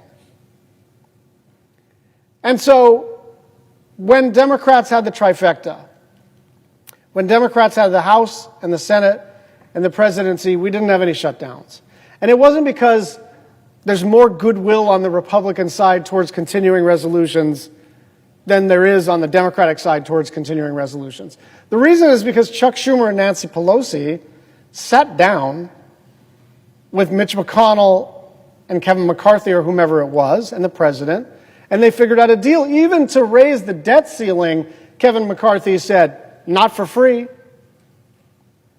So this idea that the minority party, only this minority party, only in this time in United States Senate history, we are to shut up and do whatever we are told.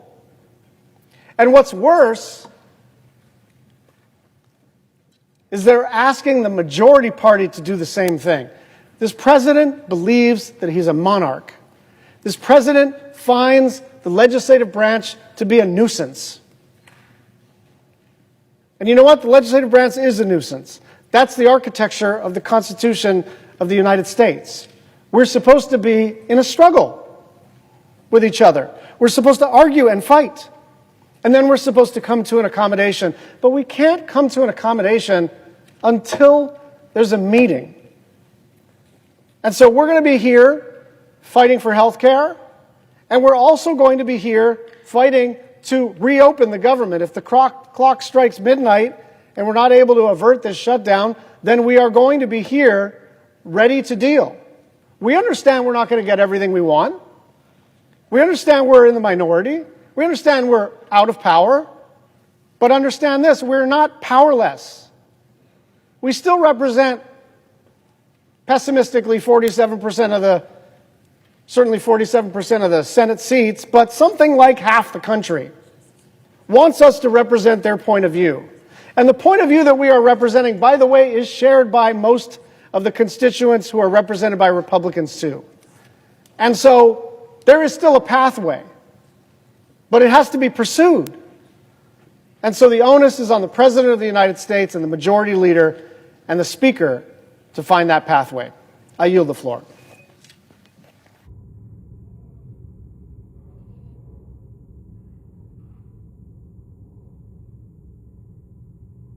President. Senator from Nevada.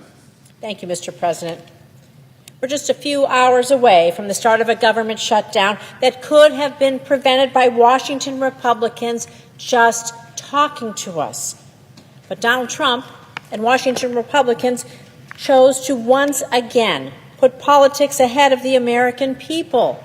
They won't come and talk to us. After slashing Medicaid and taking health care away from families who need it the most, Donald Trump and Washington Republicans are now shutting down the government, like I said, because they refuse to come to the table. They refuse to have a conversation. They refuse to work in a bipartisan way to stop a massive spike in health care costs for hard-working families, for all of you. And that's it. That's it. This is why Trump's about to shut down the entire federal government. You know, my dad often said, if you don't have your health, you don't have anything.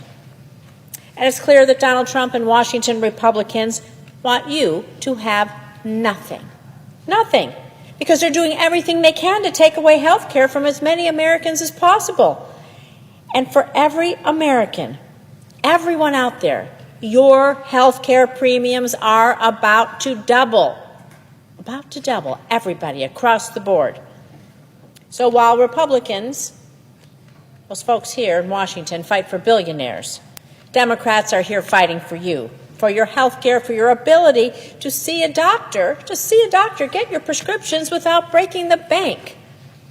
In my state of Nevada, over 110,000 Nevadans get their health care coverage through the Affordable Care Act's marketplace. We know it as Nevada HealthLink. Nearly 95,000 of those families are able to afford their premiums using Nevada HealthLink, thanks to what we call the enhanced premium tax credits. So I want to be clear, because there's a lot of misunderstanding here. It's not a handout. It isn't welfare. It's just a tax break that helps lower the costs for nearly 95,000 Nevadans so they can afford to buy an insurance policy, so they can go to the doctor when they're sick and have a copay, and go to the pharmacy to get their medication for a copay, so they can just afford their insurance. And we're talking about hardworking families, small business owners, workers who don't get health care through their jobs, so many of them. And these enhanced tax credits, they're about to expire. They're about to expire this year. And if Congress fails to act, health care costs across the board will double for everyone. Everyone. So when premium costs go up, many families won't be able to afford it any longer, meaning they'll lose their care.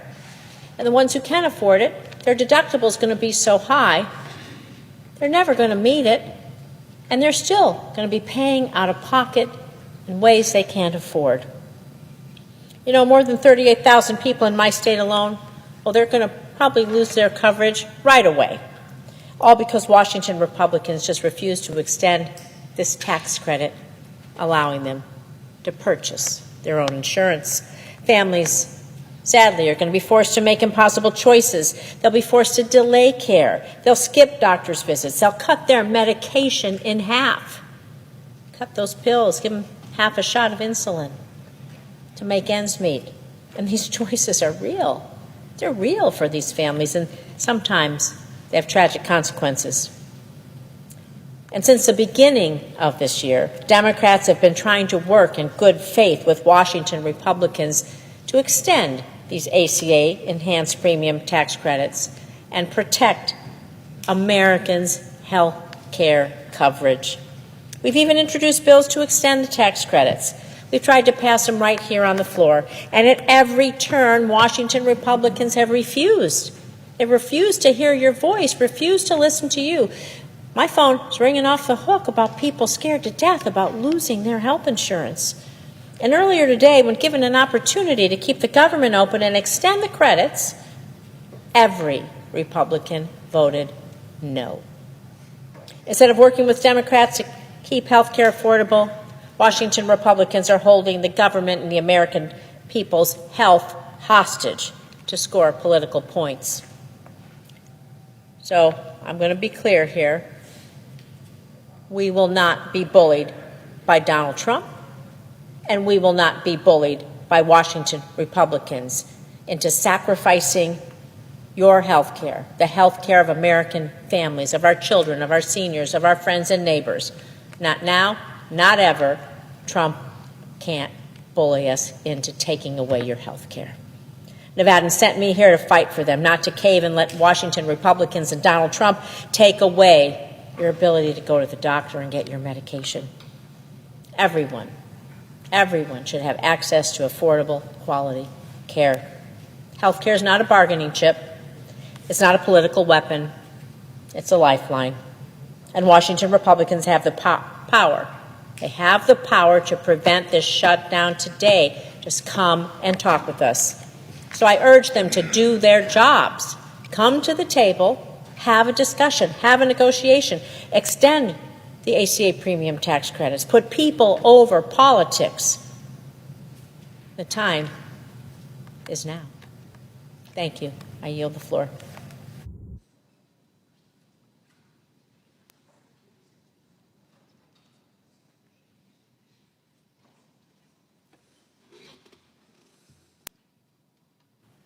Mr. President. Senator from Connecticut. Thank you, Mr. President. My thoughts tonight are with the millions of Americans who will bear the brunt of this shutdown. The families in the path of hurricanes who will go without the services of FEMA, the veterans who will lack many of the helping hands in the VA, the recipients of Social Security who will be unable to verify their cards or perhaps receive payments that they've been denied, and others, millions of others Americans who unnecessarily will be hurt, perhaps people who depend on the social safety net that we have established and may be torn by this shutdown. And I'm thinking about the millions of Americans, about 24 million in total, 139,000 in Connecticut alone, who will be notified that they can buy health insurance as a result of open enrollment. But what they lack in information is whether or not that health insurance will be affordable, because they have no way of knowing whether it will extend beyond the end of the year, those subsidies that are so essential to their affording health care. And our Republican colleagues, we just heard the senator from Kansas say there's no hurry. Well, Americans can't get sick on Donald Trump's timetable. When people are told there's no hurry if you get sick for medical care, that sounds cruel because it is cruel and it's stupid. People who go without health insurance may lack the health care that can save costs of preventing more serious illness. And those costs eventually are borne by all of us. So this misguided denial of the certainty people need that health care insurance subsidies will be extended beyond the end of the year really affects all of us. Premiums are rising already for all of us by 18% this year alone, because the healthiest people are deciding they're not going to buy health insurance, and insurance companies are predicting they'll have to increase their costs to cover the sicker people who will buy the health insurance because they need it. But the simple fact is, nobody is invincible. All of us need health care. And the Affordable Care Act recognizes that health care in America aspirationally should be a human right. And our failure to provide it to those millions of Americans who will find health care insurance unaffordable is unacceptable. And that's why we are taking this stand, and why America can't wait for Donald Trump to tell them that they are sick enough now to be given this subsidy, which they deserve. I'm here to urge my Republican colleagues to stop rolling over for Donald Trump. Their constituents, as well as ours, are affected by this delay in providing affordable health insurance. For months, we have been calling attention to the need to act now. And this shutdown was avoidable. The path to stopping it was available, and shortening it, assuming it will occur, is still a possibility. If we come together, if Republicans are willing to negotiate, if they come back to town, House Republicans are out of town. They are out of touch with reality. And the way forward is simply bipartisan negotiations, coming together, reaching a solution, as is the way shutdowns have been avoided in the past. The fact is that Donald Trump's so-called big, beautiful bill, actually a big, blatant betrayal, along with inaction and avoidance by Republicans, are already wreaking havoc on Americans. In Connecticut, health insurance rates for 2026 have increased by nearly 18%, the largest increase in the last 6 years. Without the subsidies, consumers with ACA coverage will see premium increases in the range of 75%. I have visited with hospitals, community health centers, physicians, and many more who have raised their deep concerns about the impending cuts in Medicaid.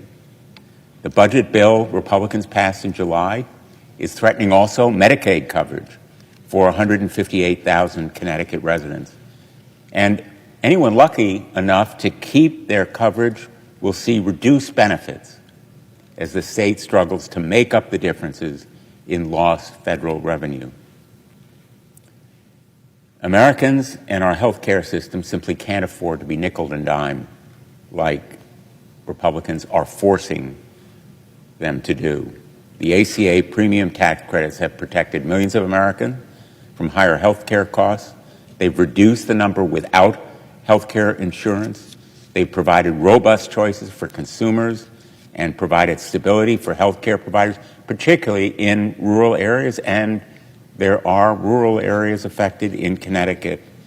And in addition to the impending cuts in Medicaid, Republicans are refusing to extend these subsidies. It is cruel, it is unnecessary, it is dumb. So I'm here to advocate for the 139,000 Connecticut residents who depend on these credits and the 24 million Americans who are making decisions about health care insurance coverage right now at their kitchen tables, in their living rooms, in their homes. It should not be a partisan issue. At the end of the day, it's a choice. Do we choose a highly successful solution that has reduced health care costs for the whole nation, or do we allow the clock to run out and raise health care costs for families in every state in this country? That choice can still be made in the next 24 hours, in the next 2 days, to shorten and lessen the pain that will be felt by Americans. I choose to stand with working families. I will fight, and we are unified in our fight as a matter of conscience and conviction. We will not be bullied. Donald Trump should know that we will stand strong for working families in America. They deserve health care. It is about saving health care and holding Donald Trump accountable to follow the law. When there is a budget, when it's passed by Congress and signed by the President, he cannot be allowed to simply ride roughshod over it and disregard it. It is the rule of law and health care that's at stake here, and I will fight for them. Thank you, Mr. President. I yield. The Senator from Rhode Island. Well, we are headed into a miserable situation. It is a miserable situation for all of the federal employees around the globe who are going to be put into shutdown mode. It is a miserable situation for our country as the rest of the world looks at us as the gang that can't get its act together and pass simple funding bills for the government. It is an extraordinarily frustrating moment to be here now. There are very few people for whom this is not a miserable prospect, but there are a few of them, and one of them is OMB Director Russell Vogt, who is a strange character who has spent his life in the care and feeding of the fossil fuel industry and big polluters, and who takes a perverse joy in destroying American government from the inside.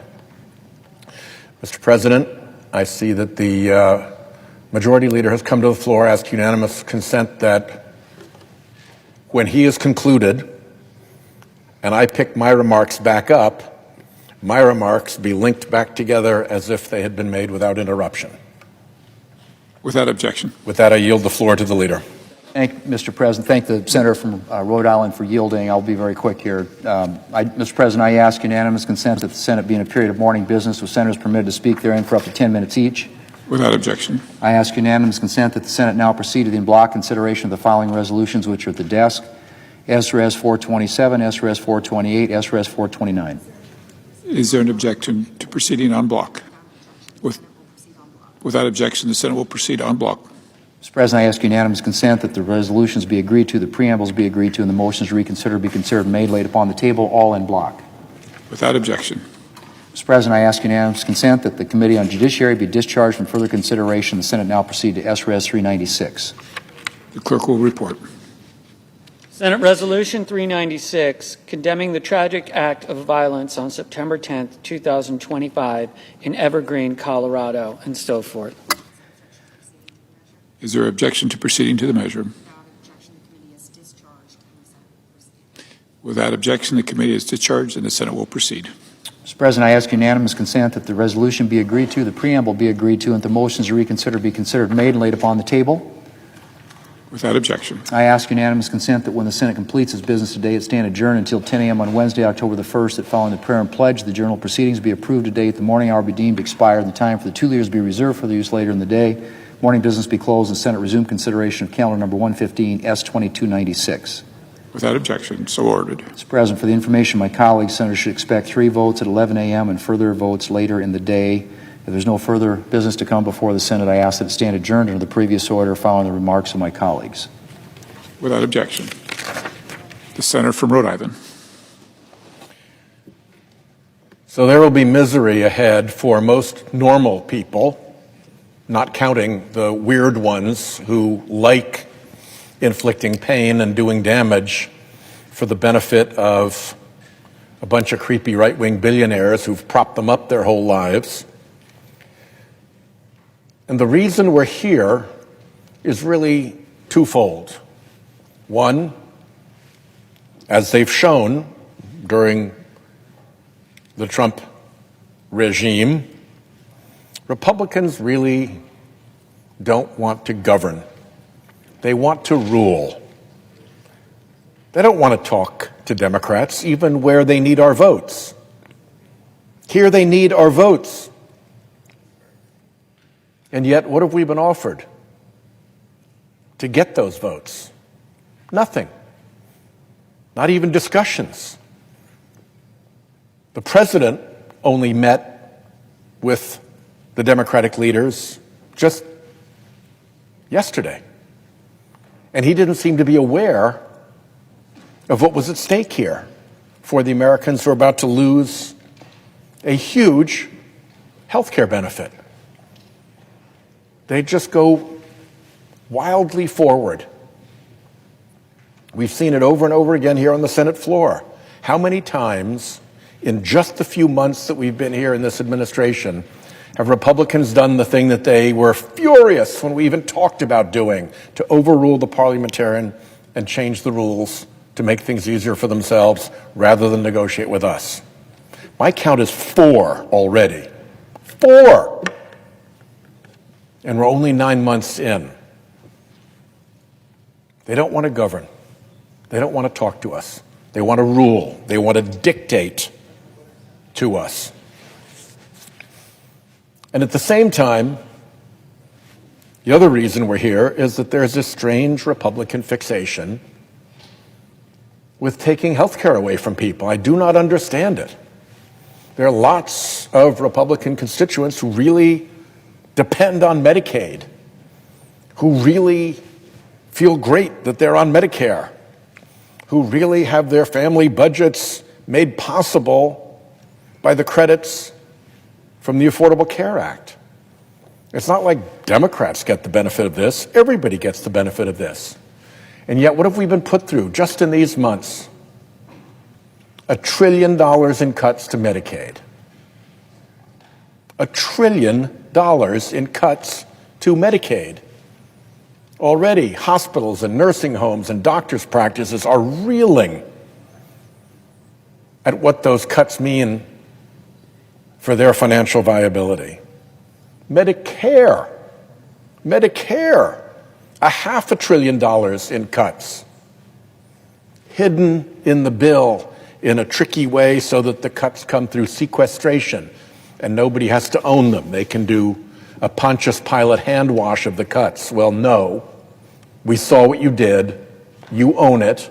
It's a $500 billion cut to Medicare. And why you would want to do that, I cannot imagine, but that's what you did. And now we have these cuts to people receiving help, paying for their health care under the Affordable Care Act. It's going to be about 40,000 Rhode Islanders. These aren't people who have loads of money. Their premiums are going to, on average, double or better. I mentioned a retired mental health counselor yesterday. She's going to have $477 in added expense every single month because of this. And it all starts now. It all starts happening now. So when we're told, why are we forcing the issue now? It's because now is when the issue is upon us. When we're told, why don't we negotiate later? My question is, why aren't we negotiating now? Why would we believe when we're told that you'll negotiate later on this when you won't negotiate now on this? Now when you need our votes, you won't negotiate on something that you say you'll negotiate later? Why does that make any sense? Why is that even remotely credible? The harm starts now. The negotiations should start now. And frankly, what Democrats are asking for is something you ought to be doing anyway, just to help your own constituents. This shouldn't be hard at all. We should not be here having this conversation. This should have been resolved already, except that the Republican majority wants to rule, not govern, and they have this strange fixation with taking away health care, even from their own constituents.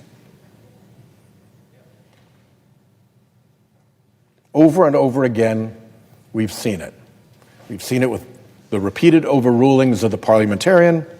We've seen it with the Beautiful for Billionaires bill that got rammed through with a simple majority. We've seen it with the change in the rules to allow 100 nominees to go through the time under advice and consent. We have seen it with clean air standards that help everyone being repealed over and over and over again. The Republicans take the path that allows them to rule, not to govern, that allows them to ignore the minority party even when they need our votes, even when what we're asking for is in their constituents' interests, even when what we're asking for is something that their constituents want. Even then, we're up against this blockade. So I hope that Republicans come to their senses. I hope that the president realizes what he is doing and that we can put an end to this shutdown as quickly as possible. But let me make this absolutely clear. This is a shutdown that lands entirely at the feet of the Republican Party that controls the Senate, that controls the House, that controls the presidency, that won't negotiate with Democrats even when it needs our votes, and that has an unhealthy fixation with taking away health care from their fellow Americans. I yield the floor.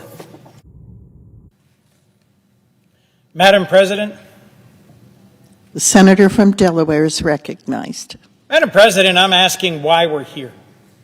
Why we're here on the floor of the Senate as the hours tick down to the end of the federal fiscal year and the shutdown of the federal government. I've served here 15 years. I've seen my share of shutdowns, and I know how much they hurt. How much they hurt the men and women of our military, federal law enforcement, folks who serve and protect our country at home and abroad. And they should not have to wonder when or if they'll get paid. A shutdown isn't good for our reputation abroad and our cohesion at home. I have always worked to find some path, some deal, some way to keep the government open. And I've talked to a dozen colleagues in recent days about this fight and about tonight. This is about health care. This is about my party saying enough is enough. We know that if you have health care, everything else can work itself out. And if you don't have your health, almost nothing else matters. President Trump ran on making America healthy again, on reducing prices, on making life easier for the working people of our country and their families. And instead, what we've seen is decision after decision, action after action by President Trump and the Republicans in Congress that raises prices on health care, on insurance, on drugs, on medications,